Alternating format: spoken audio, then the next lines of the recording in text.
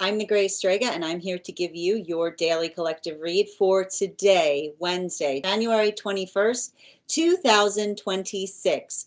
We are going to get started on today's daily collective read in the next few minutes. But if you would like to get on the list for a reading today, the list, as always, is open. As always, it is 3 cards for a donation of 29 or more. 4 cards for a donation of 23 or more for my subscribers. Binks in my Lio. Please keep in mind there are 2 things I do not read for across these apps. Those are pregnancy and medical. Happy to give insight on anything in private readings, and you can book private readings on my site. We are also doing 2 giveaways today. Our first reading giveaway is going to be a reading giveaway when we get to 50K likes. So make sure you're tapping that screen and we'll get to 50K in no time. The other reading giveaway we're doing today is going to be a reading giveaway for the highest gifter between now and the conclusion of the daily collective read. So I wish you a lot of luck on that as well. Prior to beginning today's daily collective read, I will be giving a brief recap on what we've been seeing in the cards over the last few days. If you would like to find that full reading, you can find it over on the place where we keep the videos. You can also find it on the place where we keep the photos. You can also find it as a podcast over on my spot at Tarot Church and over on my stack. But before we get started today, first and foremost, scale of 1 to 10, how are you doing? There are no wrong answers. We are coming out of a very intense new moon cycle. That was a Capricorn. We had a Capricorn new moon that was also in Capricorn season. And one of the things that was amplifying a lot of that energy, and we're still kind of feeling a lot of it right now, is working through the fact that as we're navigating this cycle, we're also experiencing Jupiter that is retrograding in Cancer in combination with Uranus that is retrograding in Taurus. Now, why is the intensity of those planets currently feeling amplified? Because here's the thing about it. I know that we were going through that prolonged eclipse season, and those planets were also in retrograde. But the way I like to describe it is, and I was kind of talking about this a lot when we were going through that portionality where we had so many of those planets in retrograde. The ability of a bunch of planets being in retrograde almost like creates the space by which the retrograde's weight is like supported by the other planets to a certain extent. So like it's like working through that density aspect, but all the other planets were going through it at the same time. Now, the hard part about working through these 2 planets that are the only ones kind of in retrograde at this moment is that it's very, they're planets that are very focused upon the perception of the self. Jupiter in Cancer is often working through the space of our own energetic appearance. I like to describe often Jupiter energy as like aura effect, or what we're effectively putting forth into the world. So what does it mean when we've got Jupiter in Cancer? It's working into the context of the self, right? Being able to work into the aspect of the self by which one feels that one is able to be reflective to the world around the self in the same way that one sees oneself within. Now, Cancer is often a sign that helps us in the space of being able to let go of the things that don't feel like they energetically serve the self. That observation of the fact that the healthy ego is often the space of one that feels very harmonious to what's within allows us to reach a point of healthy balance. But when we're working with the fact that Jupiter is in Cancer retrograding, it can create a lot of those feelings by which raw emotions come through, or a lot of that deep sensitivity. Now, we combine with that Uranus that is stationing retrograde in Taurus. And I want to point out that one of the things that we saw with that energy was that that planet was moved into Gemini before it was pulled back into Taurus, given the retrograde cycle. So this can often create feelings of frustration in relationality to our own pathwork of progress. So we already have these 2 planets that are kind of working in correlation during this retrograde energy, which is feeling very vulnerable, right? Feeling very vulnerable in the aspect of the self, and then feeling the frustration or the energetic hurdle as you're moving towards transformation. When we build into that the pathwork of Capricorn that is also like that Capricorn new moon energy. And I want to kind of describe it like the new moon that we just went through. It did have kind of a feeling similar to an eclipse. And why did that new moon potentially feel a bit like an eclipse? Because whenever we have a moon that's also in the energetic cycle that we find it in. So for instance, this was a Capricorn new moon that was in the sign that was going through Capricorn season. It can create a lot of that intensity. So what do we often see is associated with the work of Capricorn? It's working into the space of trying to do something or trying to move something forward, but then feeling energetically stymied by the vulnerability or the raw emotions coming forth, and also in the same proximity, feeling those energetic limitations in terms of feeling pulled back to a certain extent. So if you're feeling like this right now, I want to just reaffirm to you not to overly internalize an external problem.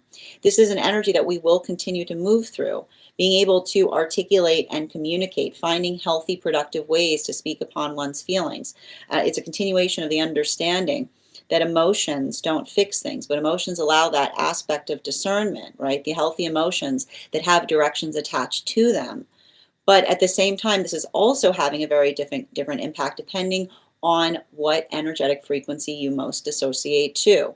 Now, bearing in mind, we were looking yesterday at masculine, feminine, and non-binary energy. When we were looking at masculine energy, we see that for a lot of the energy working through those experiences right now, this is potentially a lot of deep soul searching or working into the understanding of what it means to be able to move forward in a way that one is able to understand or know the self.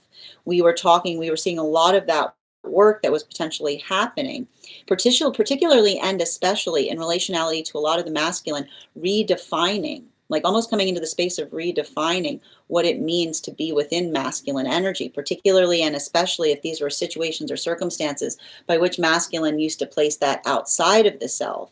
We see that this is a lot of the energy that's moving back into the space of recognizing that the preciousness of the heart space, the way that we carry our heart, is effectively the way that we're able to embody the energy that we're trying to move towards. So we see that that's potentially a lot of the masculine energy that is working into the facets of healthy communication while also trying to facilitate upon the deeper exploration of the self.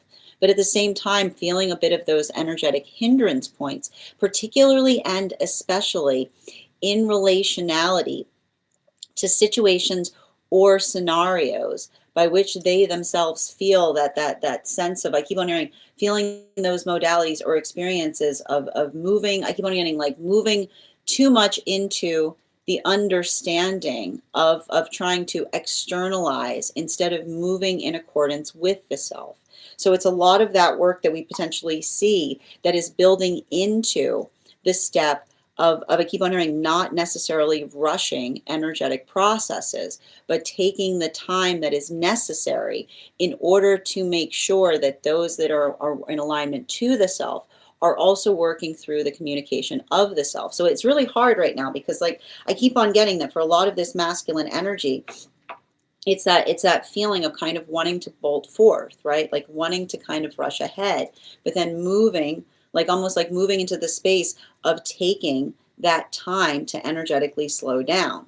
Now, for feminine energy, again, bearing in mind that this is not based on gender, but what one feels most aligned to, we see that this is a lot of the feminine energy that is working into the context of understanding and recognizing what it means to be able to navigate or maintain healthy energetic standards. For a lot of the feminine energy right now, we see that this is a continuation of the path work. And what's interesting about it is I feel like the feminine energy is much more building into, and I keep on describing this, we've got this like little cluster of planets that are tucked between Capricorn and Aquarius right now.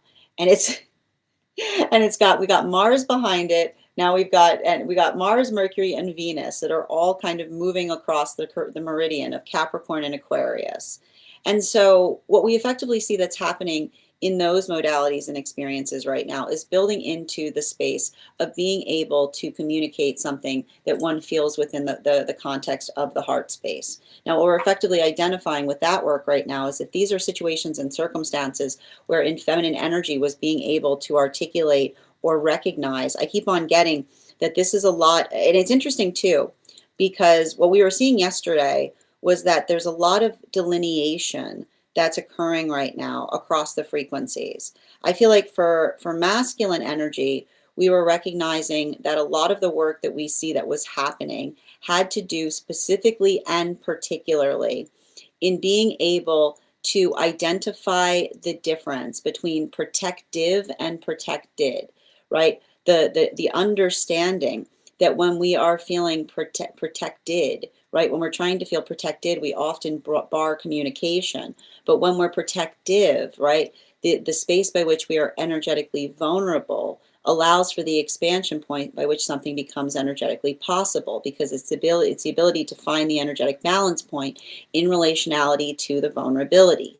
So that's a lot of that work that we see, but it's hard because I keep on getting that this is like a lot of the work of the masculine to be into the space of being able to articulate more about something that is very like it's very interesting because it feels very scorpionic. For feminine, this is more working into the space of being able to feel energetically stable in relationality to being able to articulate or communicate how one feels about circumstances or situations. This is a lot of the feminine that's continuing to understand that emotions don't fix things, but rather what's beautiful about emotions is that emotions are our effective ability to discern what is energetically working versus what is not. Because when we apply emotions to things, that observation in terms of how the emotions are received give us the clarity or the certainty in terms of what it is that we need to effectively work to heal upon or remedy versus those modalities or experiences by which we don't feel that those emotions are being energetically honored. Now, this brings us to, and for a lot of the feminine energy I see right now, one of the things that's very important about that work is having to be in the space of healthy communication, right?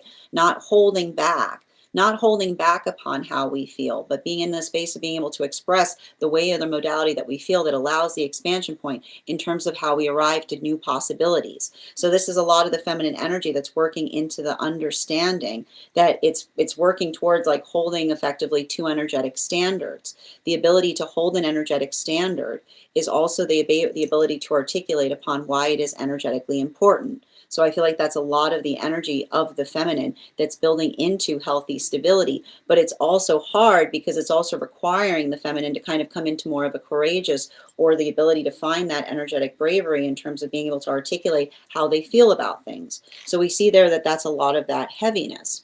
Now, for non-binary energy right now, I feel like there's a lot of work that we are seeing in relationality to working through situations and circumstances by which they themselves feel that they're often in the modality of having to effectively, energetically try to articulate and express upon things, and working into the space of the frustration of often feeling like one is ahead of the curve.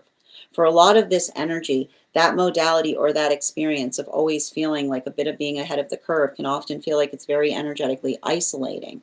But that's why we see that for a lot of that energy, trying to build into the proportionality of how they're effectively communicating, right?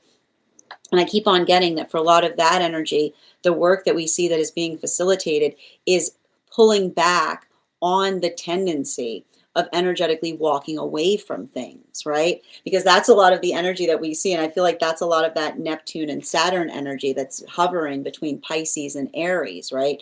The modality of working through the frustration that creates the inclination of just wanting to like depart from something, but instead, right? Like, but instead allowing the context by which one is able to effectively energetically arrive to situations or circumstances. So everything, like that's what I mean about this energy right now is it's working through the energetic frustration. It's like hard part first kind of energy, because that modality or that experience of being able to effectively move into the pathwork by which one feels most vulnerable is where we see all of the energetic frequencies. For masculine, it's having to embody or maintain a point of energetic vulnerability.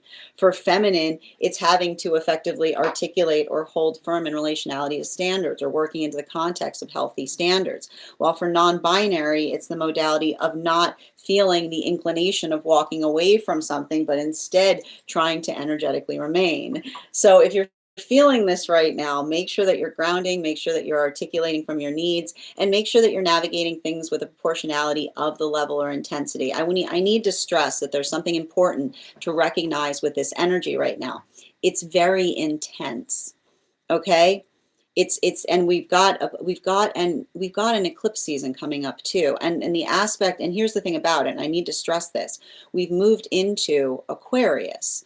And the thing with moving into Aquarius with an energy like this is it creates the inclination or the feeling of wanting to energetically depart from things. But the ability to effectively navigate or articulate and find that healthy balance allows the ability of being able to find equilibrium. And I feel like that is the word, like that is our watchword right now, like equilibrium.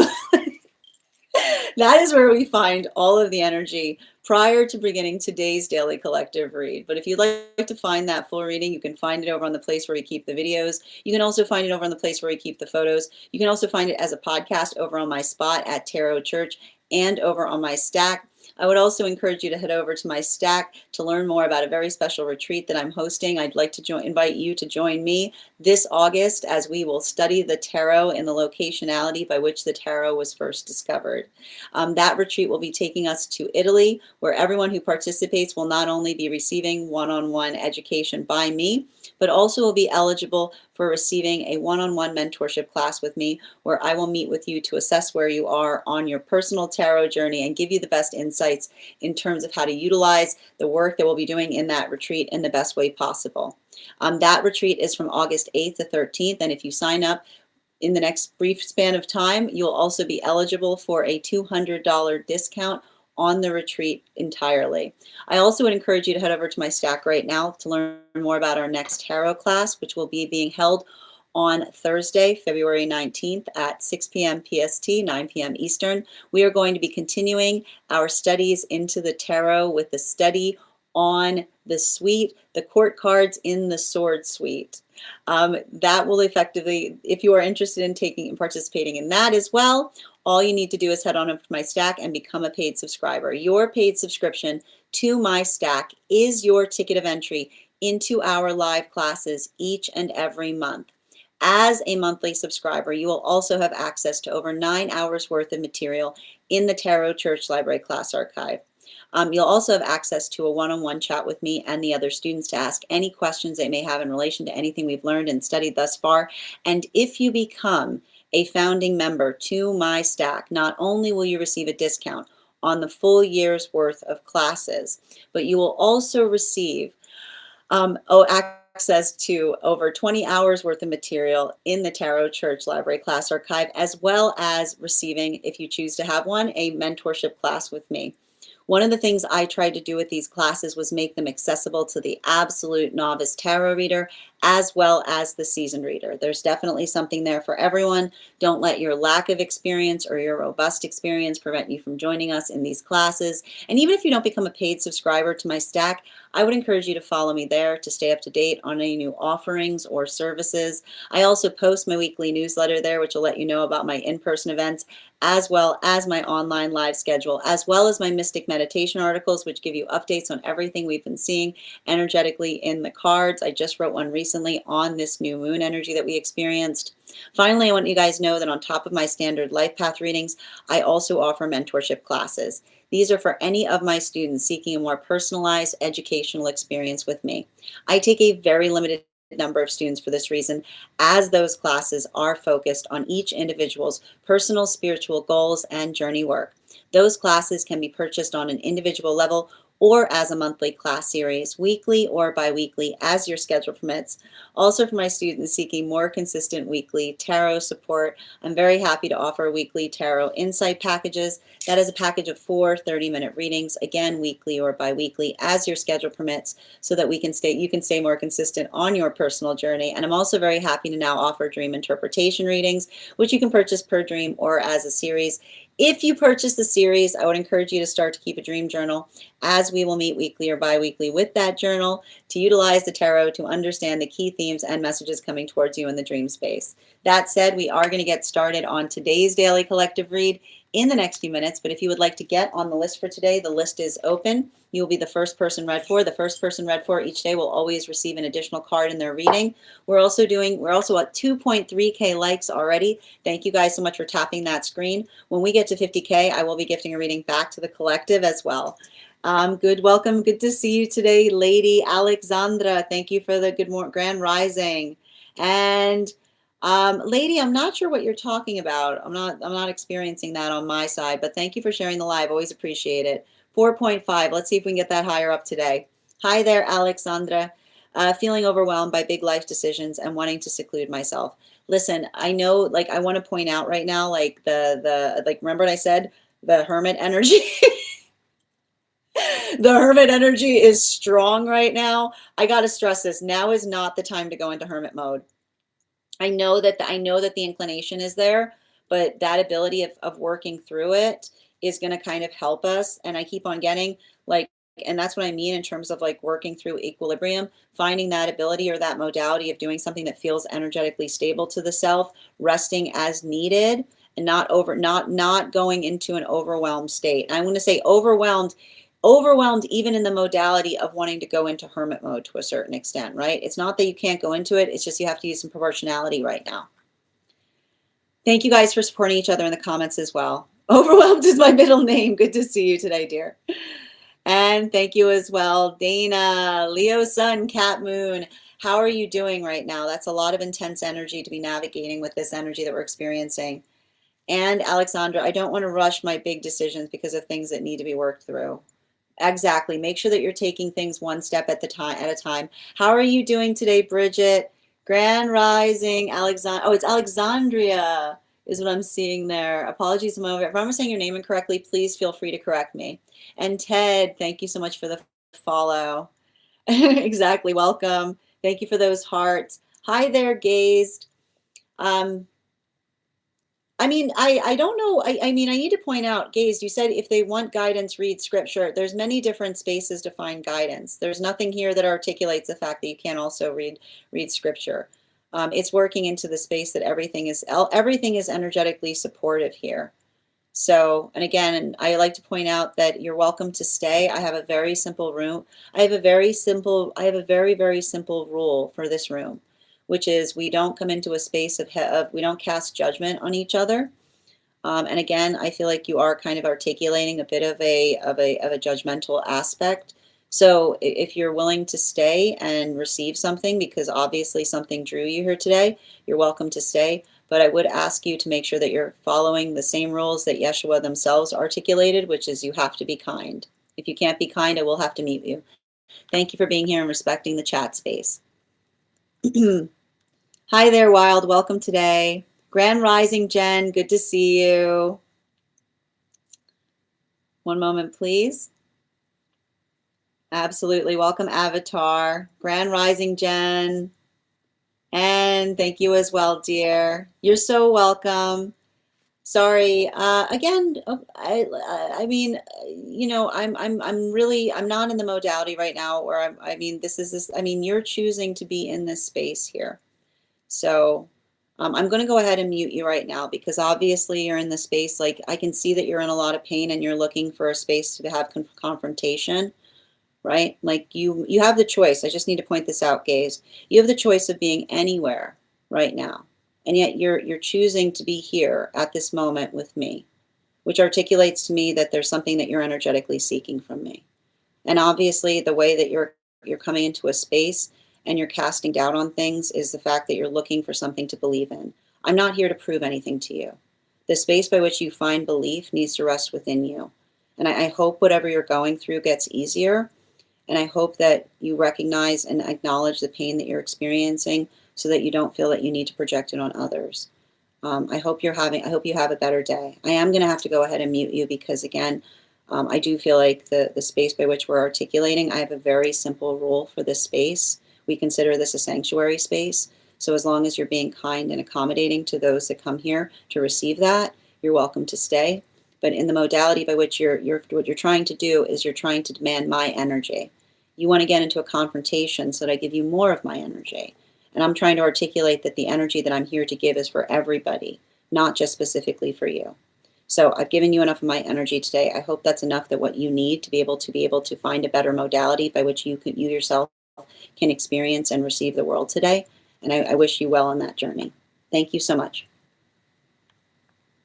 Apologies for that, my friends. As I mentioned, we are going to get started on today's daily collective read, but if you would like to get on the list for today, the list is open. It is 3 cards for a donation of $29 or more, 4 cards for a donation of $23 or more for my subscribers. Links in my bio. Please keep in mind there are 2 things I do not read for across these apps: pregnancy and medical. Happy to give insight on anything in private readings, and you can book private readings on my site. We do here highest priority messages from spirit, life path, mediumship, dream interpretation, angelic guidance, animal spirit guide readings, pet readings, akashic, and mind, body, spirit. If you have information that you feel is relevant for the purposes of our readings, you can post that information in the notes when you send the donation, or you can post it in our, if you are a subscriber, you can post it in our subscriber only disco channel in the appropriate channels. How are you doing today, Rotez? I'm here almost daily. Helps me so much. Obviously helps us all, or we wouldn't be here. Well, thank you, Avatar. Good to see you as well. What do you mean? I'm not sure what you would like me to ask in relationality to spiritual warfare. I'm not sure what you're asking in relationality to that question, Mike. I mean, again, I feel like I hate to have those 2 words together. I need to point you out. There's nothing about warfare that is in any way, shape, or form spiritual. And in fact, anything that feels like it's warfare is not working into a spiritual space. Warfare is a very human thing. And so I think that the ability, I don't even like to see those 2 words together because it hurts my heart to see them. But again, and I like to point out that the space by which the identification point of wanting to take something as beautiful as spiritual and try to put it into the space of warfare, like it's something that we ourselves collectively need to understand and work to heal, right? And the fact that others perceive it that way, like it's upsetting. But I hope that's my take on it. I hope that helps. All right, my friends, as I mentioned, we are going to get started on today's daily collective read, but if you'd like to get on the list for today, the list is open, and we are also doing 2 giveaways today. Our first reading giveaway is going to be a reading giveaway when we get to 50K likes, so make sure you're tapping that screen, and we will get to 50K in no time. The other reading giveaway we're doing today is going to be a reading giveaway for the highest gifter between now and the conclusion of the daily collective read. So I wish you a lot of luck if you're participating in that one as well. I'd also like to point out, if there's anybody who is on the hold list who would like to be added back to the list today, all you need to do is head on over, let me know the date that you are added to the hold list, and I'll be happy to add you back to the list. And also, one moment please, before we get started on today's daily collective, why don't we warm up those intuition muscles with an intuition check. I've got the animal spirit guide cards here. We're going to count back from 10, and when we get to 1, I will reveal the card. 10, 9, 8, 7, 6, 5, 4, 3, 2, 1. We got the fox. Thank you guys so much for participating. We'll do that again after the next reading. And as I mentioned, we are going to get started. If you would like to get on the list is open. You'll be the first person read for. And if you are on the hold list and would like to be added back to the list, just let me know the date that you are added to the list, and I'll be happy to add you back. Also helps if I put the cards together as well. How are you doing today? Welcome. Good to see you. Oh, hold on a moment. All right. And just bear with me a moment as we get these cards together. I also want to point out, so we're going to be utilizing today, we'll be doing a harmonic energy update today. And this will also be available to anyone who is not able to stay for the remainder of the full reading. It will be available as a podcast over on my spot at Tarot Church and over on the Stack. I also would like to point out for those who are also joining us across the other apps that you can also get on the list today via my tree that has Binks in it in my bio. That said, no better time than the present. Why don't we get started?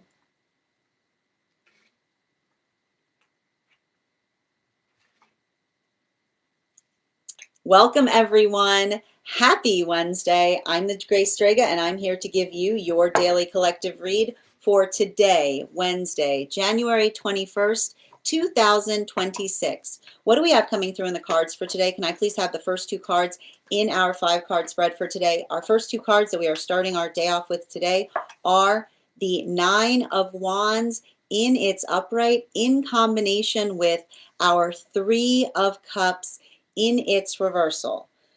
So let's talk a little bit about what we're seeing that's happening energetically right now, because I want everybody to make sure that you're navigating circumstances and situations with a sense of proportionality.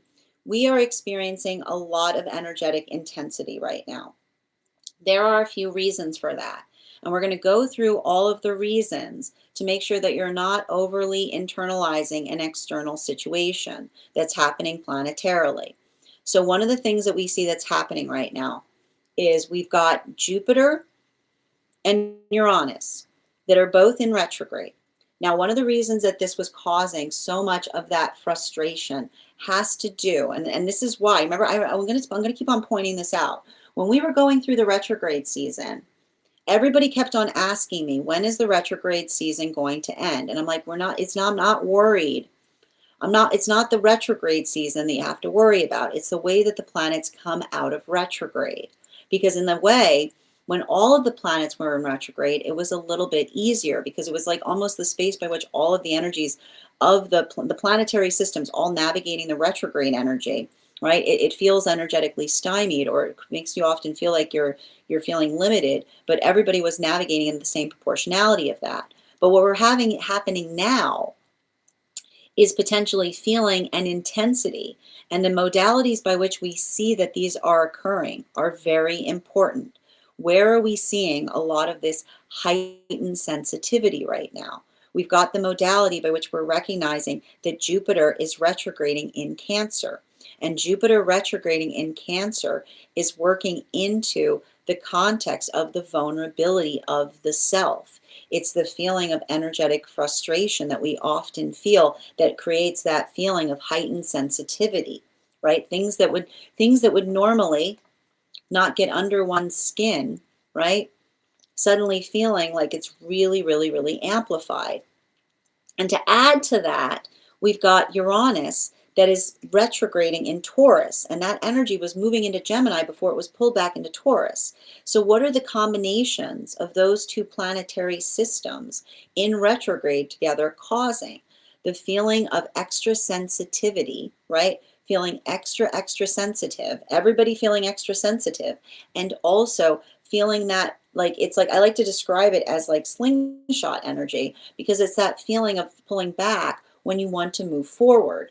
So for a lot of this energy working into that is requiring us to effectively make sure that we are navigating situations with a sense of proportionality, being able to effectively move with proportionality through things that allow us to be able to do something in a better fashion.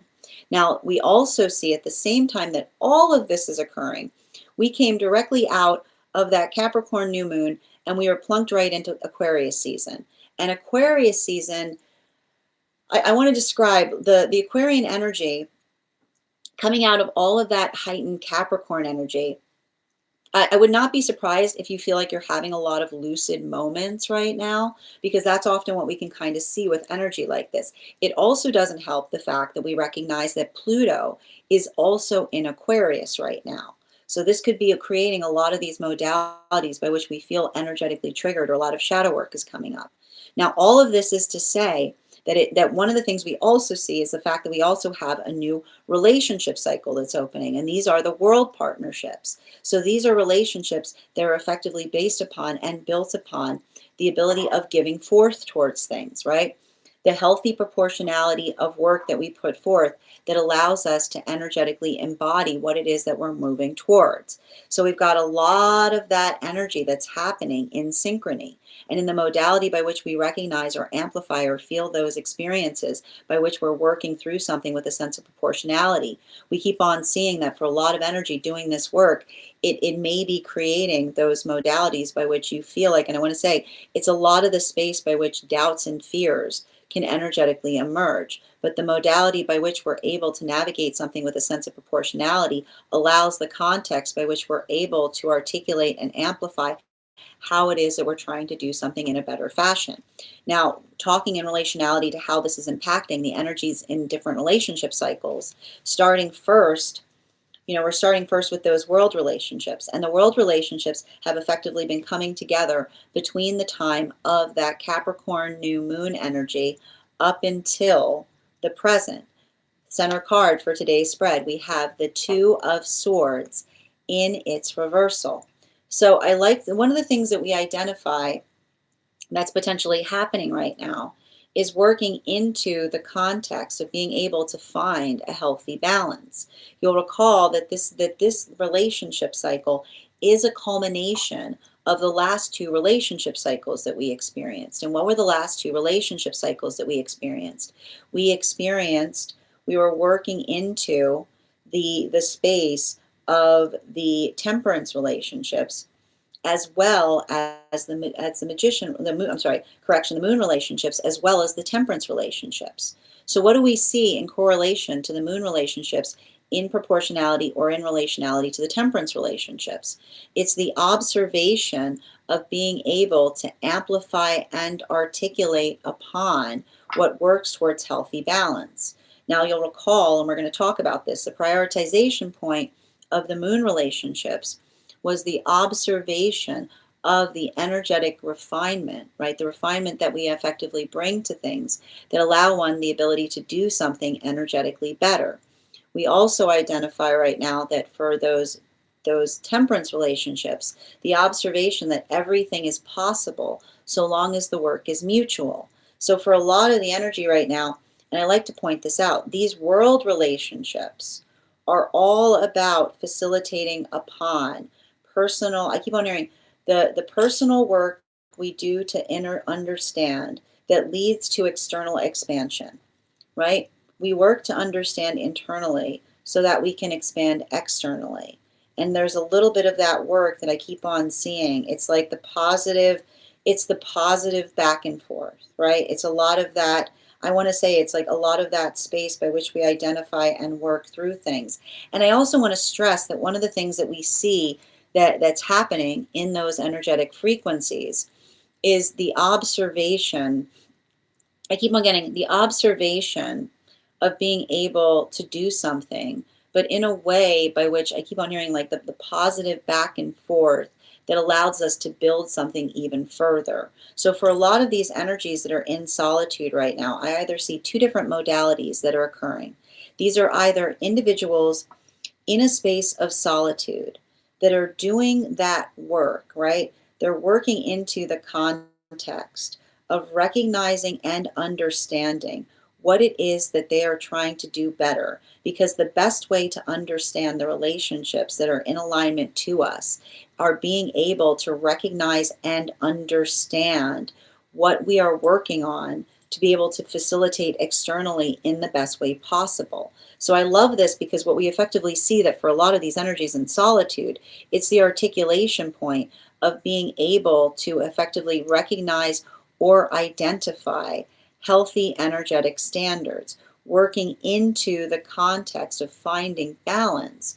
But that balance, we see that balance, the beauty of finding balance is that you can bring balance to situations, is what I keep on seeing. So these are very, very balanced partnerships, and it's either working on the balance of the self right now or the balance or the balance externally. Now, for continuing into the moon relationships that we're moving deeper into relationship, can I please get 2 cards to clarify? We've got here the Death card in its upright in combination with our Knight of Swords in its reversal. So one of the things that we effectively see that's happening right now with a lot of those moon relationships is it's working through the observation or the articulation of being able to recognize and identify our own sense of transformation. I keep on seeing that a lot of these moon relationships right now are going through a transformational process. And the space by which they're going through that energetic transformational process has a lot to do with the facilitation or the recognition of what they themselves are understanding or recognizing upon their own energetic limitations. Now, one of the things that we saw as we were navigating through that proportionality of a circumstance or situation has to do, I keep on getting, the beauty of these relationships is that they facilitate upon identifying and recognizing what feels energetically peaceful, right? There's a lot of that work we see that is the energy that works very hard on finding that sense of proportionality and peace. So for a lot of those, I keep on getting, for a lot of those relationships, building into that pathwork of articulating upon the peace that they bring to one another, I feel like there's something really energetically beautiful there, because the peace that they're effectively articulating upon is the identification point of the energetic easement by which they work to find it. And I keep on hearing it's not easy, right? It's not easy to maintain peace, right? The observation of understanding that peace is not easy, but peace is something that we energetically work through. I keep on hearing like that is the energy that's like working through their own vulnerability. And even in the space by which they're working through their vulnerability, they're finding that positive space of transformation. Now, this brings us, but it's not, I keep on getting, it's not easy right now, because for a lot of that energy, I want to describe like some of these moon relationships may be feeling like they're still going through some of those triggering circumstances or experiences, is what I keep on seeing, right? There's a lot of those modalities or experiences by which they're recognizing or acknowledging that work. While for the temperance relationships, we're effectively seeing, and to clarify in relationality to timing. So to be clear, the world relationships were effectively coming together between the time of the Capricorn new moon energy that we just experienced up until the present. The relationships, the moon relationships, were effectively coming together between the time of the Capricorn new moon cycle up until the space of the space by which Uranus stationed direct, which was back in the fall. While for the temperance relationships, these are the relationships that were coming together between the time of Uranus stationing direct and retrograde up until the time of the solstice period that we experienced this summer. Can I please get 2 cards to clarify for the temperance relationships? Clarification between our 9 of Wands in its upright in combination with our 3 of Cups in its upright. We have here the Page of Pentacles in its reversal. So what are we effectively seeing with that Page of Pentacle energy in its reversal? I feel like there's a lot of this work that we see that is happening for a lot of those temperance relationships as it relates to working through the modality or experience of having to, I keep on identifying, for a lot of this energy, I feel like there's heavy work that's happening in the modality of working through or identifying upon forgiveness. And I keep on getting it is the modality and the difference. I keep on hearing there's something really important that's happening right now for those temperance relationships between the difference between forgiveness and energetic leniency. And I keep on getting that discernment point between understanding. Forgiveness is the modality by which we energetically answer the call, right? It's the modality by which we effectively work through something. And it's the space by which we put forth, right? we put forth the energetic effort. And this is what I keep on getting this message in relationality to the difference between forgiveness and clemency, because forgiveness is the space by which we articulate upon what it is that we're trying to do better, right? That modality or that experience by which we apply work towards something that allows us to be able to leave something better than one finds it, right? Like that is the context of forgiveness. It's the collaborative process by which we work to find energetically better solutions to things, as opposed, I keep wondering, as opposed to letting go, right? As opposed to letting go of circumstances or situations by which I keep on hearing the modality or the experience of working through an energetic hurdle, but even in the space of working through an energetic hurdle, like not allowing the context of feeling that one has to effectively, I keep wondering, not feeling the frustration in relationality to what one is trying to do, but being able to articulate from a healthy space in relationality to how one is trying to grow something. So I feel like there's something really important that we see that's happening right there via the space of energetic expansion. But I keep on seeing that modality of expansion is the amplification or the force of articulating upon what one is trying to do better that allows something to emerge in a space. Like I keep on getting like the space by which something is energetically growing, but growing in a way that feels like it's energetically supportive. And I keep on getting and it's interesting too, because for a lot of those temperance relationships, it's built upon proportionality, is what I keep on getting. It's like there's a lot of that work that I keep on getting that's building upon um, like something that feels energetically sustainable as this at the same time, like sustainable but also expansive is what I keep on seeing. Continuing to get clarification between our Three of Cups in its upright in combination with our Two of Swords in its reversal. Can I get one card to clarify, please? And this is moving us back into those world relationships. We've got the Hermit card in its reversal. So what are we effectively seeing with a lot of that Hermit card in its reversal? It's working into the context. And I want to describe this because one of the things that we're potentially seeing right now, that is energetically occurring is working into the context of identifying and recognizing. There is an inclination right now. I just want to stress this. There is an inclination right now to like want to energetically pull away from something, right? And I want to describe that, like that feeling or that inclination of wanting to energetically pull away from something is a combination force of I told you, like that's Uranus and Taurus that we're energetically feeling. And I want to describe something that's really important as it relates to the tendency to want to pull away. Because often, and that, remember when I articulated like slingshot energy, the modality by which, and it's working through, like a lot of this energy right now is working through avoidant tendencies. And the thing about it, and this is something that's been coming through a lot as well, avoidance craves conflict. And I know that sounds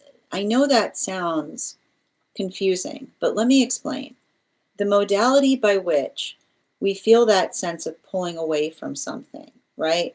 The modality or the experience by which we energetically pull away from something can often create that sense by which we feel an energetic buildup, right? And we build up and we build up and we build up. And then we effectively release, like we release something. And then when we release, like, especially in the space of our emotions, we never want to do that emotionally, right?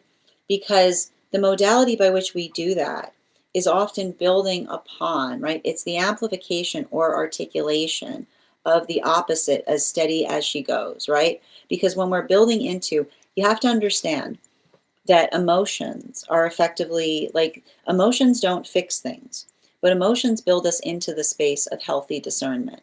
So our ability to navigate our emotions, to not feel like we're energetically having to restrict our emotions, but as long as our emotions have healthy directions attached to them, they allow us to effectively facilitate upon things in a way that feel energetically productive and supportive.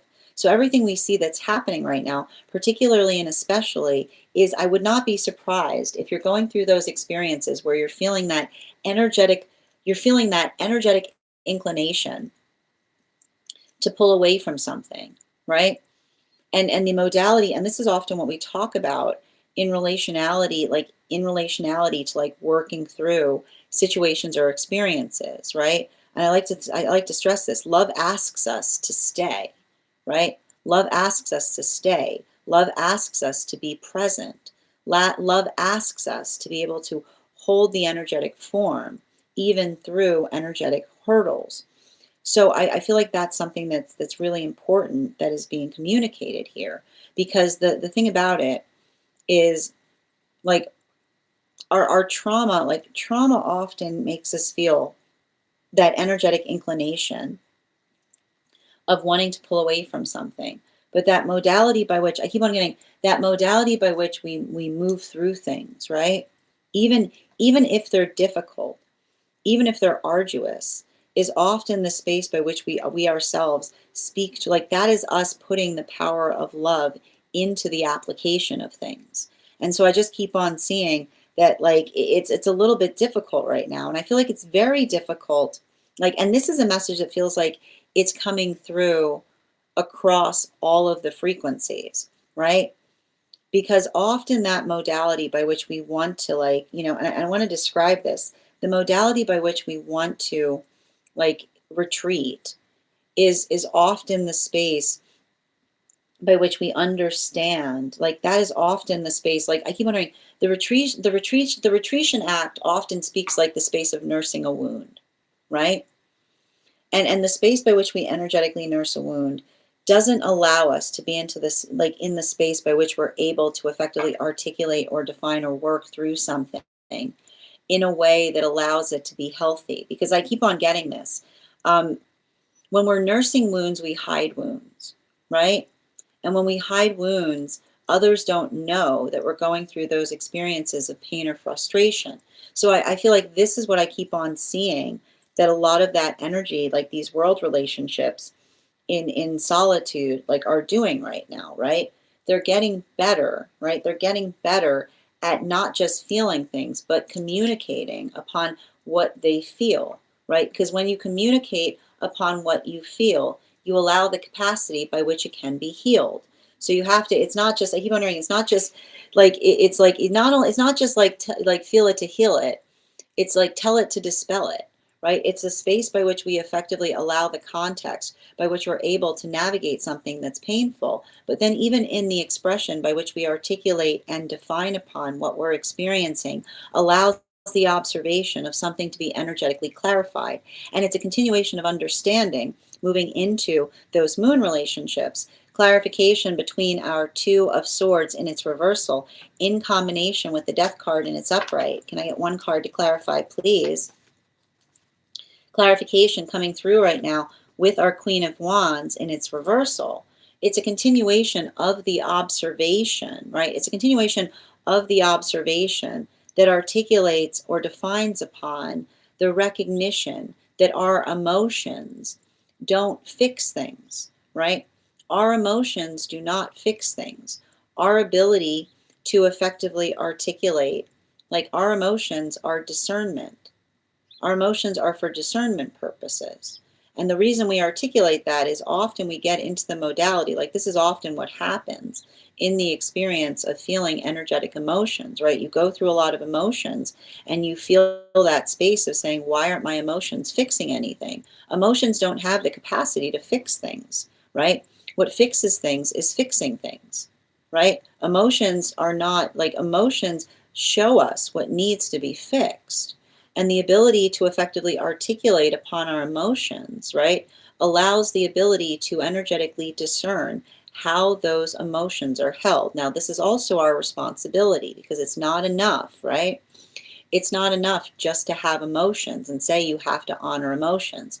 When we are honoring emotions, the word honor means to recognize and understand the inherent value of something that you are energetically carrying.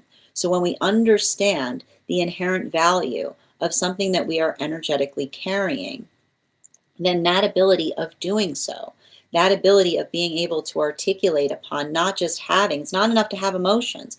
You have to have emotions and then be able to articulate upon why the emotions are important, right? It's the conversation that allows the space by which the emotions are refined, that build into that subliminity that we often feel in relationship. And I'm not surprised that we're coming into these lessons right now during Aquarius season, because Aquarius energy is all about subliminity, right? It's all about understanding the nuance of things. It's about understanding and working through the energetic delicacy and the space by which something is sublime. Like the space by which we operate or articulate upon something that is sublime is the space, and I like to keep on pointing out, it's right thought and right action, right? It's feels good is good. It's not just doing something because it's energetically indulgent. It feels like it's something that moves one towards something that feels energetically supportive. And even in the context by which one is doing something that feels energetically supportive, it's in the modality by which it's in energetic alignment to the self. So we see that there's a lot of that energy there and working through that right now. And the thing I want to point out that we're often experiencing with this type of energy is there's a lot of like, I want to point out we're moving into Aquarius season and Pluto is in Aquarius, which can create a lot of this like, like it's a lot of that, like, it's a lot of that, like, it's a lot of that ominous, like energy, right? And it's also like very heavy into othering. It's the modality by which others perceive or work through something. And they feel like, and this is what we have to understand, and this is really, really important to recognize, okay? When we have shadow work, okay, when you have shadow work that you have not addressed, then the place that the unconscious mind wants to put it is on something that you don't understand. I'm going to say that again. The space when you have shadow work that is not being addressed, the first place the unconscious mind is going to want to project it is to a thing that one does not understand. It makes the perfect mirror, right? Perfect energetic mirror. Oh, look, there's something I don't understand. I can put all of the shadow work on there. Ooh, look, right? And this is how, right? This is how we create that space of hate. This is how we create the space of hate for one another. The modality by which we have all of this unaddressed shadow work that we don't want to carry, right? We say, what do I do with all this unaddressed shadow work? And then you go, oh, look, something I don't understand. Perfect. I'll put all of that there, right? And so often the space by which we energetically project our own feelings on something that we don't understand and recognize, it's very energetic telling, right? It's often working into the application of the energetic tell, because the modality by which we recognize or identify working through something in the context of energetically trying to heal the shadow space, but then immediately the inclination to energetically desire to project it upon something is always there. I want to describe that this is a lot of energy that is working through, right? This is a conversation and working through the difference between a healthy and a non-healthy trigger. And what is the difference between a healthy and a non-healthy trigger? Is the space by which clarification between our Death card in its upright in combination with our Knight of Swords in its reversal. One card to clarify, Page of Swords in its reversal. So what do we see with the Page of Swords in its reversal, right? It's good, like being in a healthy space in relationship or any context, it's good to have triggers, right? Moving into like, it is not like the space, like we should not work to remove all of our triggers. I don't like that. And anything that tells you that that is the work that you're supposed to do is not building into it. Like the space by which someone says you shouldn't have any triggers is somebody saying that you shouldn't have any standards, right? Like triggers should be placed by standards. And the space by which another person says you shouldn't be triggered by anything, that isn't healthy. That is disassociation. And the difference between non-attachment and disassociation, there's a complete difference there. Non-attachment is the ability to look at something, right? And not allow the feelings to get in the way of what you're seeing, right? That's what non-attachment means. Non-attachment means the ability to look at something and not allow the feelings to get in the way of what we're seeing. It's the modality of being able to articulate and refine and define upon it. But what I keep on getting right now, and I feel like this is really important because this feels like it's coming through. It feels like it's coming through very much for those moon relationships right now, which is working into, I keep on getting, and this is what I keep on seeing, like the proportionate position of being able to identify what, like the healthy relationship that is articulating and amplifying upon, right? It's not just enough to be triggered, but the ability to articulate upon why one is triggered that helps another person see an energetic standard, right? So this is the work that we articulate or define upon. It's the identification point or the clarification that then comes into the space of energetically expressing upon something that we ourselves are feeling. So for a lot of the energy doing that work, I keep on getting, it's painful, right? It's painful because I keep on getting, even in the space by which they're recognizing and amplifying and articulating it, I just keep on seeing that the energy, like it's almost working through the modality of the experience by which they're trying to recognize and understand how they're energetically trying to do something better. Now this is bringing us back, and I feel like it's hard right now because remember how I articulated that for like a lot of those moon relationships, there was a lot of those modalities by which they were going through. Like I want to describe this. For a lot of those moon relationships, I literally see a situation or circumstance by which they were coming into partnership. And throughout the whole course of coming into partnership, they were going into modalities by which they were experiencing things that felt energetically similar to old intentional trauma.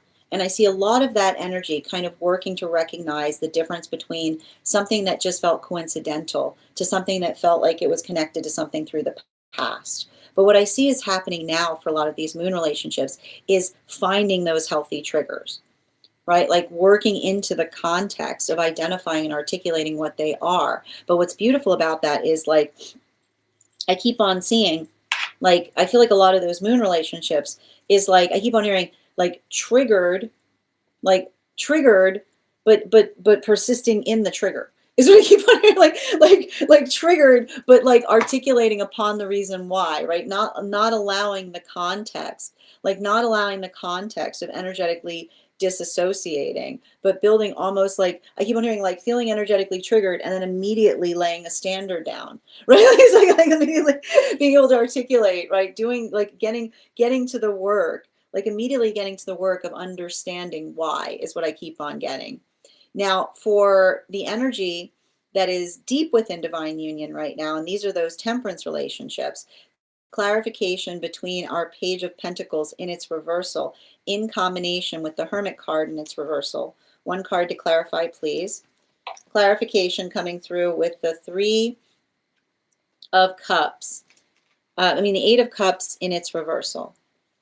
And what are we effectively seeing with that Eight of Cups in its reversal? It feels like a continuation or a conversation in relationality to, I keep on seeing, there's something really beautiful that we're seeing with those temperance relationships as it relates to working through circumstances and experiences by which one is able to articulate upon, and I keep on getting this, like articulating upon like what feels energetically essential. And there's something really beautiful about that too, because like when I keep on seeing for those, like there's something about those temperance relationships that I think is, and what's really curious about it is it feels to me like there's a lot of reflectiveness that's happening right now in the temperance relationships. And what's happening right now with a lot of those temperance relationships is effectively working through something in such a way that one is able to articulate or define what feels energetically expansive is all I keep on seeing. There's some proportionality or adaptability that we see is occurring there. And I keep on getting that for a lot of the energy facilitating or doing that work, that observation of being able to effectively identify, like I feel like this is energy that is stepping forward like they never have before in the space of their own energetic limitation, is what I keep on seeing. And that's what's beautiful. Like, that's what's beautiful when we navigate a limitation, that observation of being able to feel the personal limitation and then allow it to become our strong suit, right? Like the modality by which we work through something and we feel a lot of that uncertainty, but then even in the modality by which we build forth towards it, we find that sense of energetic support. So I feel like that's a lot of I feel like that's a lot of the energy that is working in that capacity, is what I keep on seeing. A lot of that temperance energy is almost identifying or recognizing what it is that they're effectively trying to do better. And I like to see this energy because it doesn't feel like it's like the vulnerability that becomes the energetic strong suit, right? It's the application of intention that allows something to become stronger where it was once weak. Now, continuing to get clarification, moving back into those world relationships, clarification between the Hermit card in its reversal in combination with the Queen of Wands in its reversal. We've got here the Two of Pentacles in its upright. And what are we effectively seeing with the Two of Pentacles in its upright? There's a lot of this energy that we're identifying, and it feels like it's proportional or in relationality to working through modalities and experiences that feel like they define upon or create a healthy sense of energetic balance. Everything I keep on seeing in relationality to a lot of these, and I need to stress this, if you are a tarot nerd, if you're a tarot nerd, make sure that you go ahead and take a look at today's spread, because we've got double two card energy that is opening up directly in the center of this spread. And I like this because when we see a lot of that two energy, it's articulating or upon or building into the context of finding a healthy energetic balance.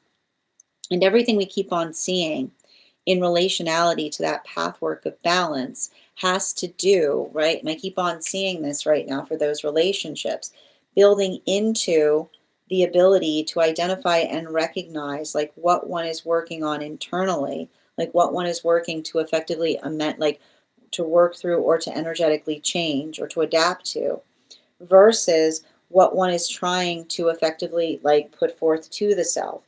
So there's a lot of there's a continuation of a conversation in proportionality to the relationality to a healthy give and take that we see is occurring in a lot of this energy at this time. And I keep on getting that healthy give and take is something that either the energy is working on in solitude, right? Energy in solitude, working on the healthy give and take in relationality to what they're investing within themselves versus what they're expressing outside of the self, right? This is beautiful because I keep on seeing it's a conversation that says that in order to move towards a manifestation, we must embody that which we hope to manifest towards us, right?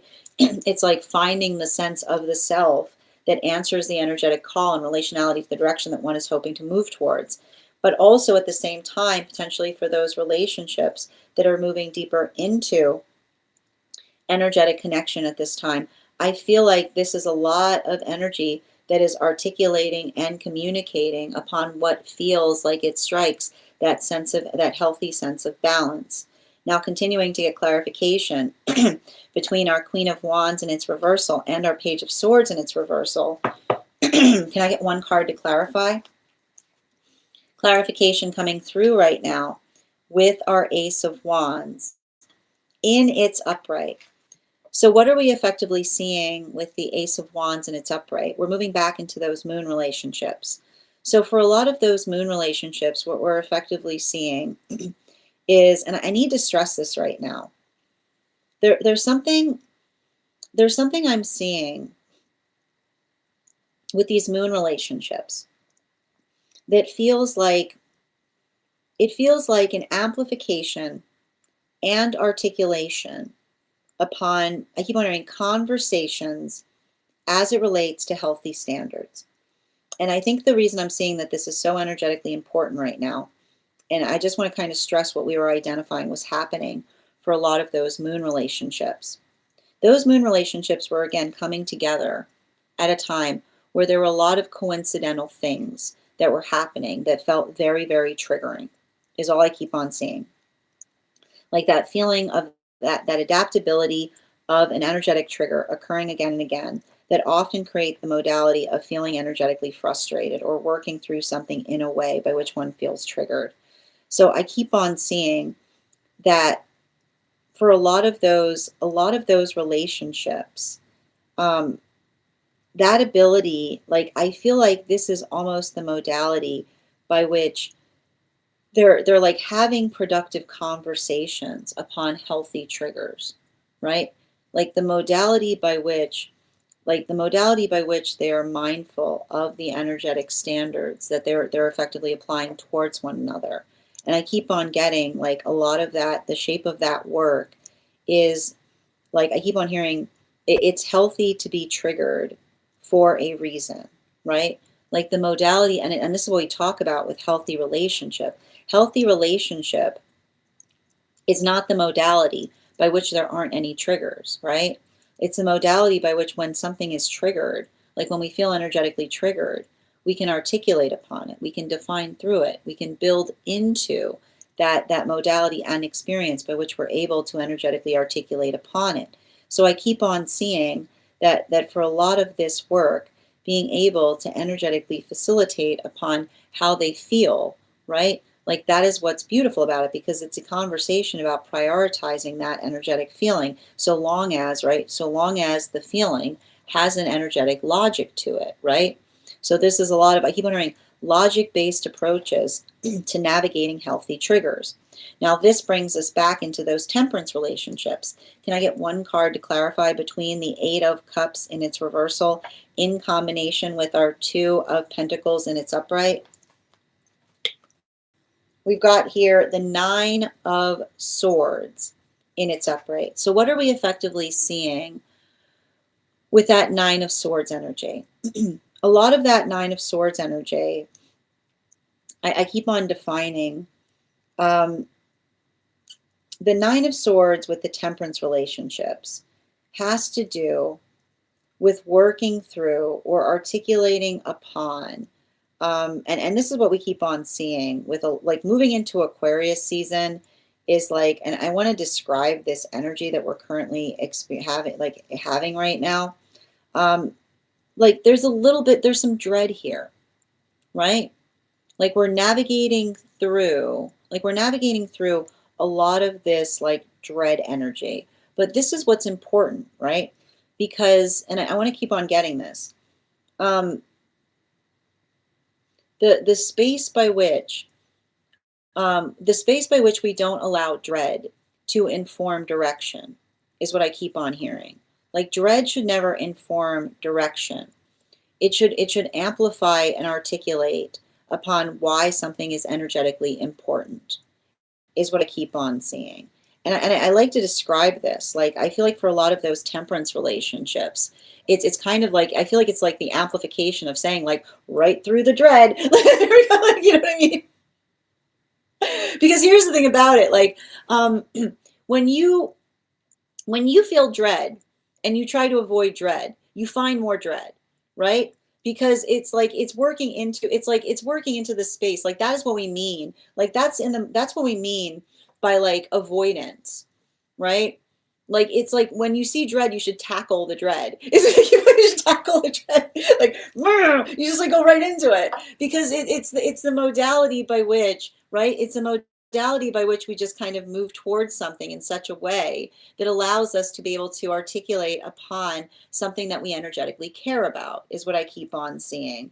And the thing about it is like, you know, and I like to point this out, if you, and this is what I keep on hearing the temperance relationships are articulating, if you are avoidant and you avoid dread, you move towards your doom, is what I keep on getting. If you are energetically avoidant and you move away from your dread, you move towards your doom. And why is that? Because you're articulating upon the space by which you're almost like articulating, like it's a modality by which one works through things in such a way by which one understands that you energetically like work through things, right? And so even in the modality, like it almost says like it's almost like articulating upon the fact of like identifying or recognizing the shape or capacity by which we bring, like I keep wondering, the shape or capacity by which we bring our own sense of energetic positivity to things, right? Because I keep on getting that, working in the context of dread is like I keep wondering, like dread is expelled by positivity. Like dread is expelled by plan. Dread is expelled by putting an application of care towards things. So I keep on seeing that what we see here is something that's energetically healthy, because this is energy. Like I feel like this is a lot of energy that works through something, but not only works through something in a way, right? Like moves like I almost feel like the energy going, like I almost feel like there's something about that temperance energy that goes like dread, oh goody, right? Like it's the observation of the energy that kind of works into the space of like getting in a healthier context of working through things that they would typically, have energetically moved away from, is what I keep on seeing, right? And that's what I keep on getting here, because I feel like for a lot of those temperance relationships, what they're articulating to one another is like working through. I feel like there's a lot of that energy that is in the modality of energetic expansion, is what I keep on seeing. And often in the modality of working towards expansion, we sometimes hit the modality of we sometimes hit the modality of our own, I keep on getting our own like our own insecurity, right? And so the modality by which, and I keep on getting the modality by which we're able to articulate and define, to speak upon something in a way that helps us find our footing, right? Like this is what I keep on getting for a lot of this energy, and this is what I mean about that. I like to point this out. This is a lot of that Aries energy, like coming to the surface, because that Aries, like that, I like to point out that Aries energy, like Aries, and this is typical for Aries energy, which almost amplifies or articulates the space by which, when this is often the way Aries tackle things, like, oh, you dread that, that's the first thing you do, right? Like just like you like allow the context of just building into it, like moving directly towards it, because that is building into the sense of understanding that that's what it takes, right? That's what it takes to be able to effectively facilitate towards a healthy manifestation goal. So I've got a lot of that. I feel like there's a lot of that energy there that's like, that sees dread and then just works to kind of energetically smooth it out, almost continuing to get clarification between our Two of Pentacles in combination with our Ace of Wands energy and its upright. Can I get one card to clarify, please? Clarification coming through right now with the Devil card. So let's talk a little bit about this here too, because like, and I want to describe what we're seeing here. Especially and particularly, the one thing we see that's happening right now, and I just want to stress this because it can feel very heavy. Every time, okay, this is not the first time we've had to go through this. Every time Neptune and Saturn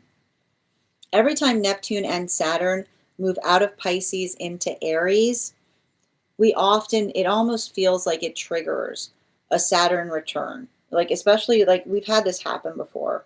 And so for a lot of that energy, the capacity or the ability to, I keep wondering, the capacity or the ability to effectively articulate upon or to do something in a way that allows the context of being able to build into the energetic expression upon something that feels like it is stabilizing and supportive is often the space by which we identify and recognize the directionality towards what it is that we work to heal within ourselves.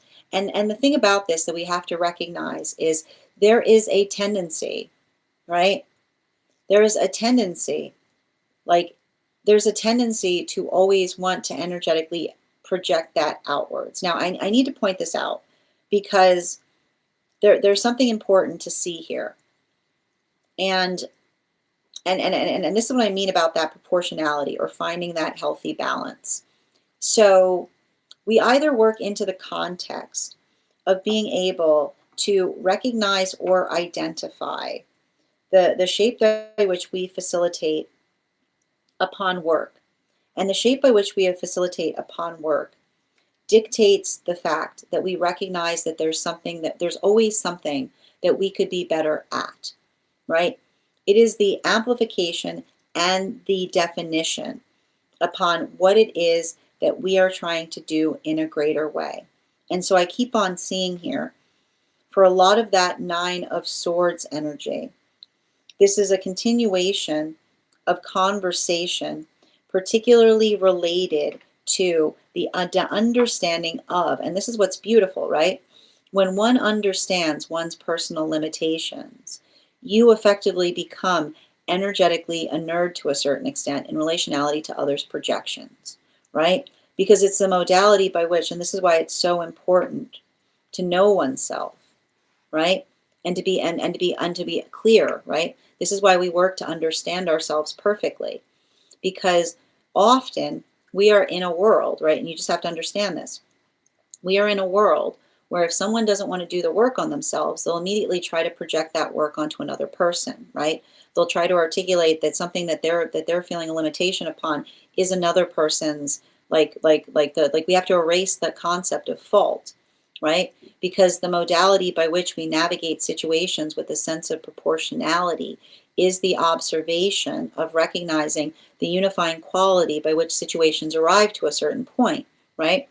And so the ability by which I see that, this is what I keep on getting with a lot of these relationships, that ability to heal in relationship right now is moving away from fault-based narratives, right? When there's something that's wrong, and we have to recognize this in relationship, when there's something wrong in relationship, it's not the modality in terms of our identify or articulating one or another's work. It's the space by which you work to effectively identify or recognize what could be done in a better way. And the modality by which one is able to do that, one is effectively able to come into the modality and the experience by which you're able to work into a supportive fashion. So I keep on seeing that that's what we see for a lot of this energy right now. It's working into, right? It's not avoiding that work. It's addressing it. And it's having a different impact depending on where you find yourself on the frequency cycles. Now, final card for today's spread is, we've got here the Magician card in its upright. So the one thing that we effectively see right now, and I like to point this out, and this is actually a very beautiful, there's a very beautiful like pillar that we have that's coming through this spread. If you like reading tarot, I would encourage you to look at today's spread. I'll post it over on the stack. When we understand, right, it's a conversation. It's a continuing, like basically the center spread, like the center pillar that we see here, is a continuation of the most important integral lesson, which is a healthy manifestation goal is one that is mutually shared. A healthy manifestation goal is one that is mutually shared. And the ability by which we are able, and if you're ever unsure, right? If you are ever unsure if your manifestation goal is pure, articulate it to another person. If you're ever unsure that your manifestation goal is impure, articulate it to another person. Because if there's a modality by which you're trying to energetically manifest something, and you don't have the ability to have it, to take it, to bring it out here, our lips are blessed, our words are blessed. So the modality by which you understand that if you're ever unsure about whether a manifestation goal is pure, to be able to articulate it, to be able to bring it out, is the best way, is the best sure way to identify and recognize the purity of the manifestation goal. If there's the modality by which it's hard to energetically express the manifestation goal, that is an alarm bell. That is an alarm bell. That is a warning sign. That is probably the modality or the experience by which one is working through. You got to refine that manifestation goal a bit, right? Because the space by which we build into the context And this is what we see that happens in relationship, right? What is a healthy relationship?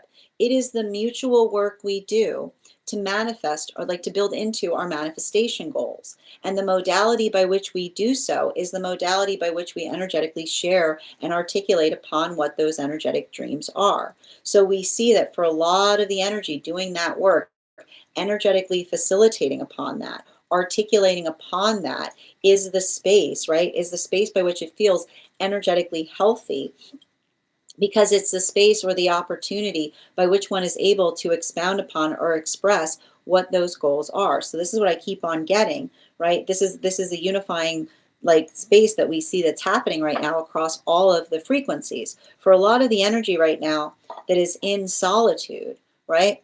What is the energy doing? They're getting better at articulating upon what their manifestation goals are, right? Because this is the energy that says the clearer I am with my manifestation, I'm going to take that manifestation goal and I'm going to bring it forth.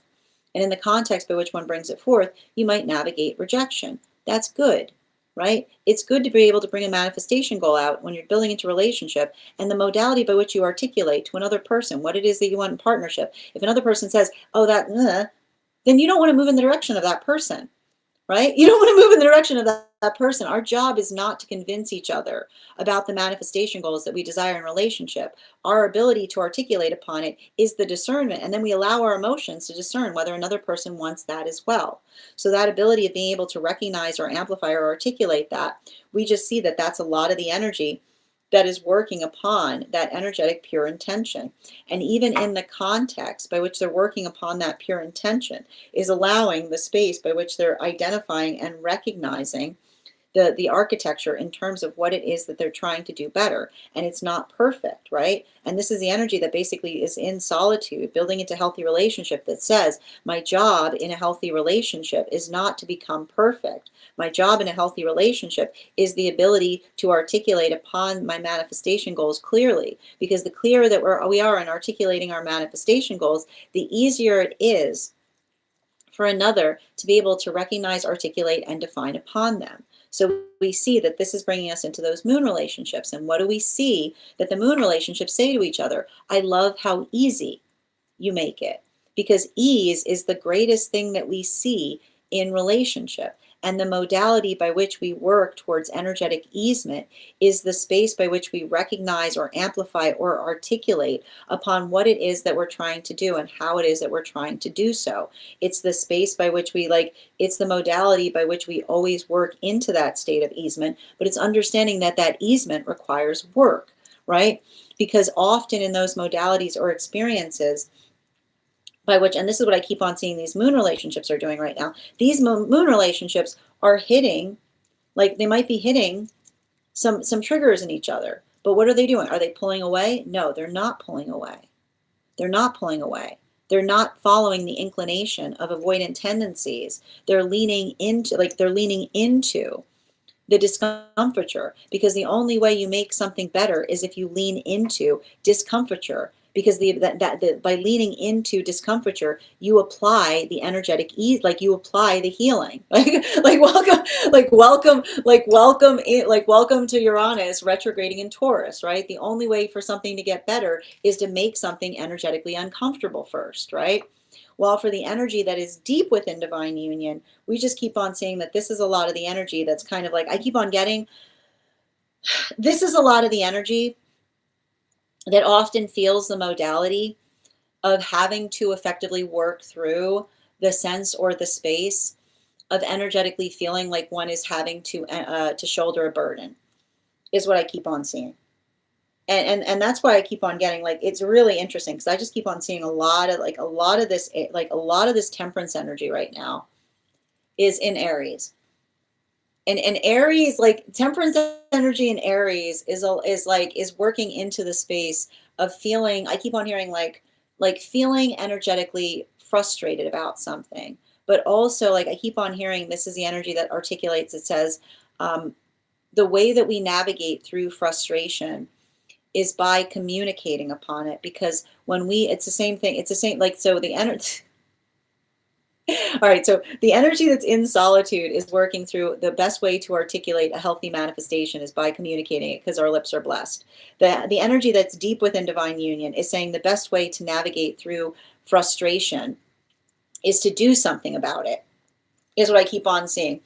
Because the modality by which one articulates, like the modality by which one articulates it when it's frustrating, frustration doesn't fix things. Fixing things fixes things. So I see that that's a lot of energy, like articulating and taking hands-on approaches to situations in order to effectively try to facilitate making something, like doing something in a greater way. So I keep on getting that for a lot. It's interesting because like I feel like for the energy, like the energy in solitude is articulating from their words, while the energy in temperance is doing something with their hands, or they're doing something more in the space of like putting that energetic frustration into places that feel like they make things better. Bottom of the deck on this reading, yeah, I'm not surprised to see it. Five of goody, oh goody, oh goody, right? Oh goody. We got a 5 of Pentacles here. We got a 5 of Pentacles. That's what we need. We need a 5 of Pentacles, bottom of the deck. I just need to let this be your daily reminder. Everybody's feeling super, super, super, super, super, super, super sensitive right now. It's like, and the reason we're feeling, okay, the reason we're feeling a lot of this hyper, I just need to remind you right now, this is just your daily reminder. I'm going to keep on reminding you of this as we're going through it. Jupiter is retrograding in Cancer, which makes you super sensitive, like super, super sensitive. And then Uranus is retrograding in Taurus, which is sensitive about the path of progress, feeling like you are not on time. You are, listen to me, you are never late for your own journey. You can never be late for your own journey. Being late for your own journey is an illusion. You can never be late for your own journey. And if you're feeling like that, and if you don't like me saying that, I'm going to say it twice. All right? When you're feeling like that, I want you to get present. When you start feeling like that, when you start feeling like the past is calling at you, or you're looking too much at the future, you know what? All that matters is this moment. This here, right here. This is where we are. Do the best that you can. Let the universe figure out the rest. Just build into the present right now. Okay? And if you're feeling like that, just take some moments to ground back into the present. Be like, I am here. This is what I'm doing. This is what I need to do. Allow that to effectively orient you. That is our daily collective read for today. I want to thank you guys so much for being here and receiving these messages. Just a reminder, if you would like to book a private reading with me, it is a 2-step process. You can book the reading, you have to pay for the reading. Please make sure you do both if you'd like to have that reading. Most importantly, please remember that I will never, ever, ever, ever, ever, ever, ever, ever, ever, ever, ever, ever reach out to you for a personal reading. I will never DM you. I will never PM you. I will never slide into your inbox and tell you that I have a very important message that only I can deliver. The only way you can book a reading with me is if you book one on my site. So I would encourage you to do it there. A couple of updates before we move into personal readings today. First and foremost, thank you to everyone who attended our recent class on the world card. Our next class will be held on Thursday, February 19th at 6 p.m. PST, 9 p.m. Eastern. We will be continuing our studies into the tarot with a study on the court cards in the Sword Suite. If you would like to become a part of that class program, all you need to do is head on over to my Stack and become a paid subscriber. Your paid subscription to my Stack is your ticket of entry into our live classes each and every month. You will also, as a paid subscriber, have access to over 9 hours as a monthly subscriber, have access to over 9 hours worth of material in the Tarot Church Library Class Archive. Now, it's not necessary to catch up.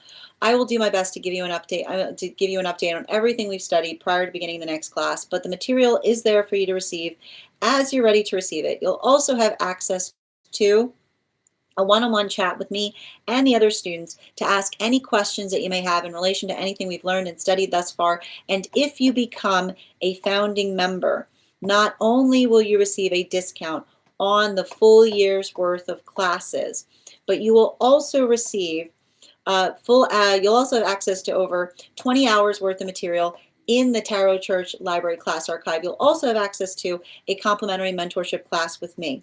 One of the things I try to do in these classes is make them accessible to the absolute novice tarot reader as well as the seasoned reader. There's definitely something there for everyone.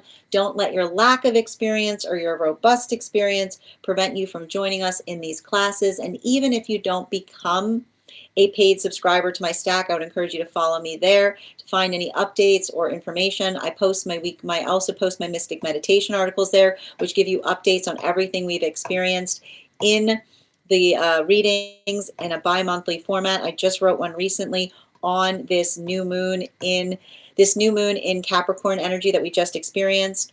I also would invite you over to my stack to learn more about a very special retreat that I'll be hosting this August 8th through 13th. I would like to invite you to join me as we travel to Italy, the location by which the tarot was first documented to be discovered, to learn more about the cards in the space by which the tarot was able to grow and thrive, and also sharpening our tarot skills in the process. And everyone who participates in that retreat will not only be receiving one-on-one classwork with me, but also will be eligible for a mentorship class with me, as well as if you apply this month, you will also be receiving a $200 discount to that retreat.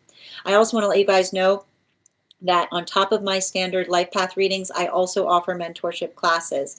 These are for any of my students seeking a more personalized educational experience with me. I take a very limited number of students for this reason, as those classes are focused on each individual's personal spiritual goals and journey work.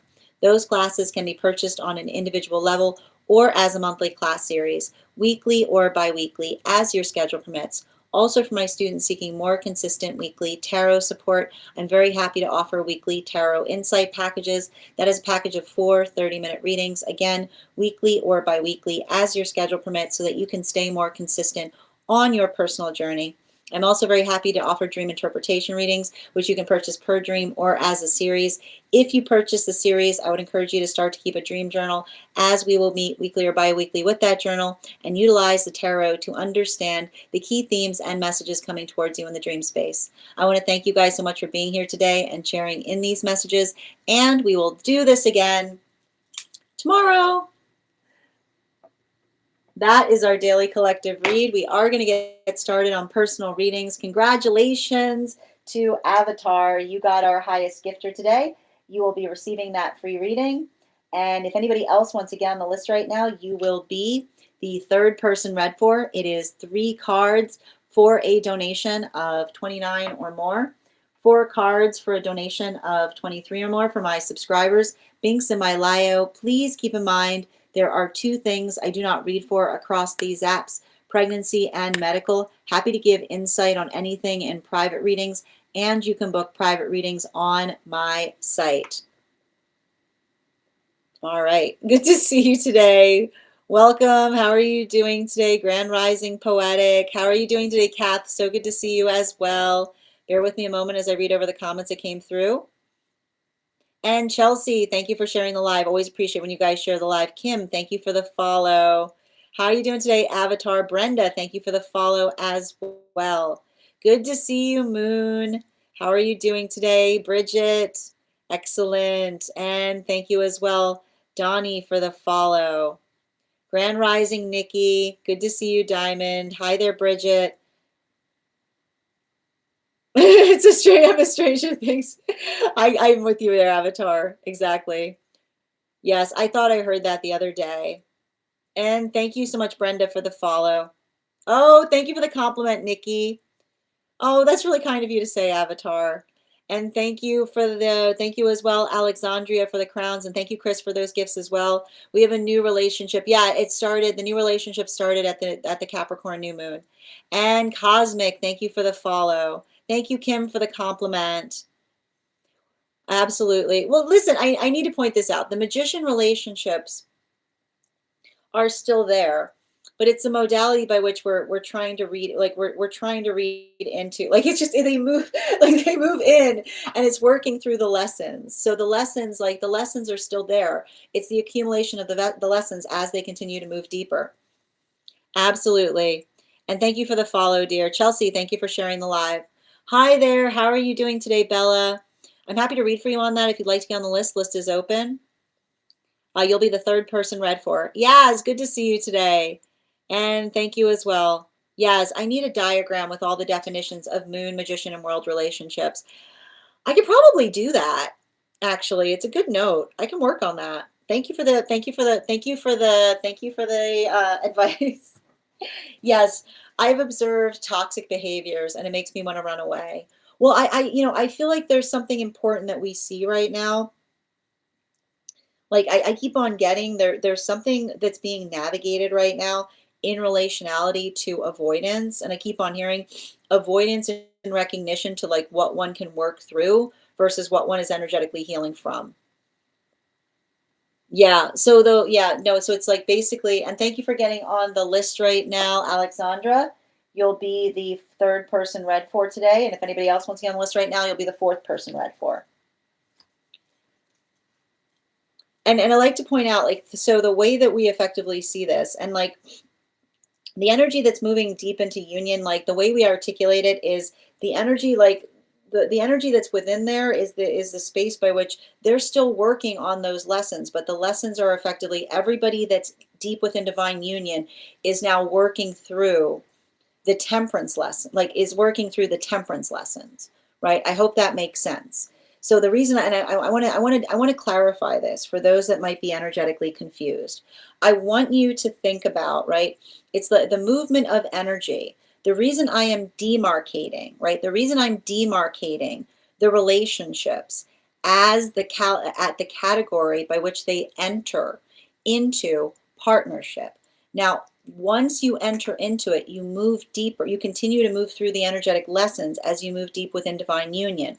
So for instance, like as you're moving through, so the categorization point, I need to stress this, it's not like it's not like a bunch of magician relationships disappeared. It's the space that the energy that is moving deep within divine union right now is working through the temperance lessons. The magician lessons have effectively been facilitated. I hope that makes sense. I just want to clarify that.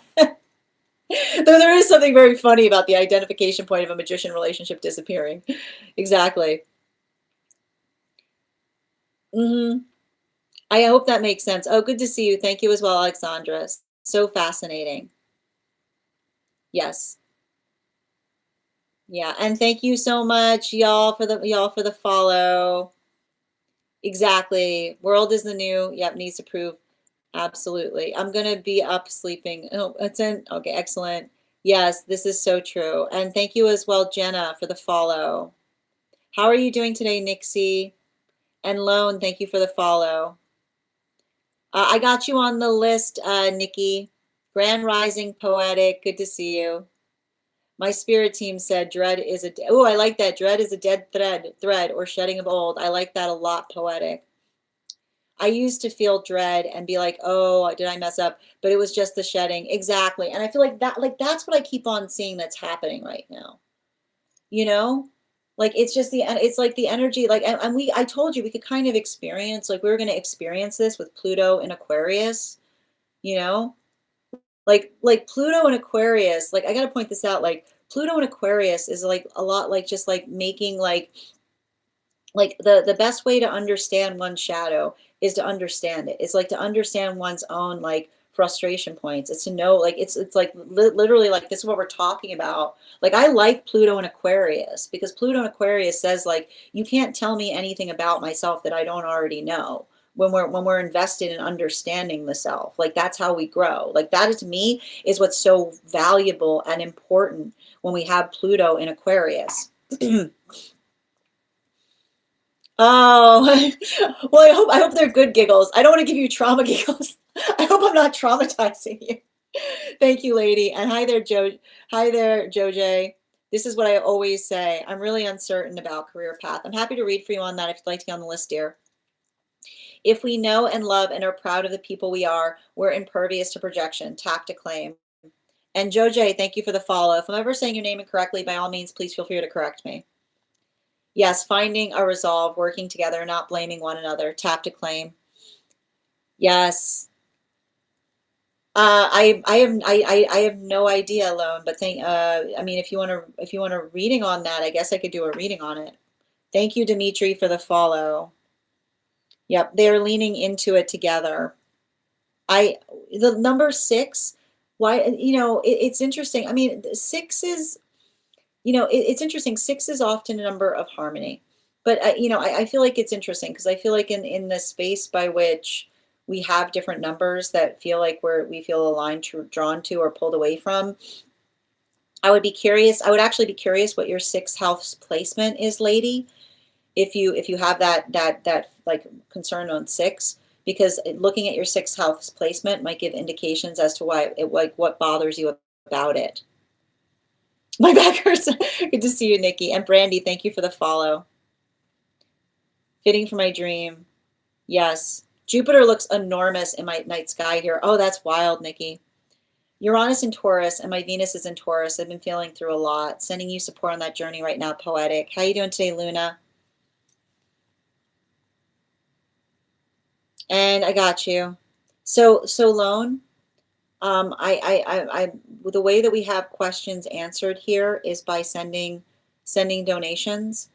So I'm happy to read for you if you'd like to get on the list. I'm also like sending you support on that journey, if you're working on healing from that loss. But again, I would ask you to please refrain from just repeating the same question in the comments. It's not the way that we answer questions here. Thank you for respecting the chat space. Thank you for the help as well, Nikki. Tomorrow. Oh, I like that. Yep, I got you. All right, my friends. How you doing today, Julia? Excellent. Grand Rising, Susie. All right. And thank you, Be Yourself, for sharing the live. Always appreciate when you guys share the live. What does the Capricorn moon entail? B, I just wrote a whole article about it. If you want to head over to my stack, you'll find a whole article in my Mystic Meditation Cycle section, breaking down like what to expect with this new moon energy. And how you doing today, dear? I know, yesterday. Julia, good to see you today. Yeah, I feel like this planetary shift with Pluto and Aquarius is bringing up collective. Oh, it's like, you think? Poetic, it's like the understatement. It's like the understatement of the century right there. Yeah, it's yeah, like, yeah, it's a very succinct way of putting it. Sigh. I wish it wasn't so easily triggered. Someone says, but here's like, I need to point out, there's triggers and there's triggers. It's good to have triggers. I am not somebody that thinks like we should not get rid of our triggers. A trigger should be directly like right next to a standard. You got to check where your triggers are. Be like, oh, good, that's where the trigger is supposed to be. Yes, that's a very good standard I've got there. It's very nice. Yes, look at how exquisite. Like, look how exquisitely placed the trigger is next to the standard. It's beautiful. Like, look at that. It's exactly where it needs to be. Right? We just need to be tidy with our triggers. I've been seeing so many people feeding the dread, but that's the thing, right? Feeding the dread, and you're like, you're good and safe. But that's the thing about it. Like, that's what I mean. Like, the space by which, like, when you're feeling dread and you haven't done your shadow work, like, prepare to start acting like a fool, right? Like, literally, like when you feel dread and you haven't done your shadow work equals prepare to start acting like a fool, right? Like, it's the modality by which you're not able to effectively navigate things. It's not easy, right? But that's kind of what we're seeing. It's hard. Sin, I discovered yesterday how my Neptune in Pisces was in 6th house for the last 10 years. This is going to be, okay, so it's going to be very interesting to notate when Neptune moves out of this for you, how that's potentially going to make you feel, right? Very important. Yes. I was like a tsunami of emotions yesterday. Yeah, well, I mean, like, I think that we can expect that right now. We've got Neptune that's about to move into Aries, so there's a lot of emotions there. Yeah, and Universal, thank you for the follow. Hi, Kath. So good to see you today. All right. And Grand Rising, Susie. Can we fall out of one into the next? I will point out, it is not uncommon. It is not uncommon to move back and forth through the frequencies, which is why I say, like, there could be days that you're feeling more like you're deep within union, and some days that you're feeling like you're not. Like, it's like yeah, we move, like it's like it's identifying and recognizing where we are on the in the frequency cycles. I don't want to say it's, I want to say it's like, I don't know if escalator is the right word, you know. I see it, I can actually like draw it. Like, it seems more to me like waveforms. Yeah. And hold on a minute. I laugh all the time. Supposedly sixth house is the most difficult position to be in terms of daily routine and habits. That would be okay, so that's good to know, right? Yeah, so that's a continuation of what we were seeing in your Akashic in relationality to that artisanal energy that we spoke upon, which so it makes so much sense with the reading you did for me on the artisanal energy. Yeah. Um, well, and no, but and you know, I just want to point this out for you, Yaz, before we get started on readings, right? The way you describe, like the fact that you describe the Neptune in Pisces, which is the space that says, like I said, like, I'd like to take this one thing and work on it for the next 10 years, right? There used to be time periods where that was highly favored. Like, that gift was like something that was deeply appreciated, right? Like, it's the ability to, like, I keep on hearing, like, it's craft, it's like the ability to like work on something for like a very long time. Yeah, this is a good thing as energy healer. This is good for me. Yeah, that makes so much sense. Thank you as well, Avatar. Interesting. All right, my friends, we are going to get started on personal readings. If you would like to get on the list for today, you will be the fourth person read for. 3 cards for a donation of 29 or more. 4 cards for a donation of 23 or more for my subscribers, Binks and Mylayo. Please keep in mind there are 2 things I do not read for across these apps, pregnancy and medical. Happy to give insight on anything in private readings, and you can book private readings on my site. We are also doing a giveaway today. When we get to 50K likes, I will be gifting a reading back to the collective. So make sure you're tapping that screen, and we'll get to 50K in no time. Good to see you today, Estevan, and thank you for recharging your heart maze. Please remember, if to recharge your heart maze, if you are a super fan who would like an animal spirit guide card on top of your 1 cards, and if you would like to become and if you are a super fan and would like access to our super fan only disco channel, all you need to do is message me directly from this live with a disco gif, and I will send you an invite to the disco. And then if you would like to find out more about, now in the disco you will find a coupon code to our tarot class subscription program in the perk section. But if you are not a subscriber who would like a smaller discount, I do have a unique discount code that I send from this live. You can message me the word class. And if you would like to learn more about the trip that we have planned for August, message me the word trip. And thank you, Jenna, for the follow. Excellent. Yes, 5th house with Saturn, and I had to make sure I am placed to have fun. That makes sense. I'm excited to see how Neptune and Aries is moving into my 5th house is going to show up for me.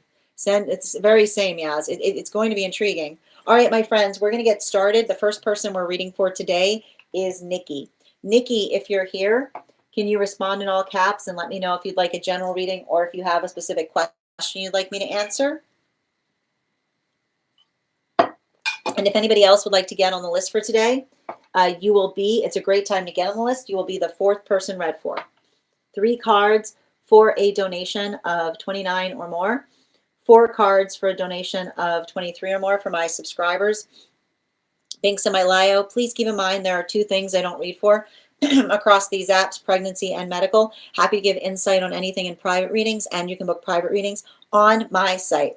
We're doing a dream interpretation for Nikki. And before we begin, we are going to warm up those intuition muscles with an intuition check. I've got the animal spirit guide card here. We're going to count back from 10, and when we get to 1, I will reveal the card. 10, 9, 8, 7, 6, 5, 4, 3, 2, 1. Nikki.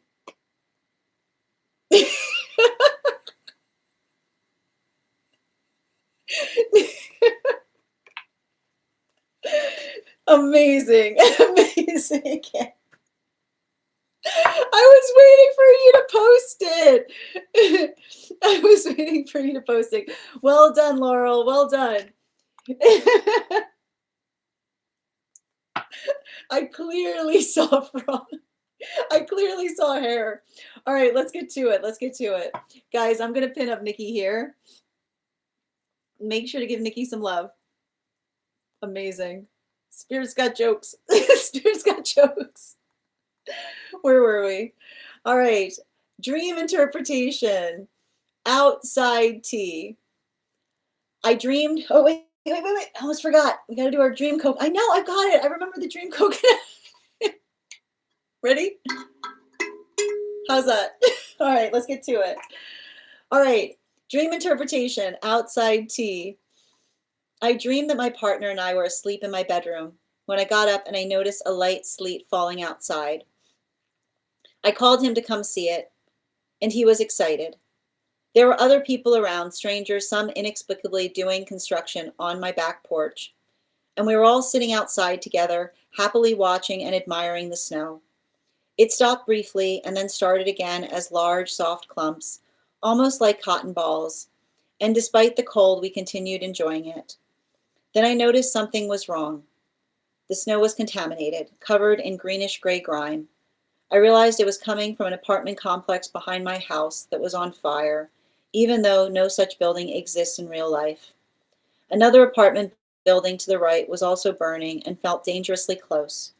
Even so, I noticed that everything around us was blanketed in snow, and I felt genuinely happy because I love snow and wanted to share that experience with my partner, who doesn't get much of it where he's from. Concerned about the closer fire, I teamed up with an unfamiliar woman to help. We ran to get a hose, but it wasn't set up correctly, and I had to change the attachment before it could be used. By the time everything was ready, the fire had mostly gone out. I don't remember actually using the hose beyond turning it on initially and realizing the attachment was wrong.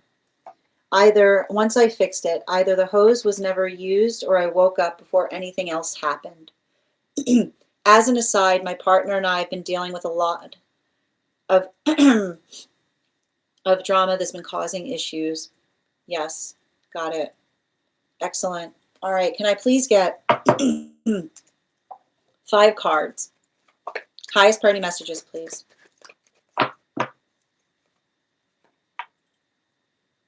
2 and 2 more, please. Okay. And 1 more.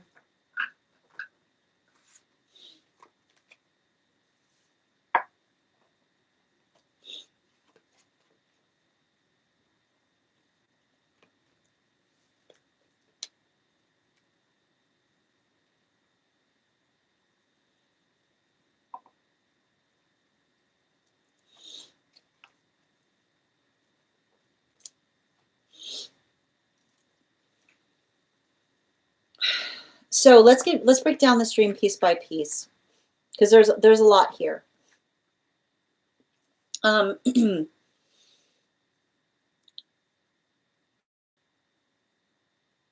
So the space by which we're identifying, everybody, like, we see that this starts with something that feels energetically positive, right? We see the modality in this dream of working through something that feels energetically positive. And you identified the fact that, there was this moment by which there were these large, soft clumps of snow falling, almost like cotton balls. Despite the cold, you continued enjoying it. And then you noticed that something was wrong, that the snow was contaminated or covered in greenish-gray grime. And you said you realized it was coming from an apartment complex behind your house that was on fire. Now, what we're effectively identifying and what we're effectively seeing in this dream is the dream itself is working. It's a shadow work dream, effectively. And the shadow work dream that we're seeing is working into, we're starting in the context of working through the proportionality by which something feels positive, but something that feels positive that feels like it turns into an energetic negative, right? Because it's a modality by which it's like almost a conversation on saying like this is why we can't have nice things, right? It's a modality by which like we work through something and we believe we're having a pleasant moment,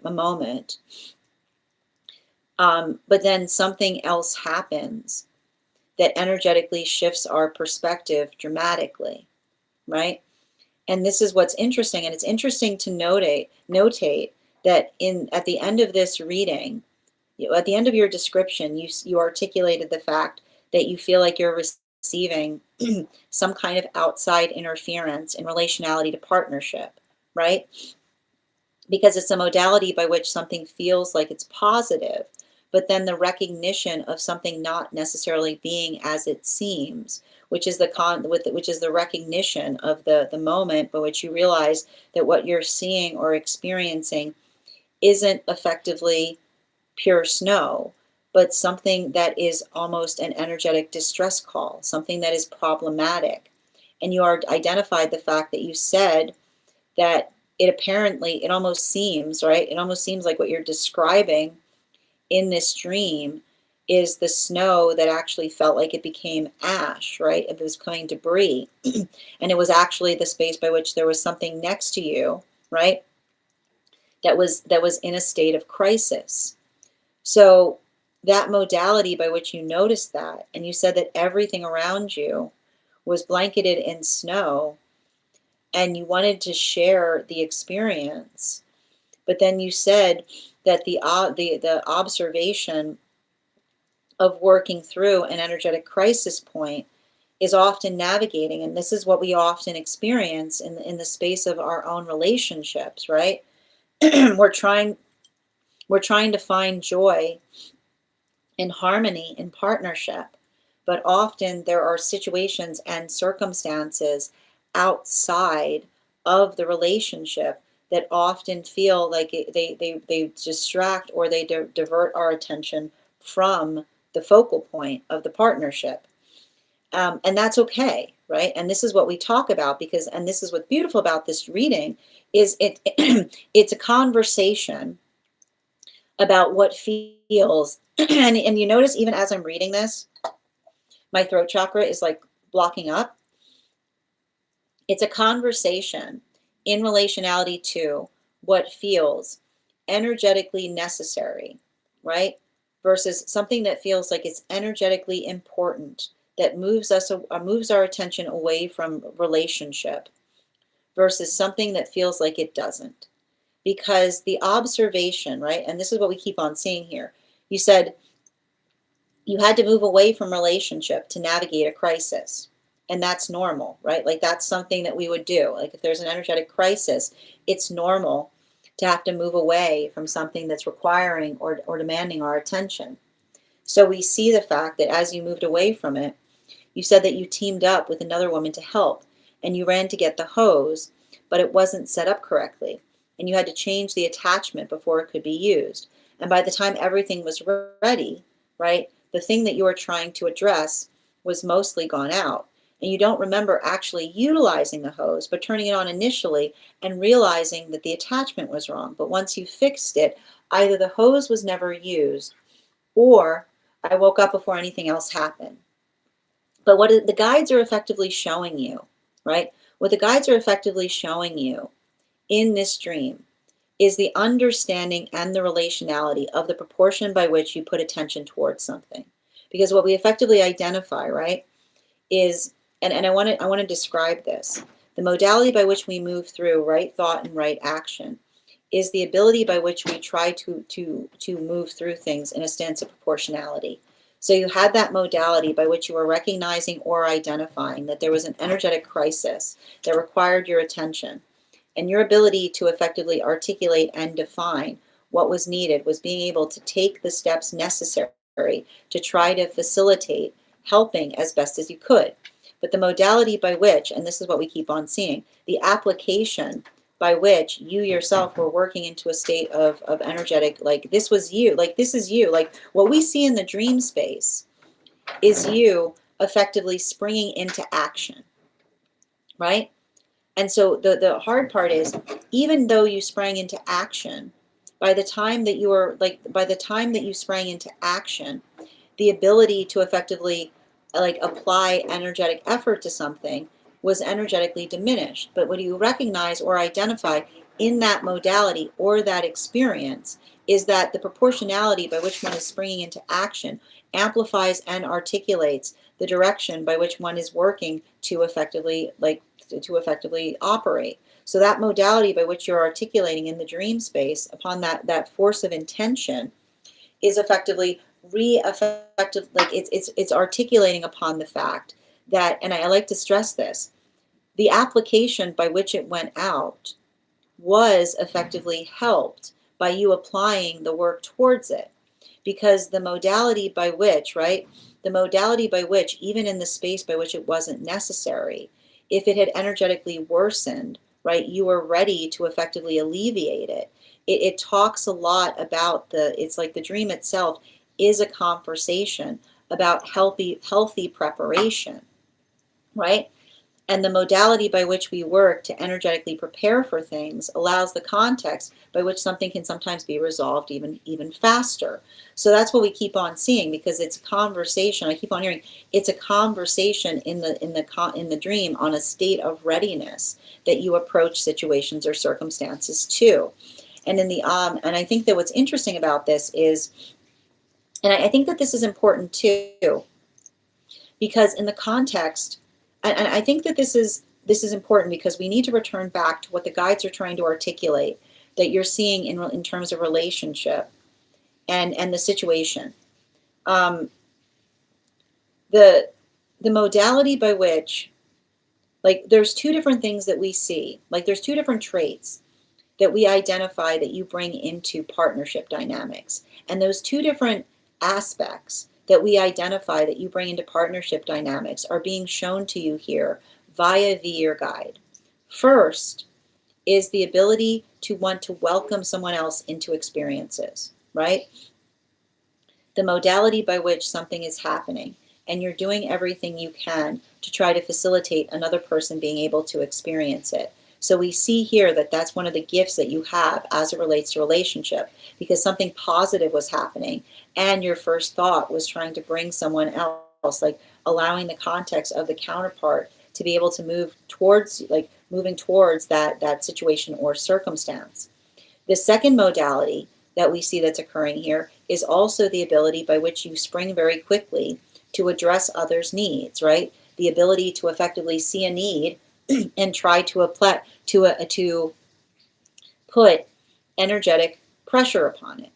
Now, the hard part about this, right, is, and one of the things that we see here is this is a conversation on building into the context of counterpart that energetically appreciates those qualities within you.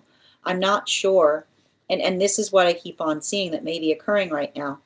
The juxtaposition, I keep on getting the juxtaposition of being able to kind of work through the space of having to navigate. I would not be surprised. I don't know what's happening right now for you in terms of relationship or things, but the understanding of being able to take proportional action. I like to point out in the dream space, the guides never tell us what to do, but they show us things about ourselves to help clarify or articulate upon the way that we navigate circumstances or situations. And so what we're effectively seeing here is the guides are basically revealing to you two qualities that you bring to partnership. Your ability to be very conscientious about serving towards the needs of counterpart, right? Always thinking, seeing something and wanting to bring them into it, right? Having that sense of inclusivity combined with the ability of wanting to effectively address things, right? The modality or experience by which you move towards something in a moment that another person needs you to be able to help in any way, shape, or form that you're able. And so this is effectively, I feel like in a way that this dream itself is trying to help you, right, with the green snow. And what is the green snow in the space of this dream? The green snow in the space, the grime, the greenish gray grime that you're seeing is other people's projections towards you, right? The modality by which, right, it's being caught in the modality between how others may misperceive your energetic intentions beyond, like, and you, I keep wondering, also the space by which you can only operate as well as you know what's going on is what I keep on seeing, right? So the modality by which, and this is what we keep on seeing, the modality by which you originally thought that that was snow was the modality by which we see that you were trying to do everything in your power to facilitate what one would do in a snow situation, which is saying, oh, look at the snow, like allowing someone to have that point of energetic enjoyment.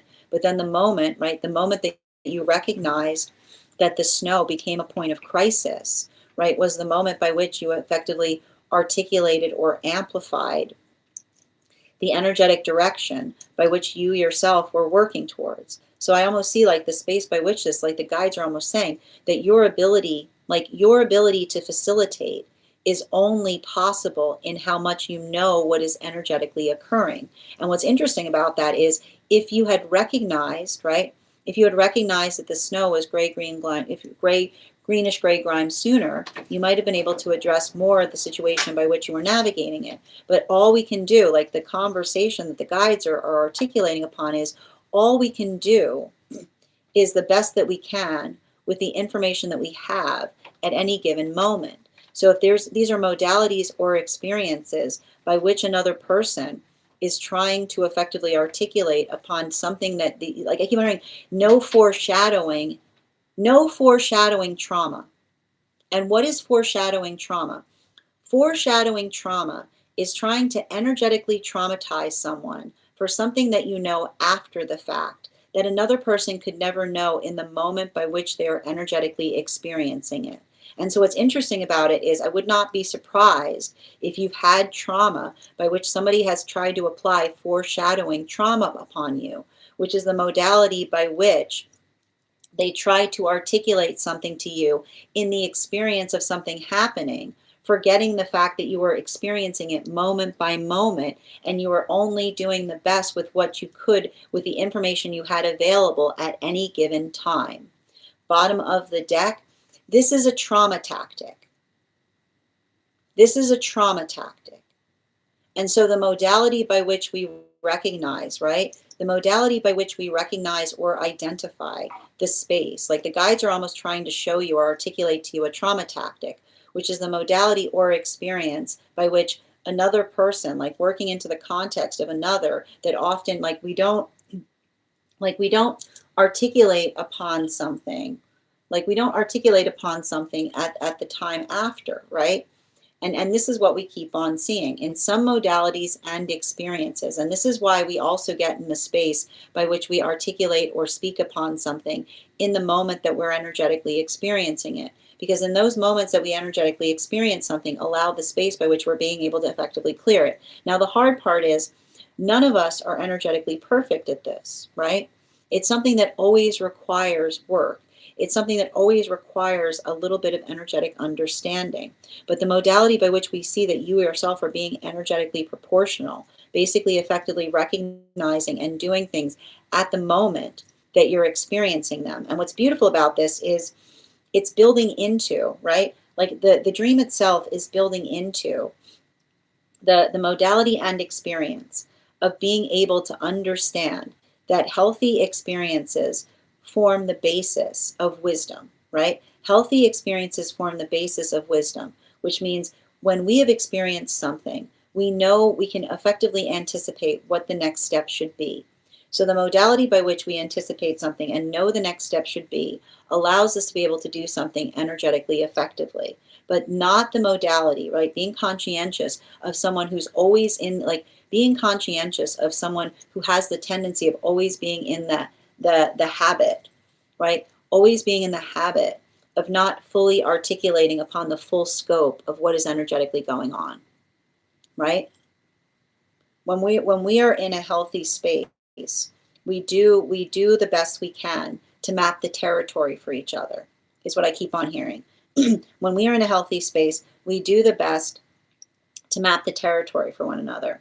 So this is almost like an articulation point in relationality to another energy, like working into the space of healthy mapping versus situations or circumstances by which another person, I keep on hearing like the trauma, like the trauma informed mindset that only releases information in bits and pieces, that often feels like the information you're receiving isn't in the order that you need it in, or often creates confusion. It's confusing situations in this, in the fact by which it's like something that's effectively rolled out and constantly ever changing. So I feel like we see a lot of that energy or work that's effectively happening here in the dream space, but I feel like the guides are effectively showing that to you to help you be able to facilitate and articulate and tell the difference. Thank you so much for having that reading with me, Nikki. And if this message connected to you as well, it's very common for those who need these messages to be here to experience them. We are doing personal readings right now. If you would like to get on the list is open. It is 3 cards for a donation of $29 or more. 4 cards for a donation of $23 or more for my subscribers. Links in my bio. Please keep in mind there are 2 things I do not read for across these apps: pregnancy and medical. Happy to give insight on anything in private readings, and you can book private readings on my site. We're also at 17.3K likes. When we get to 50K, I will be gifting a reading back to the collective. So make sure you're tapping that screen and we'll get to 50K in no time. And just reading over some of the comments that came through as I was reading. You're so welcome, Unique. Good to see you today. And Grand Rising, Ella, good to see you as well. What is it? You've got a very complicated relationship with the frog. Yep, absolutely. Excellent. Well done. Oh, I know. Thank you for reminding me about the coconut. We need structured fun and play. I love that. And thank you for the heart mies, Glam. I was seeing the Kermit meme and was like, wait, I wouldn't miss it. Yeah, it's such a good lesson to learn. Mine was structure into routine habits, which wasn't. Excellent. Easy with Neptune and Pisces, wanting to flow and watery energy. Grand Rising, Ella, good to see you today. Yeah, it became, yeah, that's what I see. It became ash instead. But everything else around was snow. So this is the important thing to understand, right? It's working through, you're working through shadow work on having to heal from situations that change minute by minute, but then someone trying to energetically fault you for not having foreshadowing is what I keep on hearing. Right? Like that's what the guides are effectively trying to reveal to you in the dream space. Be conscientious of addressing something moment by moment, and then someone trying to effectively wound you by the fact that you couldn't foreshadow. Because it says to me, you can't foreshadow when you're just trying to net, when you don't have enough information, right? You're so welcome, Unique. And thank you, Kenrick, for the follow. Absolutely, this is spot on. The shadow work dreams are wild, right? But like it's interesting because like the beauty of a shadow work dream is it often shows us the states or spaces by which we're able to, like, it helps us heal from trauma by being like, look, this is how badly you were traumatized, right? Like it's like I love the shadow work dreams because they often are like, look, here's a very clear way to see how damaging that experiences was, like in that way. Yeah, I did my best I could with the information I had at the time. Exactly. Wow, recognizing the attachment is wrong or not healthy. You're so welcome. I'm so glad that was in alignment. Guys, please remember, true readers will never message you directly for a reading. And this is my only account. One of the best. Oh, I do my best, Create. Thank you for being here and receiving these messages. All right, the next person we're reading for, speaking of which, the next person we're reading for today is Alexandra. Alexandra, if you're here, can you please respond in all caps and let me know if you'd like a general reading or if you have a specific question you'd like me to answer? And if anybody else would care to get on the list right now, you will be the 4th person read for. It is 3 cards for a donation of $29 or more. 4 cards for a donation of $23 or more for my subscribers, links in my bio. Please keep in mind there are 2 things I do not read for across these apps: pregnancy and medical. Happy to give insight on anything in private readings, and you can book private readings on my site. So good to see you today, Alexandra. Hope you're doing well. And before we continue with Alexandra's reading, let's warm up those intuition muscles with an intuition check. I've got the animal spirit guide cards here. We're going to count back from 10. And when we get to 1, I will reveal the card. 10, 9, 8, 7, 6, 5, 4, 3, 2, 1. We got the crane. Thank you for participating. We'll do that again after the next reading. And Alexandra, could you let me know if we're doing a general reading or if you have a specific question you'd like me to answer?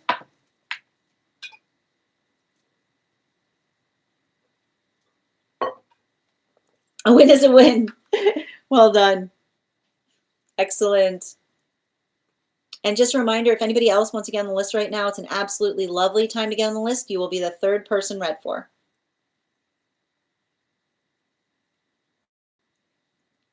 And Alexandra, if you've, oh, it's in the disco. It'll be on the disco. Do you need time to post it?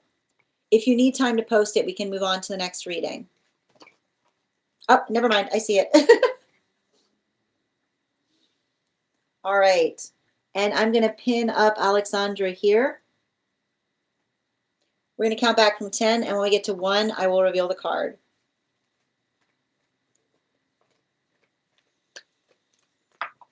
Is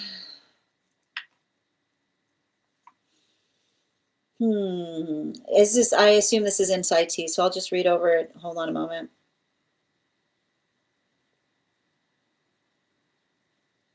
Okay. So one thing I want to articulate is we never put our autonomy in the cards to make our decisions for us. So anything I give you here is just giving you advice around the situation, not to be taken in any way, shape, or form as a direction, is what I keep on getting. So here are some things to keep in mind as you're considering the situation. And I'm also going to pin, yep, can I get 4 cards, please?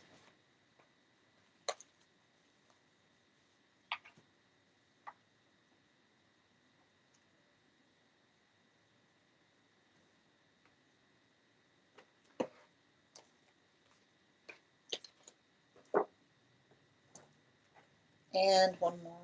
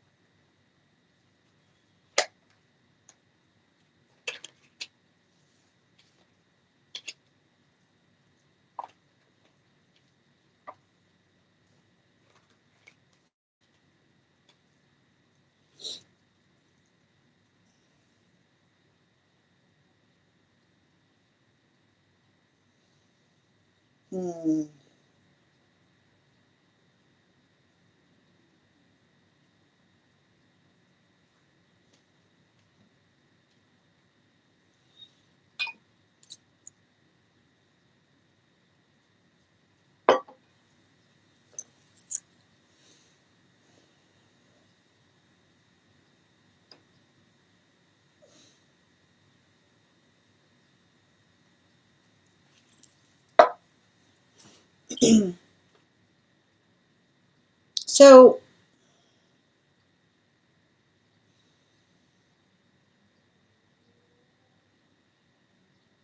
it's interesting because I feel like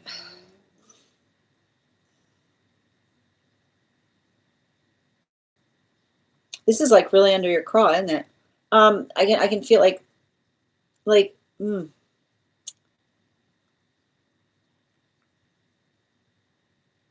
you know, I feel like the thing to recognize, there's a few different things I'm seeing here. And the thing I'm identifying,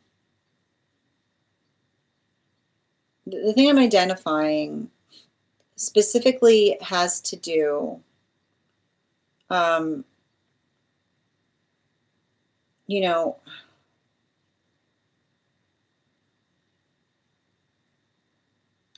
I want to just describe what I'm seeing here because, you know,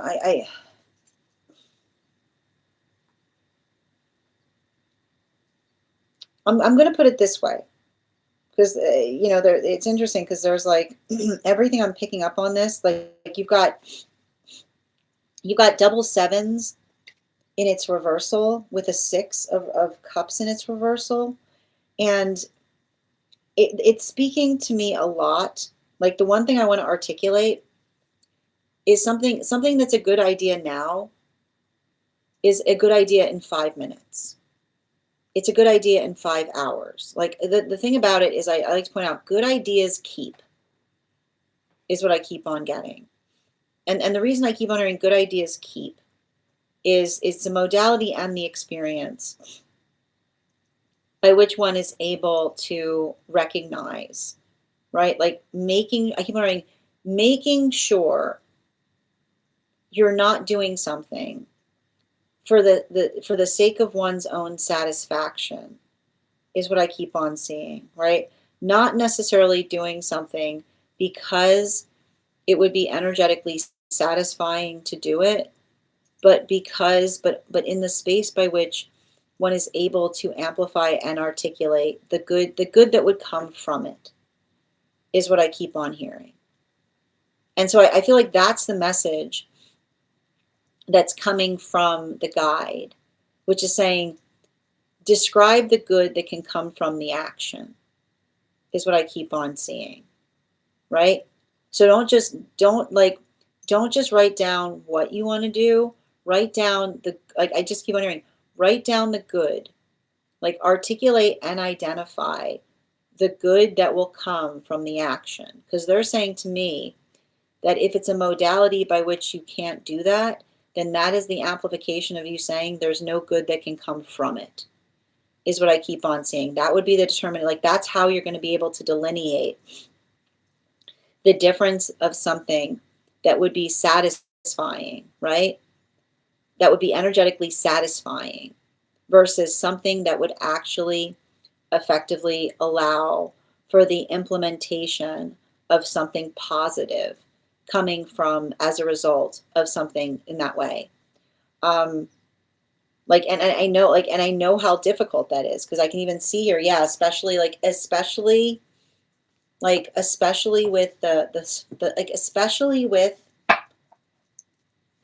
especially with this 5 of Cups in its reversal. I keep on hearing move towards the good.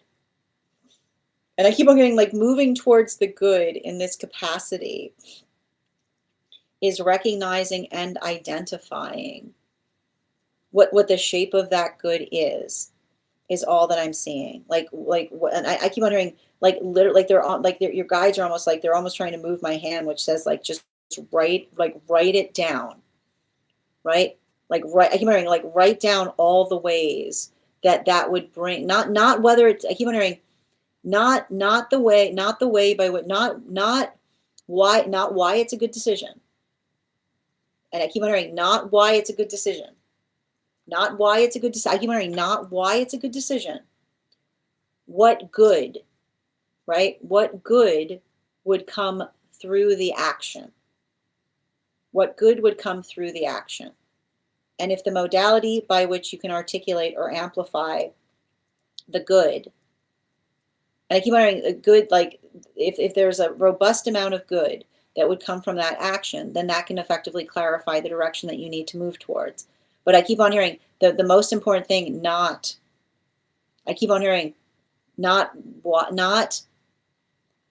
it would be good to do it, is what I keep on hearing. Because the problem is I keep on hearing if you're saying to yourself, if you're giving yourself a bunch of reasons why it would be good to do it, that's not the same. I keep on hearing I don't know why you got a guide saying all the reasons why it would be good to do it is not the same as saying the good that would come from it. Because the only good to be found is from what comes from it. And the way that you're going to be able to articulate the difference between something that would feel satisfying, right? When you're asking yourself the questions and saying, this is why it would be good to do it.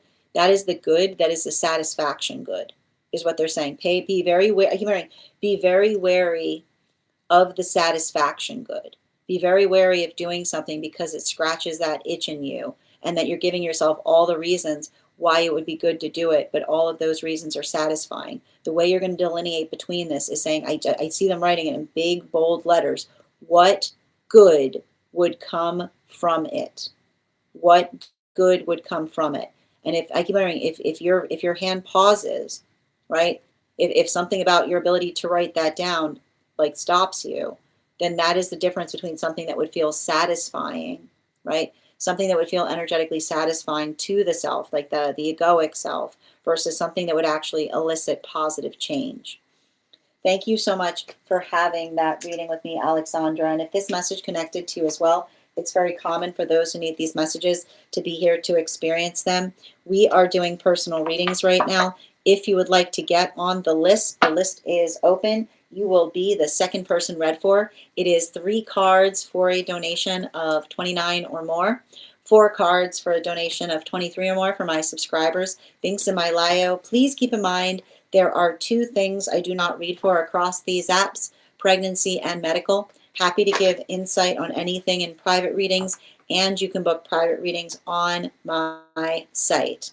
I'm going to take a moment to read over the comments that came through as I was reading. We're also at 19.7K likes. When we get to 50K, I will be gifting a reading back to the collective, so make sure you're tapping that screen, and we'll get to 50K in no time.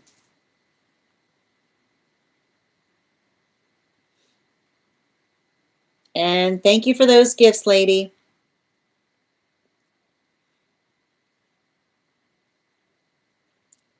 Oh, so lady, in here, like when we say inside tea versus outside tea here, I either have messages that individuals would prefer I don't share, like information about the reading that individuals would prefer I don't share. So that would be the articulation of inside tea, and outside tea is information that I can share publicly here. Yep. Yeah, it's really destabilizing. I can see that, Alexandra. But that's why they're stating that the way that they're stating it. Good to see you today, Ivana. List is looking great. If you want to get on it, you'll be the second person read for. Yep. Thank you, Bridget. So true. I think, hold on a minute. So true. I think I'm moving through it. I've had moments where I don't want to take the high road. No, I get, well, and yeah, and thank you, G, for the follow as well.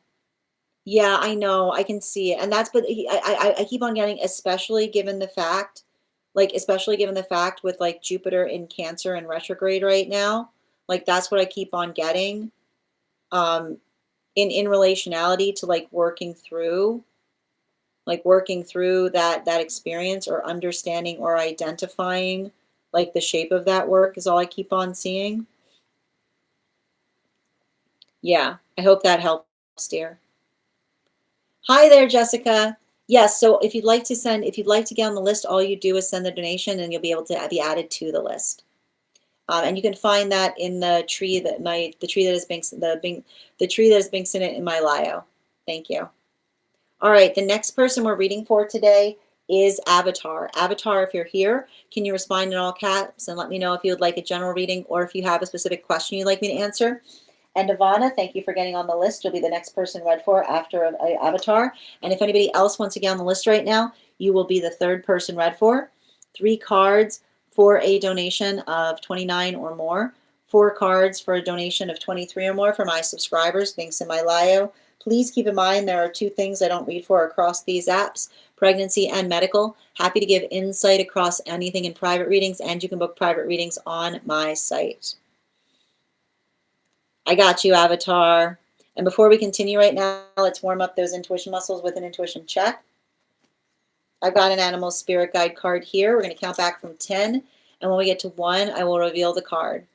10, 9, 8, 7, 6, 5, 4, 3, 2, 1.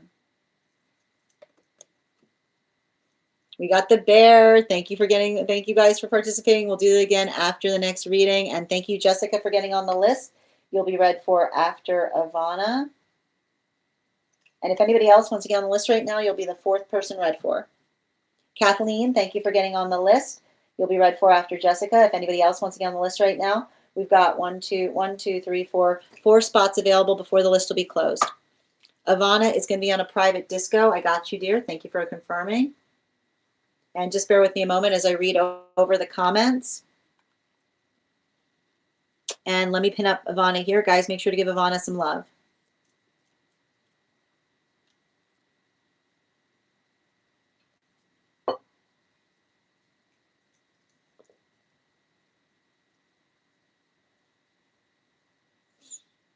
Got it. All right, can I please get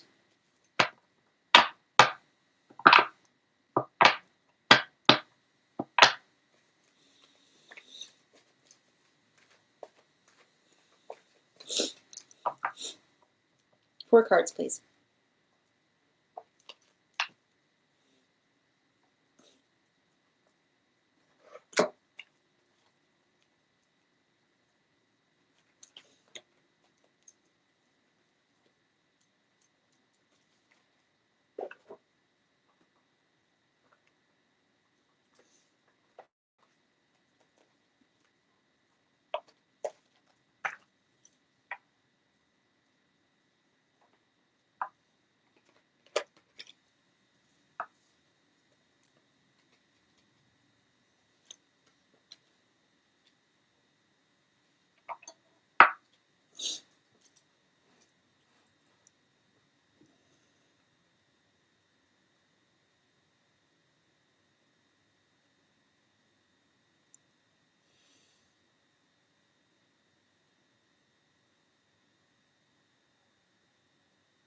So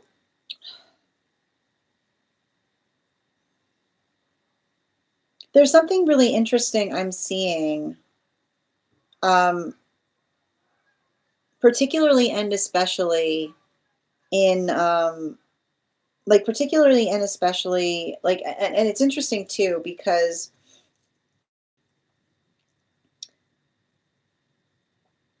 you,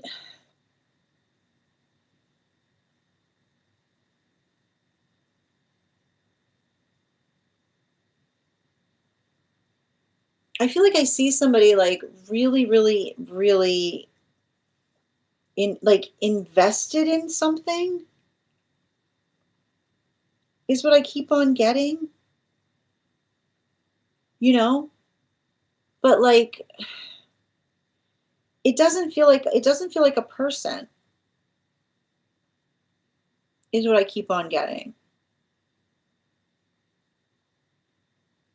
Like there's something really important that I feel like that's what I keep on identifying around something. Um like it keeps on showing me like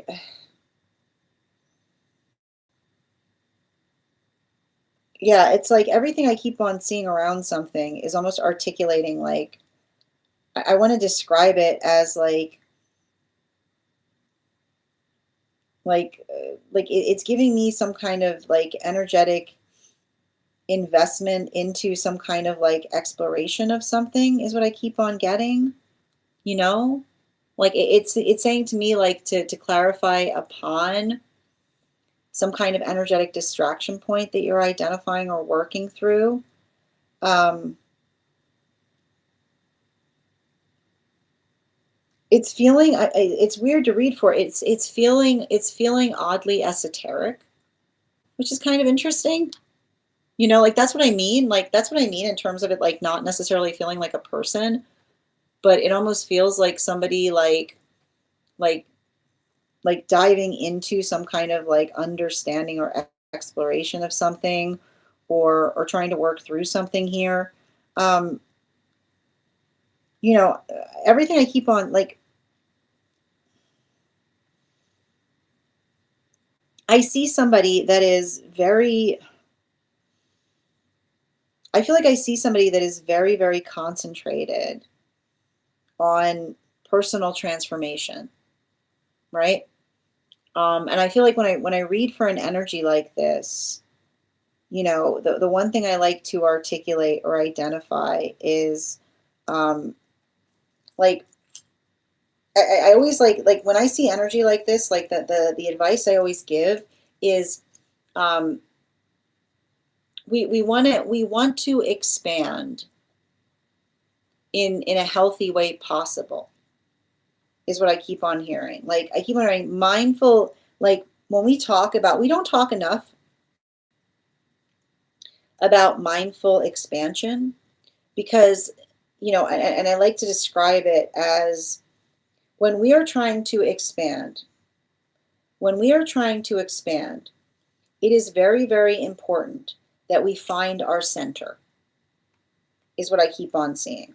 And the reason why we have to make sure that we find our center when we're energetically expanding is that when we try to expand too quickly, it's very easy to get carried away from our center, right?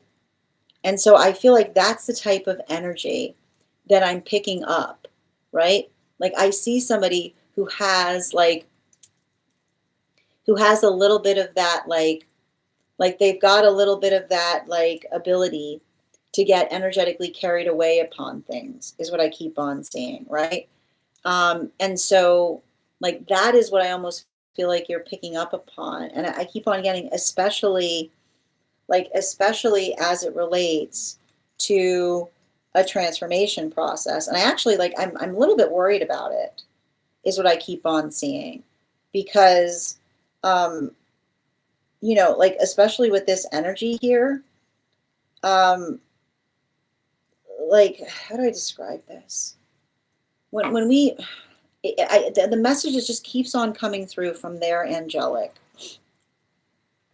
is when we try to expand too quickly, we lose sight of our center.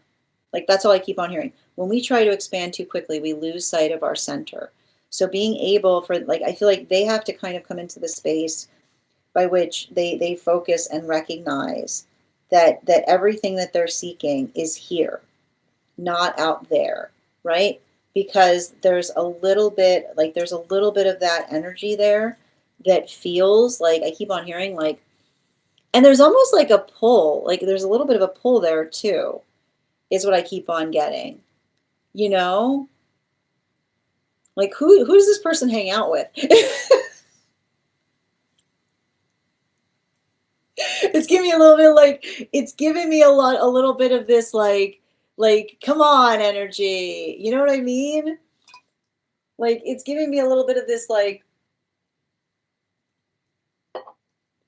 like it's giving me a little bit of this like you're not fun anymore kind of like, you know what I mean? Like it's that type of energy, like somebody like coming into the modality of articulating upon like, like I keep on hearing like don't, like there's no thumbs down. Like I keep wondering, like there's no thumbs down when it comes to like moving through things, which is like often someone being like, like it's not, I keep wondering like no cool energy, which is someone like trying to articulate that someone's not cool anymore.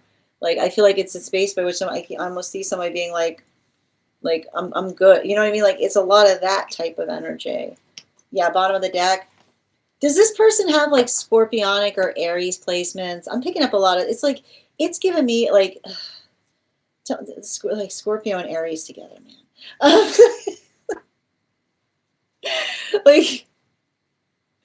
like that's the thing, right? Like, like the thing, and I always like to point this out, like and for the life of me, this always happens with like people with like Scorpio and Aries placements. Okay. And but also like it, but there's some there, because the thing is like it's giving me the type of energy that goes, if there's a little bit of, if a little bit of something's good, I would like, what about a lot? Like, what about a lot? And someone being like, no, not, no, but like a little bit's good, a lot better, like a lot better. No, like, like, no, a lot, not better, like good enough, right? Just right. Like, it's like, it's working through a lot of that is what I energetically see. And I do feel like the hard part about this is like, I feel like there's somebody, it feels a little bit like someone that's working really hard to meet another person's standards of them, is what I keep on hearing, And the hard part about this, I like to point out, there is like the space by which we don't work, like we don't, like when we come into this, like I like to point, like I it's like it's giving me a familiarity to Like, and that's what I mean. Like, it's not, it doesn't feel like it's directed towards a person. It feels like somebody that's very, very focused on their personal, like, wanting to be, I don't know why I keep on hearing, wanting to be the absolute best version of self um, can often create the space by which we feel like we're energetically lacking. And so I almost feel like I almost see somebody that, and that's what I mean. Like, I would be very curious about pulling up this person's chart to see where those Aquarian, like where those Aries or Scorpionic placements are, because I almost see somebody that like it almost feels to me like somebody who has a list, right? They have these things that they want to do. And I almost see them like trying to tackle that list, but also feeling some kind of anxiety in terms of like reaching, like I keep wondering, like reaching a certain level of something or like getting into a certain space. Like there's a lot of it, there's a lot of ambition here, is what I keep on seeing. So I feel like there's something important in relationality to that, because I keep on like the message I keep on getting is that it doesn't feel like whatever you're picking up on, it doesn't feel directed towards a person. It feels directed. It's like it almost feels like energy that is like hyper directed towards their own pathwork of ambition, in such a way that like I almost see them like that's what I mean in terms of like a lot of that like application of energy. Um, Particularly, like I could see why it would feel like confusing to you, because like I feel like there's something about that that they don't have a tendency of talking about a lot, is what I keep on seeing, you know? It might be something to like ask them about, you know? Thank you so much for having that reading with me, dear. And if this message connected to you as well, it's very common for those who need these messages to be here to experience them. We are doing personal readings right now. If you would like to get on the list is open. It is 3 cards for a donation of 29 or more, 4 cards for a donation of 23 or more for my subscribers, Sphinx and Mylayo. Please keep in mind there are 2 things I do not read for across these apps: pregnancy and medical. Happy to give insight on anything in private readings, and you can book private readings on my site. I'm going to take a moment to read over the comments that came through as I was reading.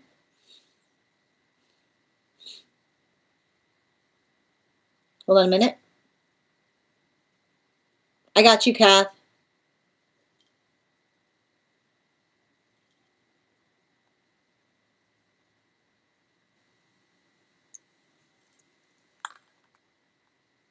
Avatar, you're the next person we're reading on. No, it's not you, Avatar. Yeah. Yeah, Avatar, you're next. Okay.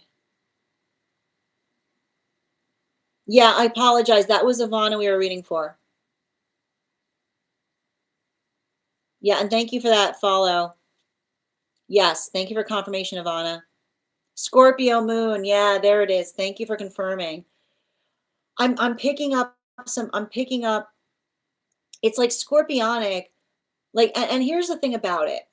Like I like it feels like scorpionic with like an Aries, like it's like a scorpionic, like Scorpio and Aries together, man. Like Scorpio and Aries together. Like I always, I will point out, like when you get a Scorpio and an Aries together, it can often be like, would you like to form an alliance with me? You know what I mean? Like it can be like you know what I mean? Like it's that, it's like I like to point out Scorpio with an Aries next to it is often like, let's form a club. You know what I mean? Like that's the type of energy. Like that's the type of energy I was picking up there, you know? Yeah, I got you, Kath. No, absolutely. I can definitely put you on the hold list. Thank you as well. Yeah, very ambitious. Julia, if you want to get on the list right now, you will be you'll be the one, two, you'll be the third person read for. No, the second, yeah, third person read for today. Yes, you're so welcome, dear.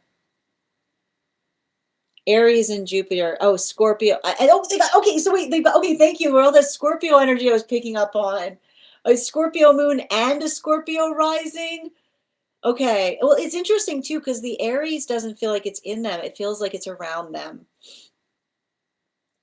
Like that's the thing about it, man. You get a Scorpio and an Aries together, and they're like, I don't know why. It's like you put a Scorpio and an Aries together, and they're like, let's make a secret club. It's always like it's like I don't know why. I mean, I know why, but like it's ridiculous. You know? It's like they're always like, "What are you guys doing? Nothing." Like you'll literally once you see it, you can't unsee it. Go stick a Scorpio and an Aries together in a room of people. They'll be in the corner and they'll be mumbling like, "What do you guys got?" It was nothing. Nothing. Nope, nothing here. Got nothing here. I don't know what you're talking about. You know, it's always like what's in your pocket energy. And the thing is they bring it out on each other. You know, because the Aries is all gung ho for whatever the Scorpio wants to do. And the Scorpio is always like, let's make it secret. You know?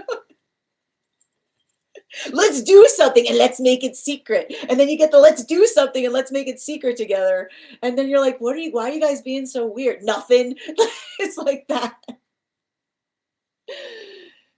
You can't make it up. It's so funny. I got 4 Scorpio placements with an Aries moon. It's exactly you're doing that to yourself all the time. You're like, you know what would make this better? If it was a secret. I just love it. Once you see it, you can't unsee it. Scorpios just have this tendency of wanting to go full Gollum at any moment. Like at any moment, like a Scorpio is like, oh, thank you. I'll keep it for me. I could just keep it. I don't have to tell anybody. I could just put it away. Like, you can't make it up. Once you see it, you can't unsee it. Yep. How about, okay, hold on a minute. Any moment. After any moment. Don't be suspicious. How about Scorpio moon with an Aries sun being together? Gonna drive each other crazy. Because the thing is, like, the thing is, like, and that's the thing about it. It's hard, it's easier. It's easier when it's like Scorpio sun, Aries sun, because it's more out in the open. But the thing with the Scorpio moon is you're going to get out with it. Just say it. Just tell me what you tell me. It's like it's a lot of that. Tell me what you want energy, right? Like it's literally you know that speech. Tell me what you want. It's big. It's complicated. Tell me what you just tell me what you. It's complicated. That is the problem with Scorpio moon, Aries sun. Aries will literally be like, just put it on. Just tell me. Just put it on the table. Just tell me what is up. And Scorpio moon is like, if I could articulate it, I would. Right? Like that's the hard part with Scorpio moon, which is not the space, like it's not like literally the space by which like Aries is like, tell me what you want. And the problem with the Scorpio moon is Scorpio going, it's not that simple. If I understood what I want, I wouldn't have a like that's like they're like I can't see, like it's ubiquitous, like it's hard like that, right? So that can sometimes create a lot of frustration because Aries are like, I cannot meet your need if you are not direct about what it is you need. And Scorpio moons are like, I have never experienced anything direct in like I've never experienced a direct feeling in all of my experience, right? It's like the energy going like, I don't know, I literally don't know what that means, right? So it can create complications in that way. I'm so thankful the moon is not where Scorpio fell for me. That sounds hard. It's like I feel like a Scorpio moon is often like a cat moon, right? A cat moon's like there are things I don't talk about for a reason, you know? Like Scorpio moons can like are often like working through a lot of energetic shadow stuff, and cat moons are often like dealing with some like straight up trauma, you know? I like a Libra moon. You know, a Libra moon is really poetic and beautiful, you know? Like Libra moon energy. Like Libra moon is often like, I never told anybody, but that's how I felt about it, right? Like the thing with Libra moons is Libra moons will sometimes shoulder the burden of responsibility as they walk away from things. Like the problem with a Libra moon is if you articulate to a Libra moon that they're the bad guy, a Libra moon will be like, I guess I am. Like, okay, I'll take that. Like I'll be that person. You know, if you need that, like that's the thing with the Libra, they'll be like, if you need me to be that person for you, then I'll be that person. If you want to blame me for it, go ahead, blame me. It's fine. You know, like it's a lot of that type of energy. You know, and that's the hard part about it. Like like a Libra moon will literally let people perceive them as the enemy in their story. And they'll say, I know I'll let them because I know they need that in order to survive. If that's what that person needs, like if that's what that person needs in order to be able to survive, then I'll gladly give it to them. And that's the energy that'll often like go through a whole experience recognizing that there's another person that misperceives them and never going out of the way to try to clarify because they're holding that person's emotions too carefully to want to change that, you know? Oh, you're a Libra moon, Ivana, sending you support. But that's what I mean about it being beautiful. Yeah, I get that. It's complicated. Having a Scorpio moon, yeah. Hi, lady. I'm so thankful the moon. Yeah. Yeah, as a water moon, hold on a minute. As a water moon, that's so true. We need time to sort through our feelings. Yeah, the water moon signs are hard, right? There's a lot of emotionality there. You're a Libra and a Scorpio moon? Wait, what? Oh, him. Yeah, okay, I get it. Okay, I understand. Yeah, but here's the thing. A Libra moon and a Scorpio moon can get along great. Because the Scorpio, the Libra moon will be like, they need space, right? Libra moon and Scorpio moon be like Libra moon will see Scorpio moon be like, they need space. I'm gonna let them have their like I'm gonna let them have their secret drawer. You know, I'm gonna let them have their secret drawer. Yeah.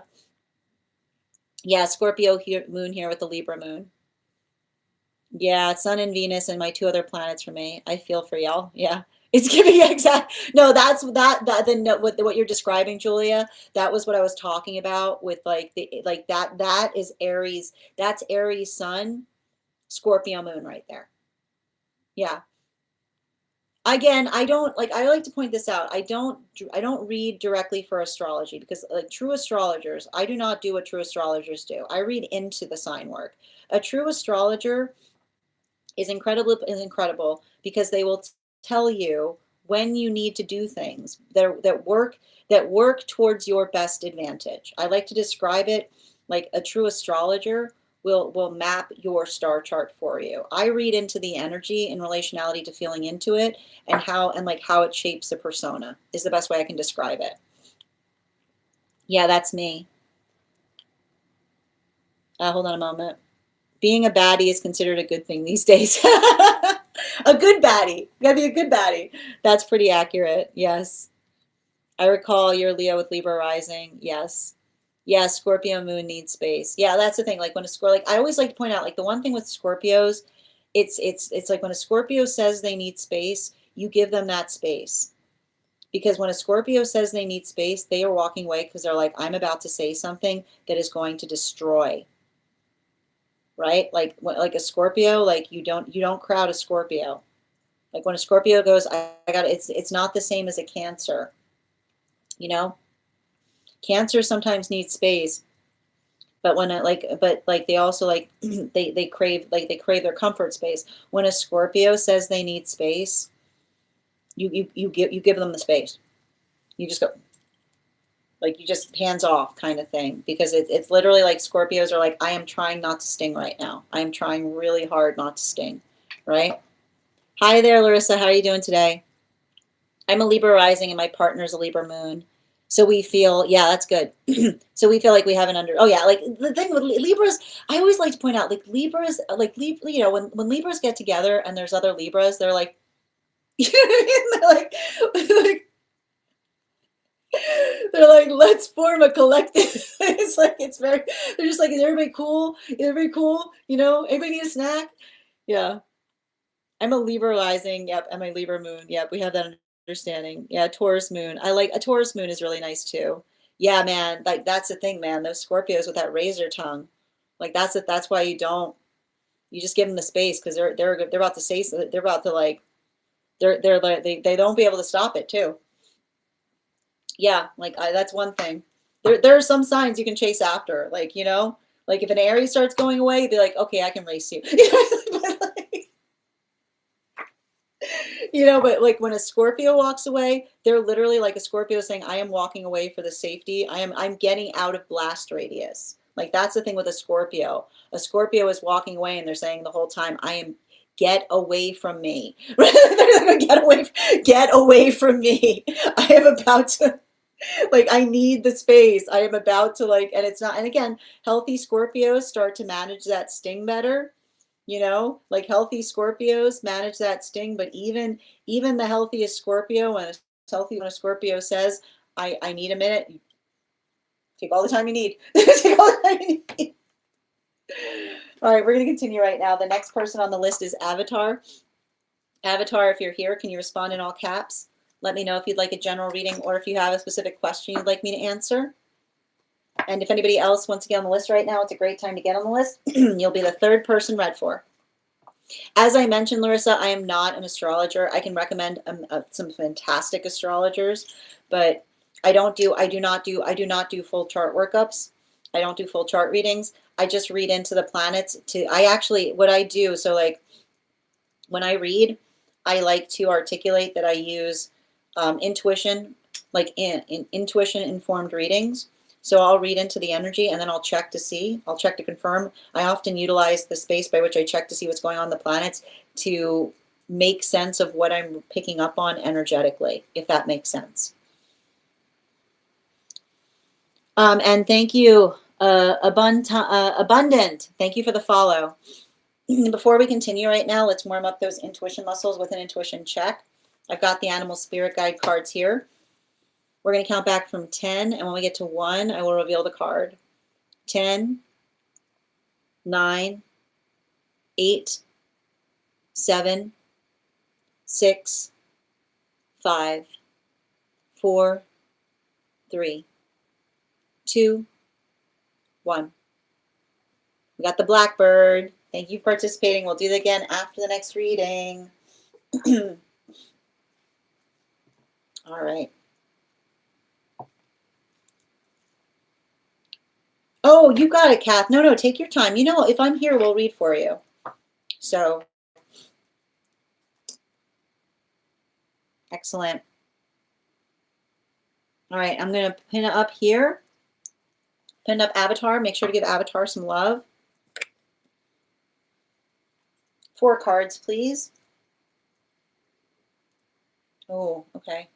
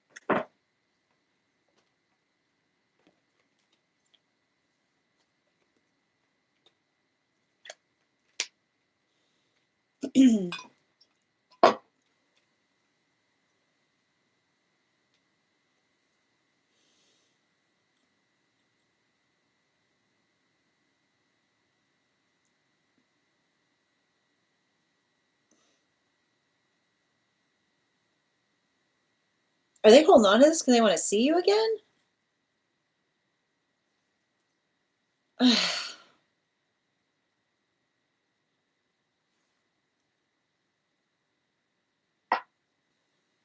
um, you know, like I keep on, I don't know why, like I keep on getting like,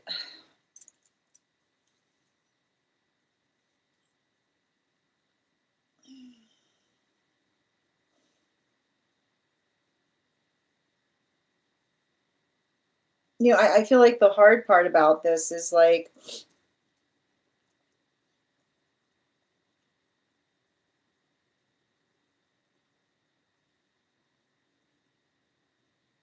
someone's feeling someone realizes that there's like a level of like finalitude is what I keep on saying. Some kind of like level of finalitude and relationality to feeling like something is like really and truly over, because it's something personal that you and this individual shared is what I keep on seeing, you know? I mean, I feel like, I mean, I'll be honest, like it feels like they'll be devastated, but like, I think that there's like, I keep on getting like,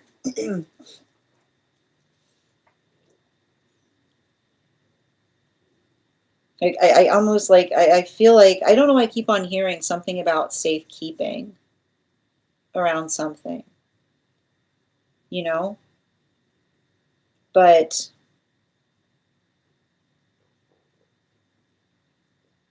the one thing I keep on getting around this is like, I'm going to kind of work through something. There's like,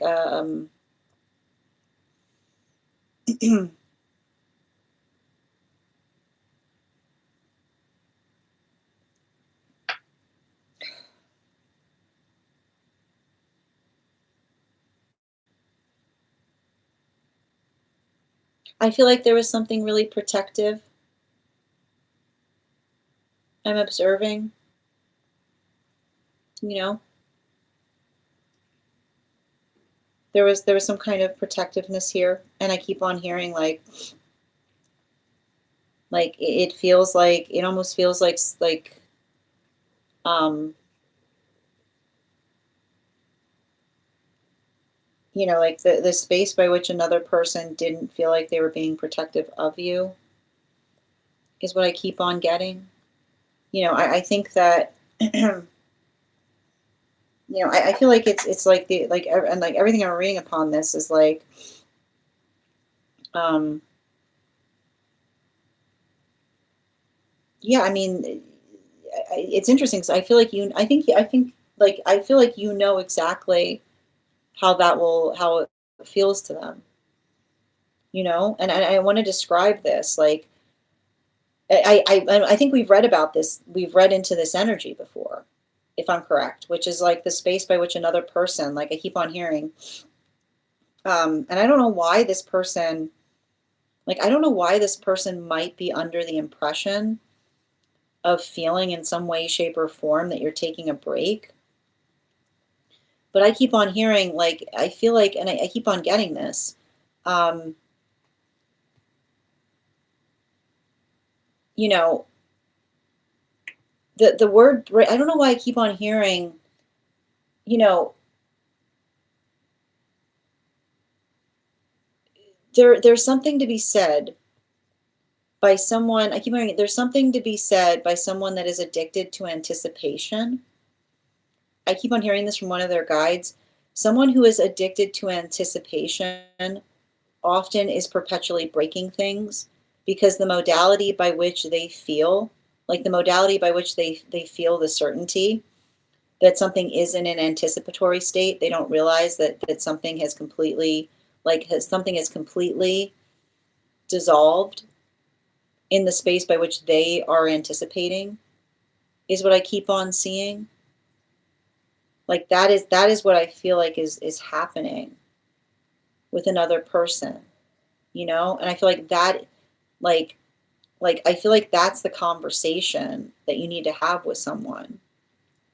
That when we care about someone, um, like when we care about someone, um, the different. I keep on hearing the difference between. I feel like this is what this person. Like I'm hearing. I'm just getting a lot of feedback from their guides, and they've got a guide that's basically saying that this energy does not realize the difference between um, panic and anticipation is the difference between knowing what's going on versus never knowing what's going on. Like that's what I keep on getting around something.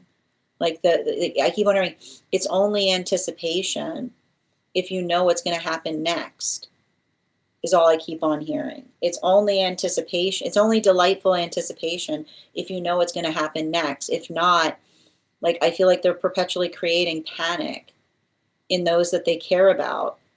Feel like trying, like I keep on hearing, like trying to create, like literally in the space of being like, oh, I thought I was creating anticipation, being like, no, you've been making me sick. Like, I'm glad, like, I'm glad that you thought that you were building delightful anticipation. I've been sick with worry, is what I keep on hearing. I've been sick. I've been literally sick with worry in the space by which you thought that you were building delightful anticipation, is what I keep on hearing, you know? And I'm not saying any of this, like, I'm not saying any of this to condone what I'm reading for. I'm just telling you that's what I'm reading for. Yeah, bottom of the deck. You know, and I feel like this is not the first time it's happened, is what I keep on seeing. You know, like it's like I keep on hearing, like, energy. We don't keep relationships in a perpetual. We don't keep relationships in a perpetual state of waiting.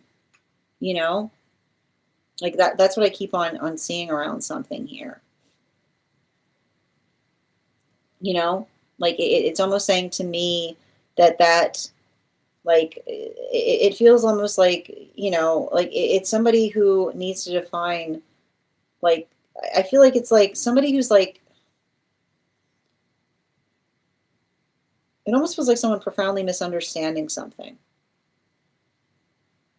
you know, like, and I keep on hearing like this, the space by which another person, I need to stress this, I often see this with someone who like misunderstands something and being like I thought that this was something that you like wanted or liked, and you being like, who would ever like this, you know, like that, it's that, you know, like that's what I mean, like, you know what I mean, like who would ever, like who would, like, you know what I mean, like that's what I like, it's like that, you know what I mean, like it's not the space, like I keep wondering, it's not a negligent space, it's something that requires like I keep wondering, like somebody who's like sees something from the outside that's ever vigilant and misinterprets it for negligence, is the best way I can describe it.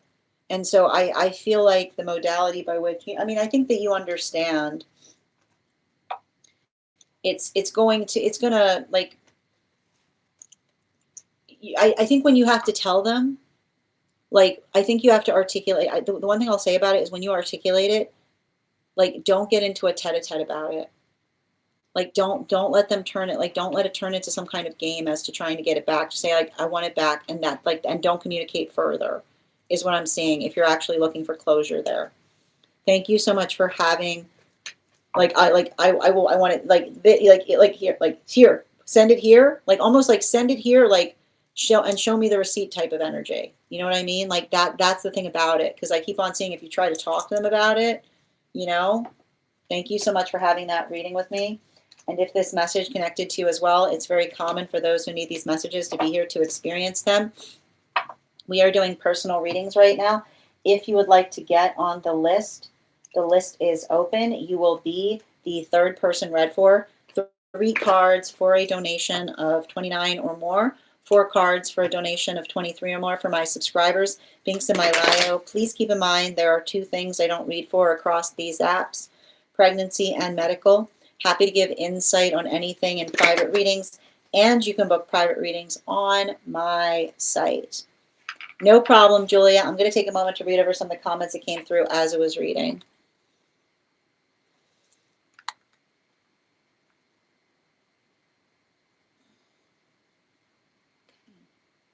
No problem, Kath. I don't even trust my intentions for reaching out for it on it. Like, that's what I meant. Like, that's what I mean in terms of, like, I keep on hearing, if you actually want it to be a closure point, literally send it here and send me the receipt. Like, dead stop. Because if you start the conversation, like if you start by asking, it's going to open a door, if that makes sense. I know you're trying to dig deep. I could feel it. It's my hesitation too. I know it's painful. Yeah.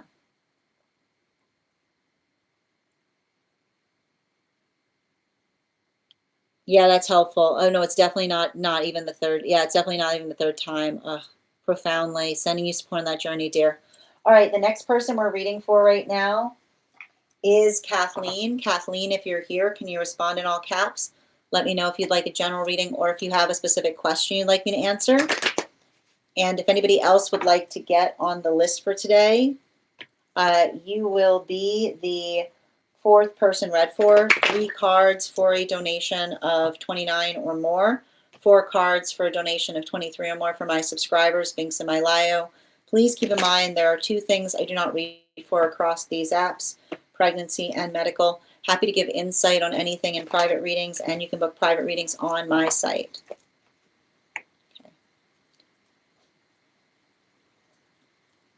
No problem. All right, so I'm looking right now for Jessica.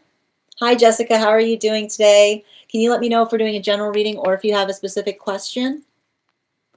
And before we get started, let's warm up those intuition muscles within Intuition Check. Also, friends who are on the place where we keep the clock app, when we get to 50K, I will be gifting a reading back to the collective, so make sure you're tapping that screen and we'll get to 50K in no time.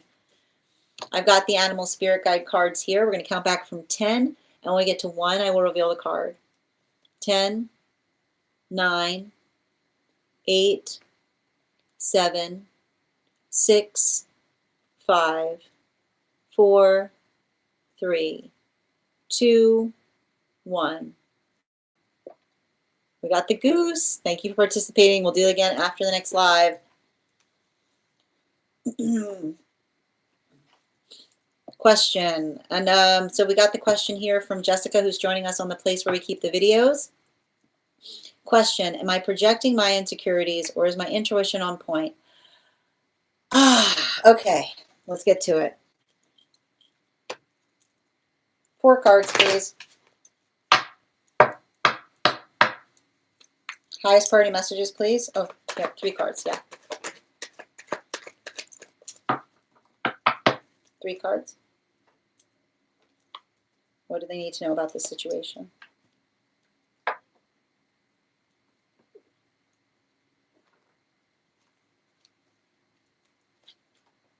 Ooh.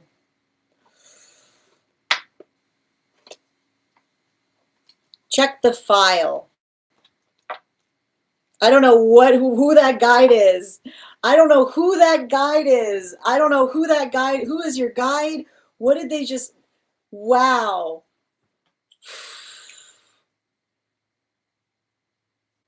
Why did they just shout, check the file? I mean, do you read, like,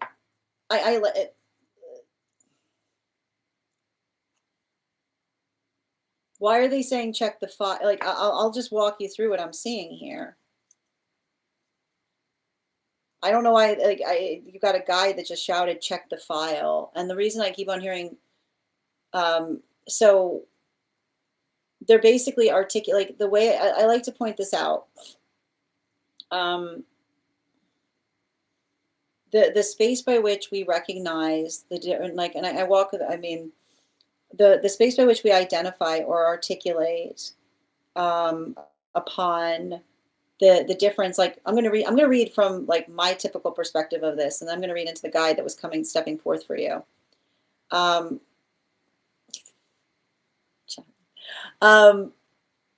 So the nice thing about intuition is that it leads us to a miracle, is the way I like to describe it. The interesting thing about intuition is that it leads us to a miracle, which is the modality by which we follow our intuition and we find something that helps us recognize or identify like what is energetically going on. And I think it's interesting because, and I want to describe this. It's only an insecurity. It's only an insecurity if it's not grounded in facts, is what I keep on hearing.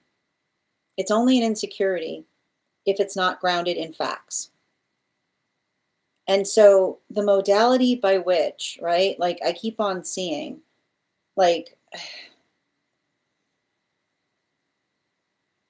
and I just want to be clear upon this. Like,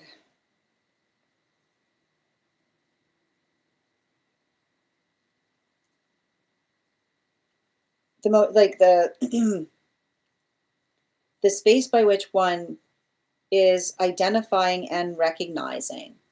Like, and I want to kind of work you through it because, and I feel like this is the work that you need to do, especially if this is connected to a person, is the observation in being able to identify. There are patterns that we are working to break, and then there are patterns that we work to perpetuate. And so I actually feel like the thing about it is the conversation that the guide, like the reason that the guide is articulating that so loudly in relationality to saying check the file, has less to do with whether it's intuition or insecurity, and has everything to do with the modality or the experience of recognizing and understanding, recognizing and understanding the difference between a pattern that someone is working to break versus a pattern that another is looking to perpetuate. And I feel like that's something, like that's what I keep on hearing from your guide, and it feels like it's very resounding and strong there, because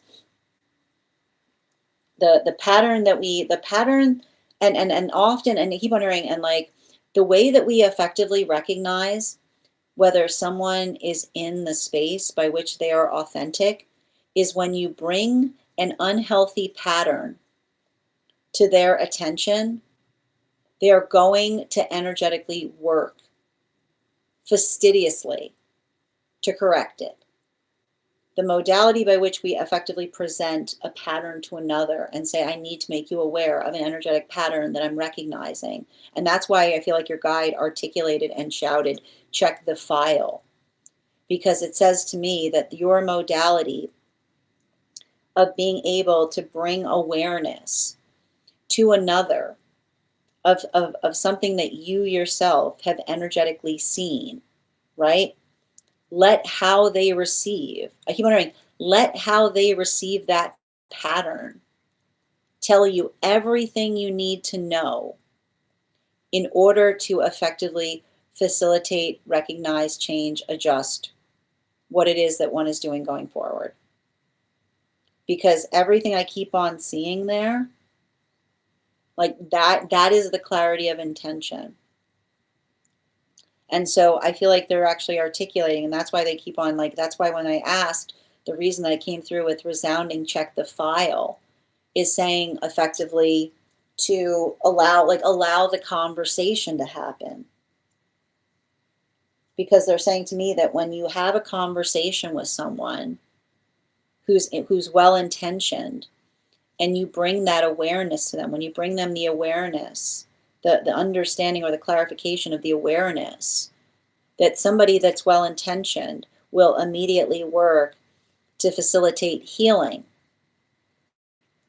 an energetic pattern. While for energy that is looking to perpetuate it, they'll effectively articulate and say like the space by which, I keep wondering, like the space by which another person says, I don't know what you're talking about, is often the yes.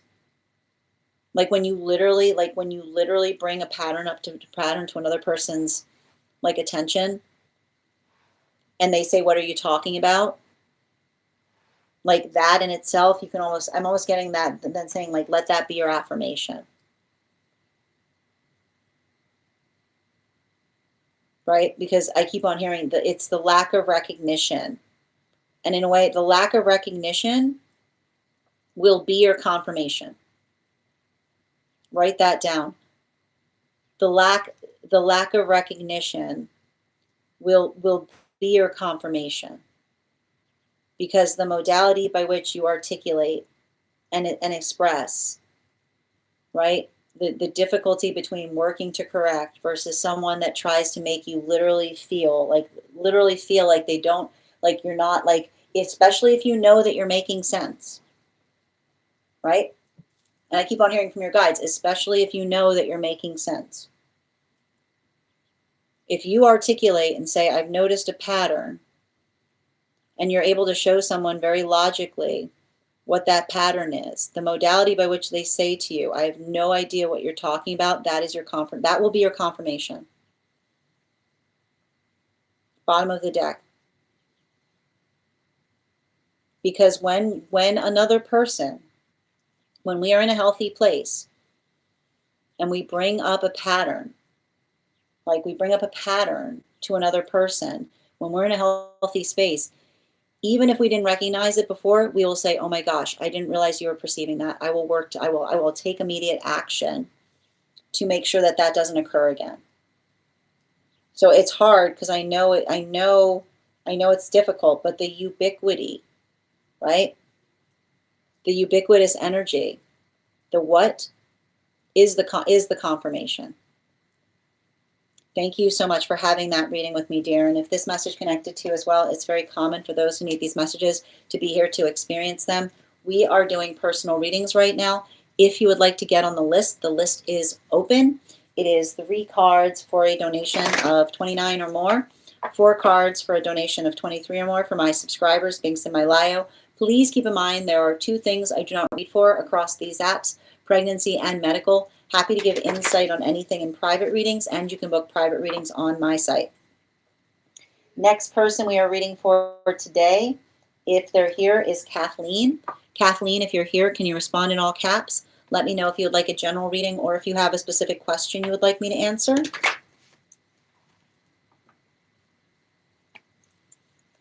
And also, friends, we're at 23.9K likes. When we get to 50K, I will be gifting a reading back to the collective, so make sure you're tapping that screen and we'll get to 50K in no time.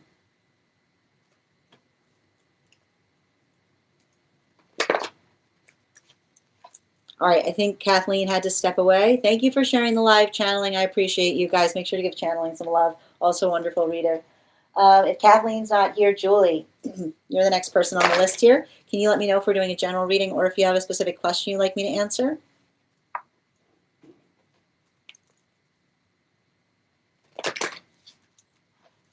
Oh, I think Julia had to step away.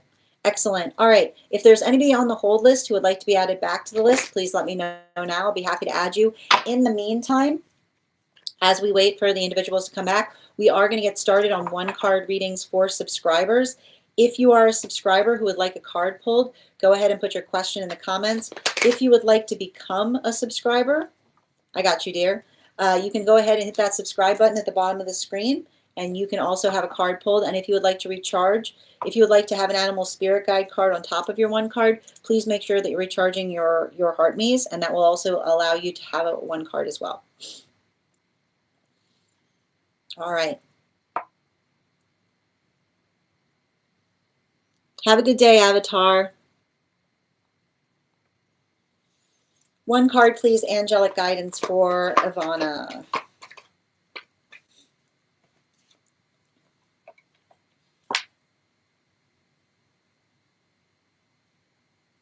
I feel like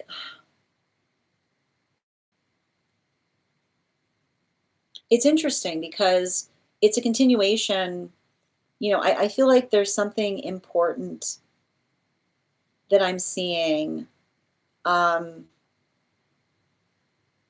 feel like there's something important that I'm seeing in relationality to, working into, like, I just keep on getting, every time I read for you, it's like really, really heavy in the dream space. And I feel like there's something very significant there. Like as it relates to being able to define or articulate upon like being held in a point of, I keep on hearing being held in a point of preciousness is what I keep on seeing. Bottom of the deck on this reading.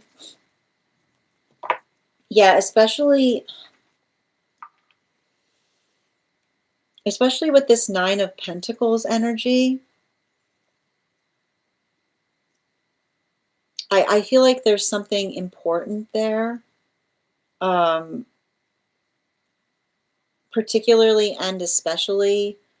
And I feel like,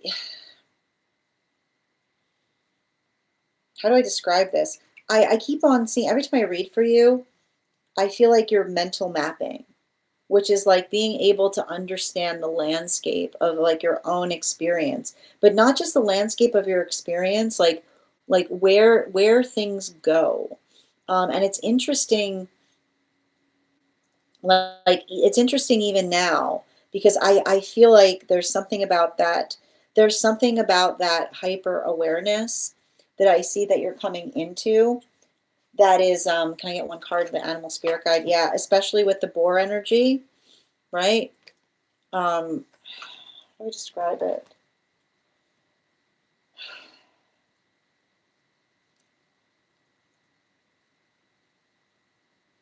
You know, it's interesting because I almost see you like, I almost see you in a space of and I almost identify this. Like, I see you in a space of trying to help someone.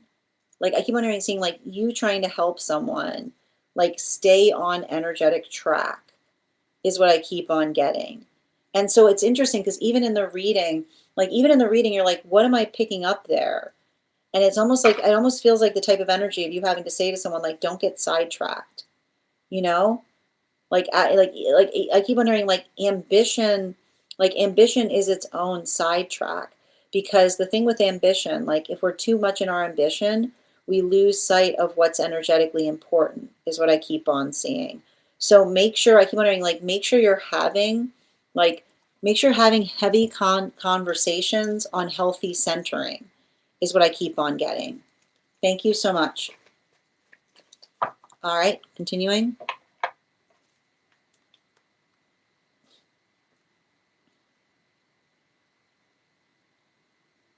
One card, highest priority for Bridget, please.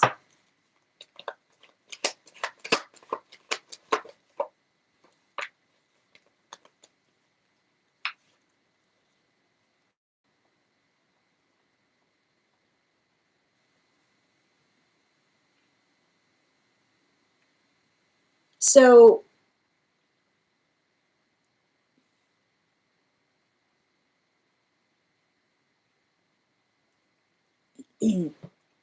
this is interesting because I mean it's like every time I read for you right now, I read for a counterpart connection, and I keep on getting, you know, the one thing I keep on seeing, and I think it's interesting too because I would not be surprised um, if like there's like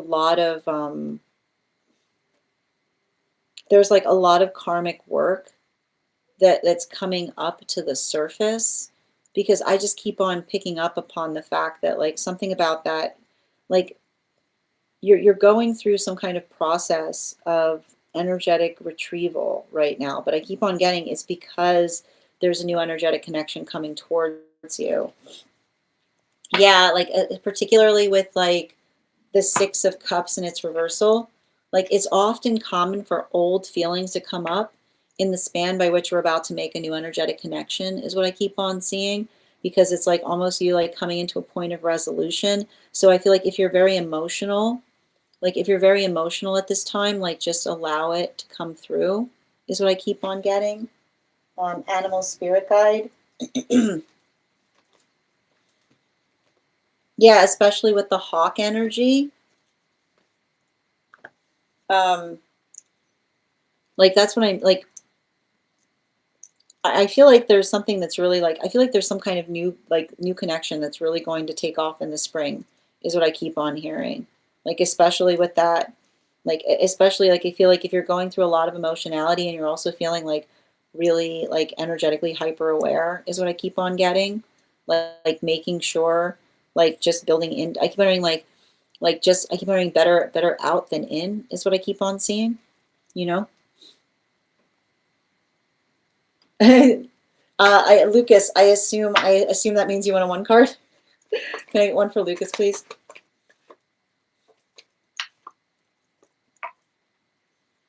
the only person like, I feel like this is you kind of doing something in a way that is uniquely your own. Like I feel like there's something about this right now, like building your own confidence into something is what I keep on seeing.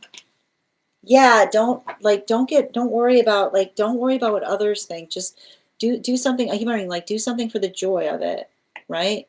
Like, let the joy guide you. Animal spirit guide. Yeah, especially like blank manifestation. You don't need to explain anything to anyone, right?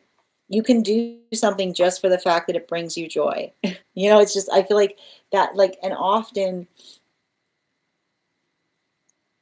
often the space um often the space by which we're effectively able to um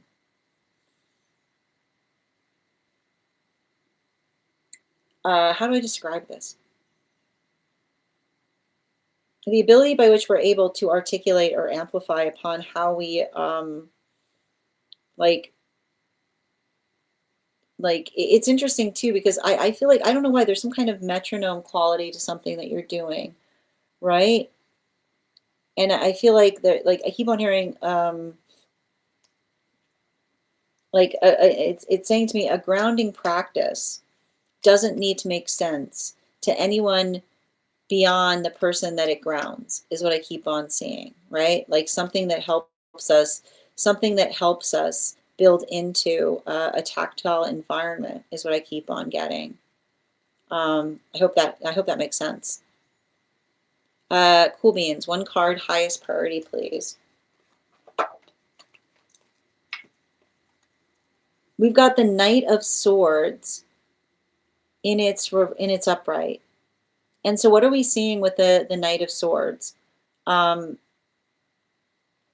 so the Knight of Swords here is basically saying like go for it. Like it's giving me a lot of that energy. Like I want to describe like it's saying to me the space by which um I keep wondering, it's okay to speak up if you're leading with love, is all I keep on hearing, right?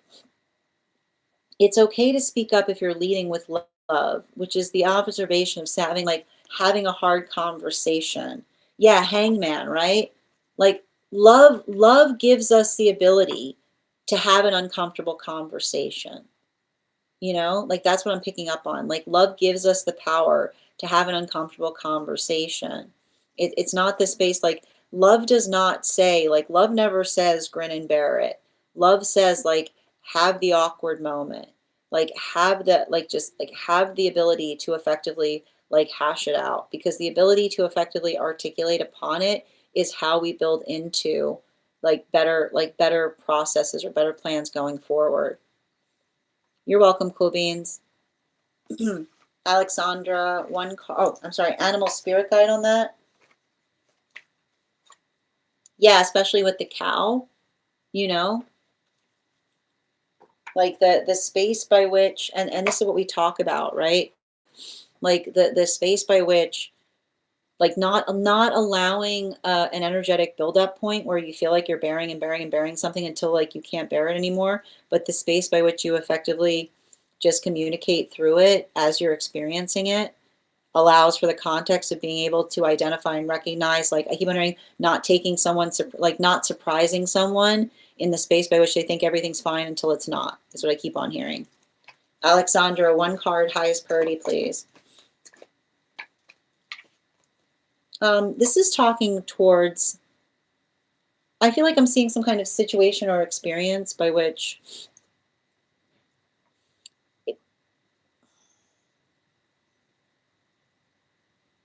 don't act from a trigger,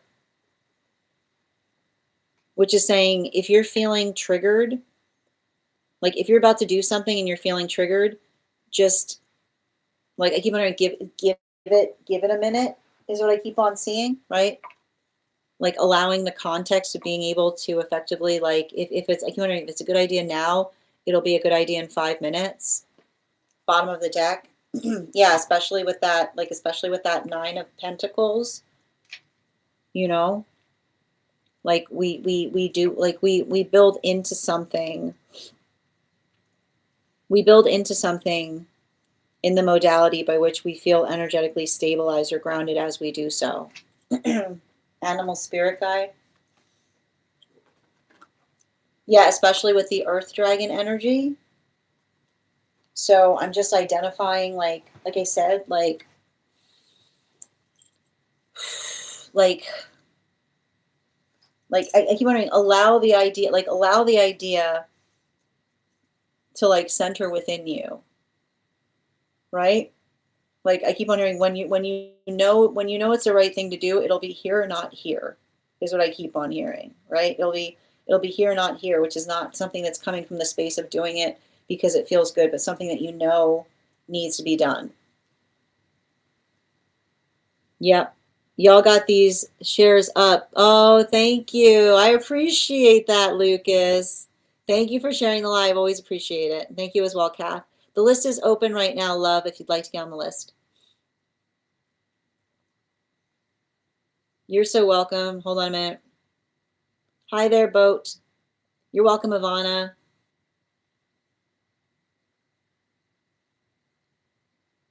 Yep. I've been so focused on self and prioritizing well-being. Yeah. It's so weird. My service cut out in the middle of my reading. Okay, no problem, dear. Yeah. You're welcome, Bridget. You're welcome, Cool. You're welcome, Stinky. Who are bots? Yeah, I just finished the. Oh, you did. Oh, interesting. I can't wait to see it. Chipping away. Oh my God. Hi there, dear. Hi, B. Hi, Julia. I got you. Inside tea on the disco. All right, perfect. So if anybody has not, if anyone has not posted their one card, please pause on the one cards. We're going back to personal readings. And if anybody else would like to get on the list today, I've got 3 spots available before the list will be closed. All right, is this insight? Ooh, we got a dream interpretation. Oh wait, no, that's Nikki. Hold on. I'm looking in the wrong spot. 1 second. Oh, yes. Okay, hold on. Never mind. Opposite of dream interpretation. Inside tea. All right, before we continue right now, let's warm up those intuition muscles with an intuition check. I've got the animal spirit guide cards here. We're going to count back from 10, and we get to 1. I'll reveal the card. 10, 9, 8, 7, 6, 5, 4, 3, 2, 1. Got the blackbird. Thank you for participating. We'll do it again after the next reading. Okay, let's see.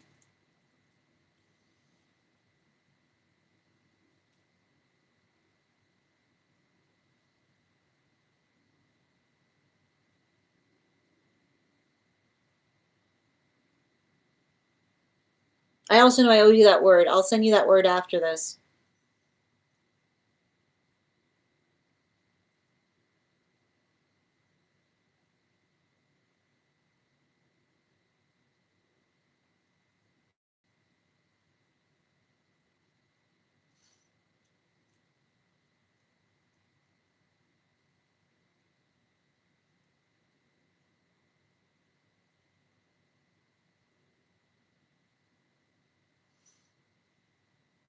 Oh, okay. 4 cards, please. Kath, I see you, dear. Yes. After you'll be after Julia.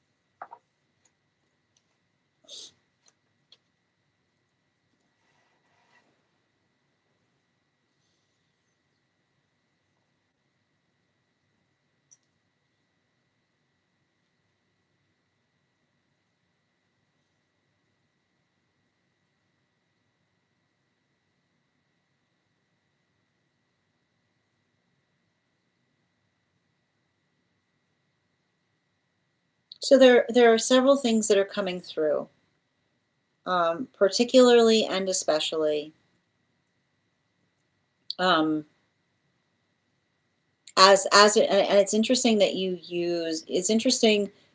utilize um, the word sacred, right? Um, and I keep on getting the reason that we articulate that something is sacred is often in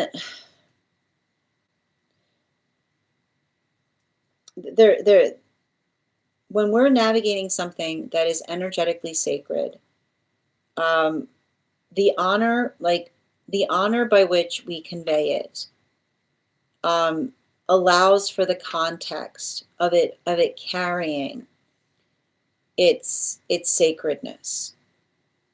And ultimately, right, like and this is what we have to recognize, and this is often what we have to navigate. This is often what we have to navigate, particularly in the space by which we communicate, by which we communicate our rage, right? Our rage becomes passion when our rage builds things instead of breaks things. The modality, like that is when our rage becomes sacred, right? Because rage on its own, right? That rage on its own just like works into the space of creating like damage, like actual damage. But when our rage is sacred, right? There is an act of creation that often happens in the expression of the rage that we are energetically communicating, right? It's like it's that's like what we articulate. Like I like to describe it, and we see this a lot in Prometheus myths, right? The modality by which we navigate something that is like the power of something that is like a flame is something that can damage things, but you can also warm things with it, right? You can heal things with it. And so, and that doesn't mean, right? That doesn't mean that we have to put, right? That doesn't mean that we always have to be in the modality by which we put a false face on the shape of what we're feeling. But the modality or the experience by which we effectively try, like I want to point this out, like when we're feeling a lot of anger, right? And we take that anger and we say, this isn't okay, right? The way we can usually find that we're able to move that rage into a space that's positive is going, this is what would be better, right? It's taking all of that anger and then shining a light with it. It's going, I want to destroy something. Look what it would be better. Look at this. Like, right? You just take it, you go, oh no, look, this is what would work better. Like you can immediately transmute that into the space by which one is able to say, this is what I would prefer, right? This is what I would prefer. And so it doesn't mean, right? It doesn't mean, and I feel like the thing you have to recognize too, and this is often, and I feel like there's something important here because I feel like there's a delineation that one of your guides is articulating. Grief, grief is different than rage, right? Grief is different than rage. The modality by which, I keep wondering, what, like the modality by which we grieve, right? The modality by which we grieve is the modality by which we work through the energetic sense of mourning. And the space by which we work through, like I keep on hearing like the articulation of something that feels like it's energetically like ruined is often the modality by which we articulate this. And the reason I say this is because your guides are effectively showing me that you're doing both of these things at the same time. And so I feel like the most important thing is And the question that you need to articulate in being able to experience or express something is, and it's interesting too, because it's returning back to, right? It's returning back to um, what we articulated. Like it actually, it feels very connected to Alexandra's reading. And in our Alexandra's reading, um, it's the modality by which we ask ourselves if it brings, right? If it brings how, like the modality by which we see and navigate and say, where is the good, right? And again, and often I need to point out if there was some kind of experience by which holding space, right? Holding space so that others can share in that experience, like the modality by which, and I keep on hearing like that is the calibration point that your guides are effectively articulating. And I feel like it's very difficult because I can see, and I keep on getting this, especially with this energy that I'm reading into, right? If something that you are communicating is something that others, like others are saying thank you, while others are saying how dare you, like that I feel like in a way it's like almost like I keep on saying like it's almost like some kind of energetic dividing line that's occurring there because um like that's like, and I'll just show you these cards, like especially with the Queen of Pentacles, with the four of like the four of coins in combination with this Empress card and the Star card in its reversal, right? So I feel like what's happening right now is it's a transitional energy, which is like something that you're energetically articulating, maybe closing. I keep wondering something that you're articulating, maybe closing, like helping you close a door, right? And I keep on hearing it's okay to do something, right? It's okay to do something if it helps you close a door that you're hoping to close, right? Like if it's building into that sense of closure. Um, but I keep wondering that make sure that even on the space of the closure, there's something that feels energetically positive in relationality to what it's helping you find is what I keep on seeing, right? So it's like I keep on hearing you can do that work, right? You can do that work by which you identify to another and say like this is the sound of me closing a door, right? But even in the modality by which we say, like, this is the sound of me closing the door, is the space by which we say, like, we move towards, right? We also say, like, this is what I'm working towards. So the ability of moving towards something in a way that feels like it's positive or reassuring or creating the environment by which others can arrive towards us, right?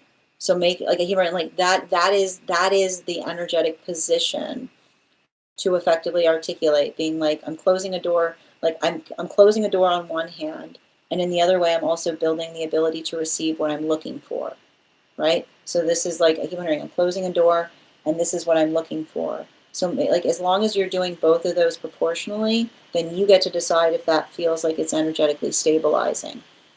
I mean, especially with the Hierophant in its reversal in the bottom of the deck, whenever like if you're doing something like that, like there's no modality by which you close a door and there isn't going to be pushback, right? But the observation, like I feel like that's what you have to recognize, like the modality by which, like often when we're coming into the space of building into karmic closure, there are those who might experience it and feel like, it feels it feels like that moment by which they themselves feel like it's potentially like there's no way you can, like if you're doing a closure in that way, it creates abandonment wounds in others potentially. So that ability of kind of recognizing, and that's not necessarily a bad thing, right? It's not necessarily a negative thing in terms of having to feel the space of being able to speak towards your point of truth, like especially in the modality by which you feel like it might help another. But it's also the recognition that just as you're allowed to navigate your truth, so too is another person allowed to navigate theirs in relationality to how it makes them feel that you're in that space, right? Like that is the proportionality that we give as it relates to making hard choices, right? Like when we make a hard choice, we often leave ourselves present to navigate another's volatility in the wake of that energetic decision or determination point. Thank you so much, but I know it's not easy because I can see that there's a lot of emotionality there. Thank you so much for having that reading with me, Julia. And if this message connected to you as well, it's very common for those who need these messages to be here to experience them. We are doing personal readings right now. If you would like to get on the list is open. It is 3 cards for a donation of $29 or more, 4 cards for a donation of $23 or more for my subscribers, links in my bio. Please keep in mind there are 2 things I do not read for across these apps, pregnancy and medical. Happy to give insight on anything in private readings, and you can book private readings on my site. I'm going to take a moment to read over some of the comments that came through as I was reading.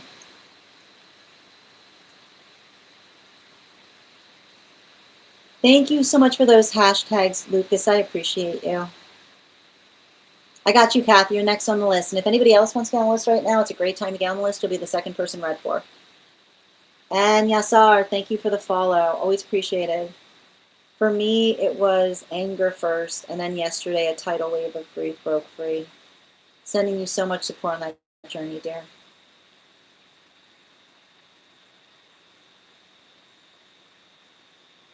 Lady, I'm going to ask if you're going to communicate. Make sure that you're communicating in complete sentences. We try to avoid confusing non sequitur like statements in the chat for the sake of clear communication. Thank you. It's like all of my so-called, yeah, I understand that, weren't there for you.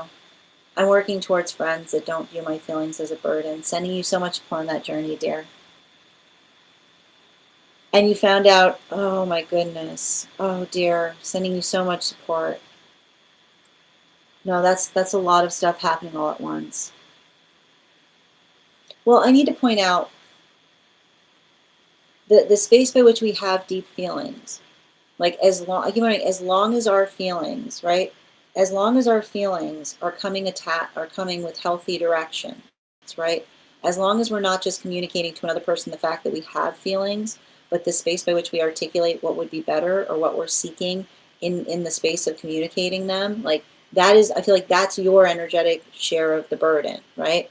Like your emotions are not a burden so long as they have directions attached to them, right? So long as one says, like, this is how I'm feeling, and this is what could alleviate it, and this is why that makes sense, right? The ability of understanding that emotions should point to, like, when in the communication of emotions, emotions should point directly to the space of identifying a need. Yes, I'm not asking them to hold them to solve my feelings for me, just for them to hold space for me. Absolutely. I'm sending you so much support on that journey, dear. And I hope these messages helped. The next person we're reading for today is Kathleen. Kathleen, if you're here, can you respond in all caps? Let me know if you'd like a general reading or if you have a specific question you'd like me to answer. And if anybody else would like to get on the list for today, you will be the second person read for. It is 3 cards for a donation of $29 or more, 4 cards for a donation of $23 or more for my subscribers, links in my bio. Please keep in mind there are 2 things I don't read for across these apps, pregnancy and medical. Happy to give insight on anything in private readings, and you can book private readings on my site. How are you doing today, Kath? Good to see you. And before we continue, Kath, let me warm up those intuition muscles with an intuition check. I've got the animal spirit guide cards here. We're going to count back from 10, and when we get to 1, I will reveal the card. 10, 9, 8, 7, 6, 5, 4, 3, 2, 1. We got the ram. Thank you for participating. We'll do that again after the next reading. All right.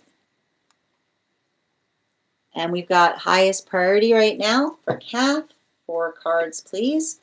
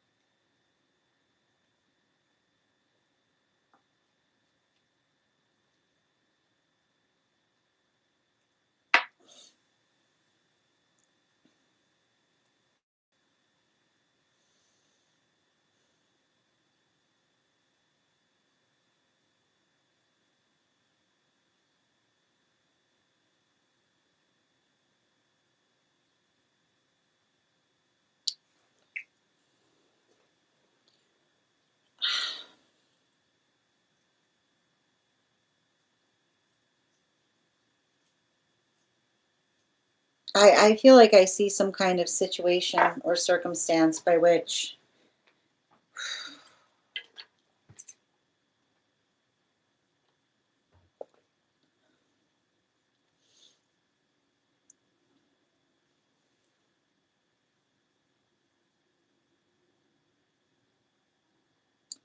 it's giving like,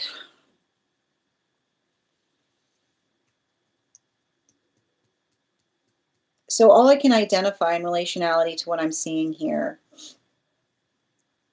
is working through,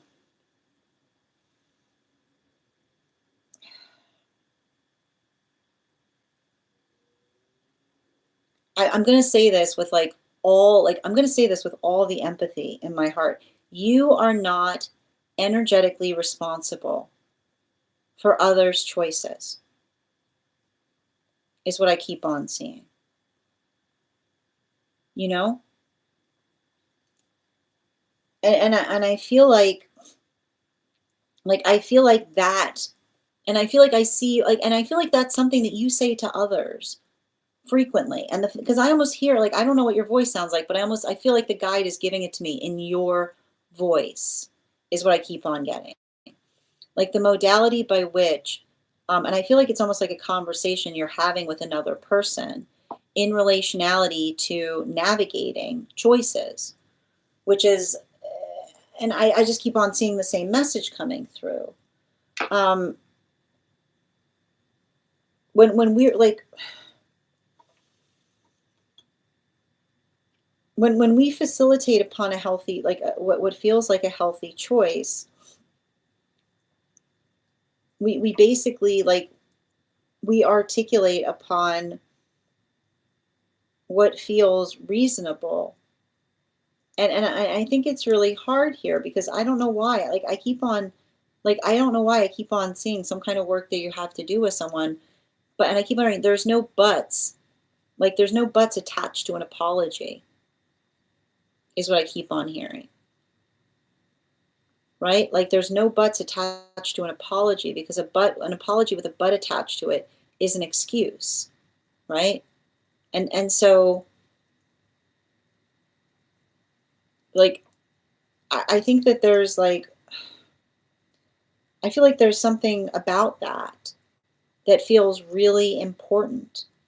And I keep on getting like some of this work that I see you doing right now, it's kind of requiring you. It feels like, and it's interesting too, because I feel like there's some stuff right now that you just have to be like, I keep on hearing like you just have to kind of navigate with a sense of like, I keep on hearing patience and proportion should be like the main words for you right now, because something about that patience and proportionality that I see that you're applying to circumstances and situations um, is going to help, because I feel like that's the hard part around you right now. Like I've got a lot of I've got a lot of frantic energy, and so a lot of that frantic energy that I'm picking up on, and what does frantic energy say? Like I need you right now, right? Like I can't wait another minute. Like that energy that feels like that modality by which like one feels like it's like trying to navigate through another's demands. I often see this in those that sometimes are working with others in a state of crisis, right? And I keep on hearing like the healer also needs to be healed. The healer also needs to be healed. I feel like you need to write that down, which says that the work that you're doing should not require you to be available at any given moment, right? Even like, even in the state by which you feel like you're navigating a crisis point, um, like that ability of being able to be, that's why I keep hearing like patient and proportional, which says like, and it's interesting too, because it feels like the reading is coming through in two parts. Like one part is basically articulating and saying, right, that all you can do is everything that you can do, and you are not responsible for another person's choices in the space by which you're doing the best that you can. But it's interesting because it almost says to me the observation of energy appreciating you doing everything you can to try to facilitate something being easier. Like let that be your divining rod in relationality to what direction that you're moving towards, right? Like healthy energy will always appreciate the effort. Unhealthy energy will always demand more in the space of seeing you doing everything you possibly can. While at the same time, I keep on getting a message of making sure that you're putting that force of application in relationality to taking care of oneself. So being able to do or articulate upon something that feels energetically restorative, and even in the context by which one feels energetically restorative, being able to articulate or amplify what it is that one is trying to do in a greater fashion. Because I feel like that's like, I think it's really frustrating because I feel frustrated reading into this right now. Because I almost see you like, I feel like I see you in the midst of like it almost feels like the consequence, I keep wondering like the consequence for being exceptional at something is energy that wants more from you, is what I keep on seeing. And so the modality or the experience by which you yourself are able to navigate healthy expectations, I keep on hearing make sure that your help has healthy standards attached to it, right?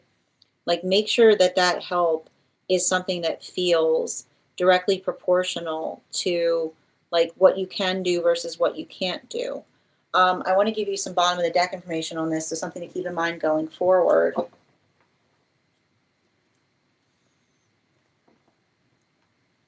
Yeah, especially with this Ten of Wands in its reversal. The Ten of Wands in its reversal,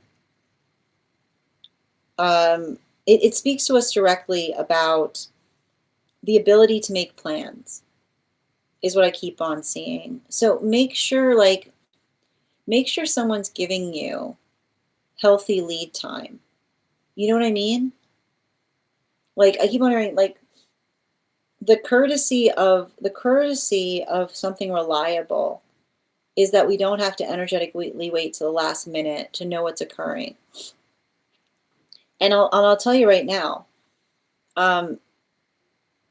if you're offering that courtesy to others, it's not too much to ask for oneself, is what I keep on seeing, right? The modality or experience of understanding, especially if you communicate that, I just keep on seeing like some kind of circumstance or situation by which you're able to articulate to another, like what feels energetically reasonable, but also like I keep on hearing like recognizing and identifying your limitations, because I keep on hearing healthy energy will respect that you have them, right?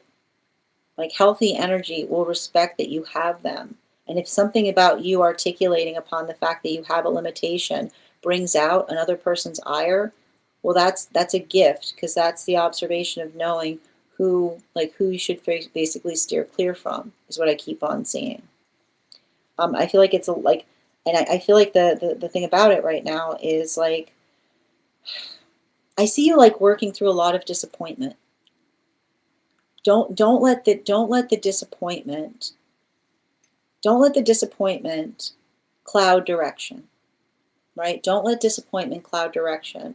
Let it amplify it, is what I keep on seeing.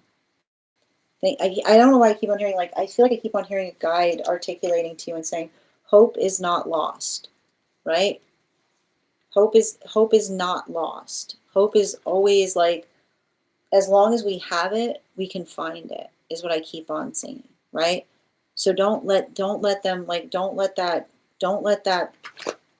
overwhelm you. Thank you so much for having that reading with me, dear. And if this message connected to you as well, it's very common for those who need these messages to be here to experience them.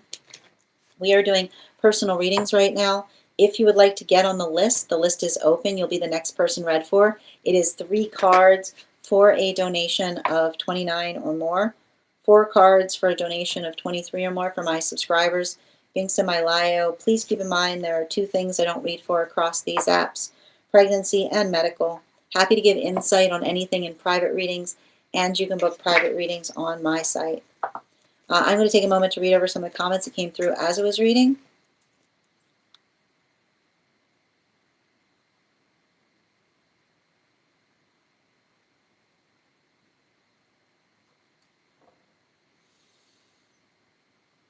Hold on a minute, Corey. These are these are donation-based readings. So if you'd like to get on the list, it's 3 cards for a donation of $29 or more. I'm not sure what the correlation of those facts are that you're presenting either. So there's also that in relationality to answering any questions. And Brandy, thank you for those heart knees. Yeah, but but I keep on seeing, like, that's what I mean. Like, that was navigating the disappointments, Kath. Like, that's what I was seeing there. Yeah. I feel like it's interesting, like, there's something about, like, it feels connected to the past person, but like it also, like, it didn't really feel so connected to a person so much as like not letting one person ruin your hope in relationality to what you can find going further. You know what I mean? Like that's what I keep on seeing. Like that, I keep wondering, like that individual is not representative of all people, right? Especially if something they did was absolutely exceptional, like not in a positive way. Like, I mean, exceptional, like not like something that was like unusual. Yeah, I agree. I feel like I'm exercising more patience now. Agree to that. The healer also needs to be healed. Thank you for those heart knees, Rainbow. Yeah, I feel that, especially at work, that want more from me. Well, that's what I mean in terms of like letting the boundaries build upon healthy discernment. Hi there, Blue. Yep, a lot of disappointments. You're so welcome.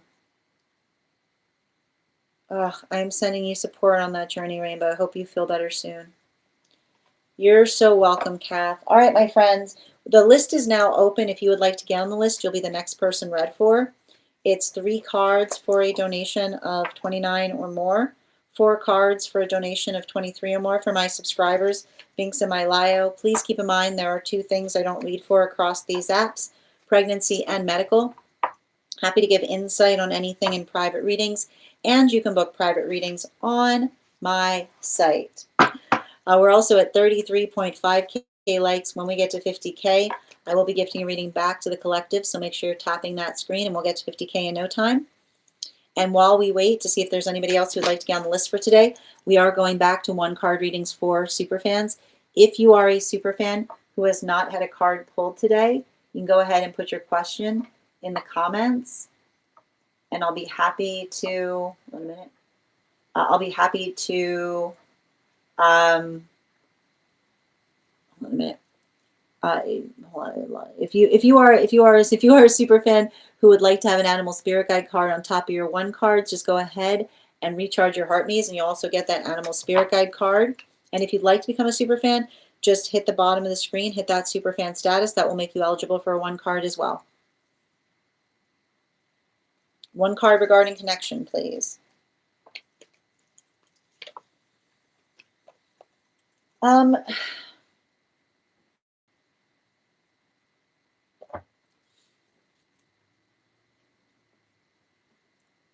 feel like I see somebody like trying to articulate about changes that they're trying to make in their life. Bottom of the deck.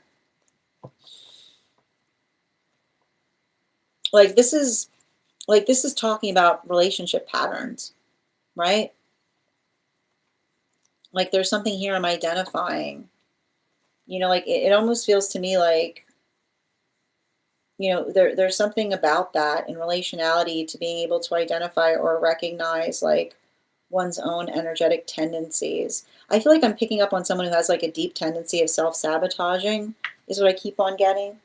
Animal spirit guide. Yeah, especially with the adder energy. You know, the way like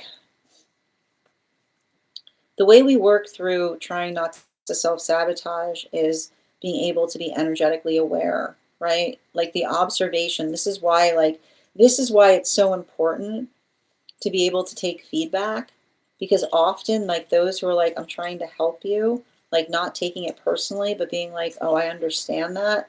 Like especially if this is someone who has a tendency of pushing away when another person is trying to talk to them about something that's uncomfortable, you know? Nikki, hold on a minute. One card, highest priority, please.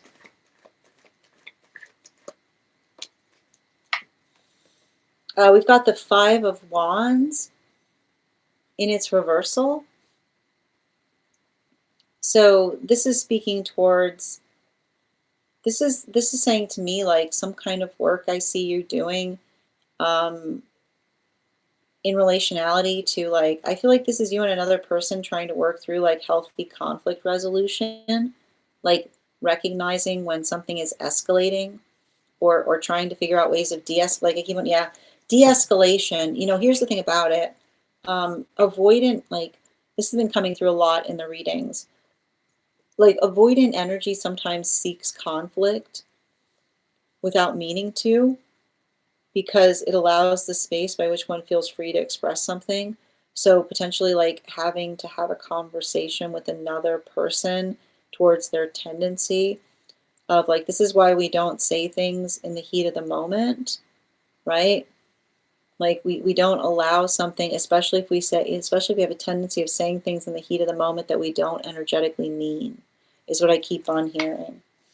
Animal spirit guide. Yeah, especially with that adder energy, right? Like not it's okay to articulate if one feels too emotional to speak, right? Like it's okay to take breaks. Like it's okay to say to somebody, I need a minute to process. I need a few minutes to get my composure back. Like often that's better than just reacting, right? Like having those, giving each other, but I keep on hearing there's always a time limit attached to a healthy break, which is to say, like, not the energy of saying I'm out of here, but I'll be back in 5 minutes, right? Card on counterpart check-in for rainbow, please. Got two cards coming out. I mean, it feels to me like I see somebody that's working on their stability. Like this is somebody with like a very, very strong work ethic. Like this is somebody who's like almost constantly working is what I keep on seeing. Yeah, bottom of the deck, sun card. Yeah, they're kind of a homebody is what I keep on getting, you know? Someone who prefers to stay indoors is what I keep on seeing, you know? Um, it's very cozy energy is what I'm picking up on. Animal spirit guide. Yeah, like even now, like I see that they're trying to work to break out of that comfort zone. You know, like working through some capacity or ability of being able to like amplify or articulate what they're trying to do in a better way. Hi there, DZE. These are one card readings for super fans. So if you'd like to become a super fan, your super fan status makes you eligible for a one card. Kath, one card on divine counterpart, please. Whoa, that's not one. I see somebody who's like going through a major transition. They've made a decision that they were waiting a while to do, right? Like I feel like it's kind of energy that said like tried everything, you know, but I feel like there's something important about this as it relates to making energetic choices from a healthy space. You know, I've got a lot of that energy. Yeah, it's hard. Like I feel like this was somebody that was really struggling with a decision, but like the decision I keep on seeing is like I keep on hearing like they have to work. I don't know why they're saying they have to be in a healthy headspace, you know? Like I almost see a situation of someone saying it's not healthy for me to be here, like trying to create distance from something to be able to do something in a better way.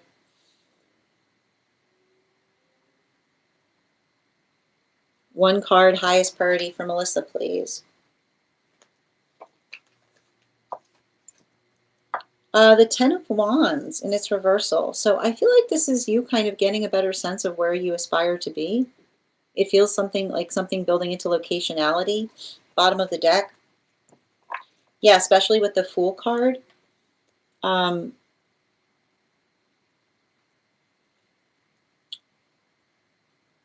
I feel like I keep on seeing like I feel like this is you like trying to find like where you want to settle down, right? Um, or trying to build like some kind of routine. Like I keep on hearing something about like you don't have to be in one place all the time. There's something to be said about like moving back and forth between different places, is what I keep on hearing. Yeah, it's still I keep on hearing it's still a home as long as it's consistent, right? A home is consistent, which doesn't mean it has to necessarily be one place, but something that one consistently knows that one arrives to is what I keep on hearing. That was your reading in reverse. Oh, that's wild. It was. Highest and best. Whoop, highest and best for Julia. You had a bunch of cards coming out. I'm going to read. I'm just going to give you the fastest take on them. Like I said, I feel like the space, like this is you creating the space you want to be in, right? So that modality or opportunity by which you're articulating or defining upon things is what I keep on seeing. Like it's returning back to what we saw in that reading that we did, which is saying like it's very much like what like being able to find the good action and moving towards what brings you to that good action. Bottom of the deck on this reading, yeah, especially with that seven of swords in its upright. Like this is talking to me about not, don't focus so much about the past. Think about what one is trying to do going forward, right? Like the next best, like the best, like the best direction is the next best step, is what I keep on seeing. Animal spirit guide. Yeah, especially with that blank energy, like working into the context of like you're going through a transitional space.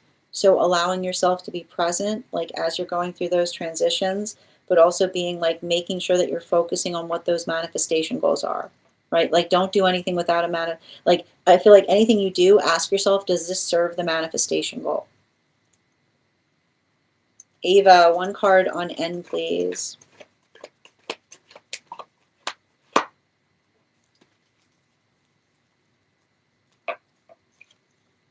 I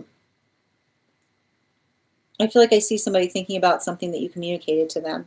Wow, that's a lot of alignment. But I also see somebody like who struggles to communicate. Animal spirit guide, yeah, the otter energy, you know. I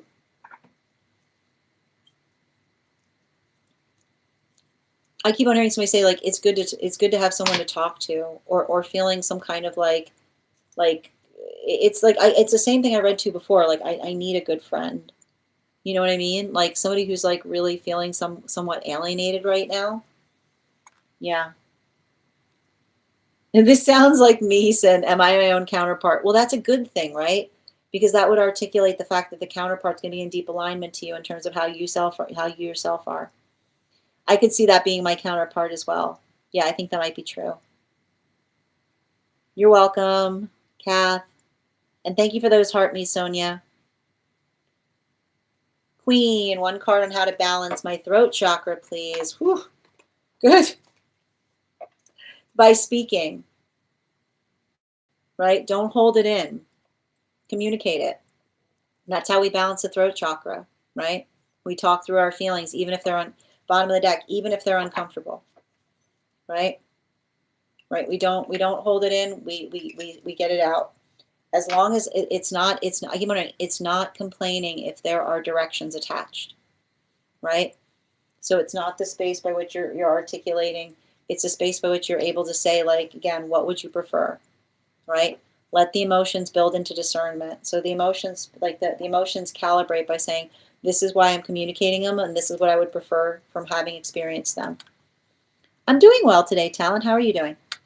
Man, it's no wonder that people stay because this journey strips you down. I understand, dear. Hi there, Ramesh. These are donation-based readings, so if you would like to get on the list, you just need to send the donation, and you'll be the next person read for. We're also doing free one-card readings for subscribers, if you would like to get on the list as well. You're so welcome, Julia. One card regarding connection, please. I got you, Sonia. I feel like it's building into the context of healthy communication, right? There's something here in terms of articulating on your needs. I see somebody. Is there distance between you and another person? It feels like there's some distance here. Bottom of the deck. Oop, 2 cards, bottom of the deck. Yeah, it feels like it's like somebody working through logistics is what I keep on seeing. Animal spirit guide. Yeah, make sure that you and another person have the same manifestation goals in relationality to like what you want ultimately is what I keep on seeing. Like, especially if there's distance, like like make sure you're not talking just about the present, but what like the long-term aspiration is. All right, my friends, final call for any of my subscribers. Anyone who has not had a card pulled today, who is a subscriber, or anyone who would like a full reading. The list is open. We are also at 35.7K likes. When we get to 50K, I will be gifting a reading back to the collective. I want to thank you guys so much for being here today and sharing in these messages. If you missed the daily collective, it will be up later today over on the place where we keep the videos. It'll also be up over on the place where we keep the photos. It'll also be up as a podcast over on my spot at Tarot Church and over on my stack. I also want to let you guys know, I also, if you became a subscriber today, welcome. I would encourage you to head over to our subscriber-only disco channel. I'm going to post it up here. If you message me directly with a disco GIF, I will send you the invitation to that disco channel. And if you go to the disco channel, make sure that you introduce yourself to the collective.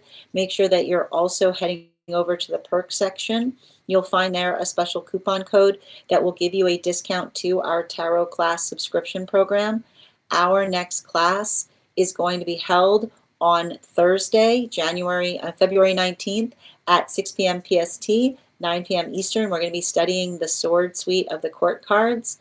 I would also encourage you as well, if you want to learn more about our retreat that is occurring in August, to message me the word trip, and I'll be happy to send you info on that as well.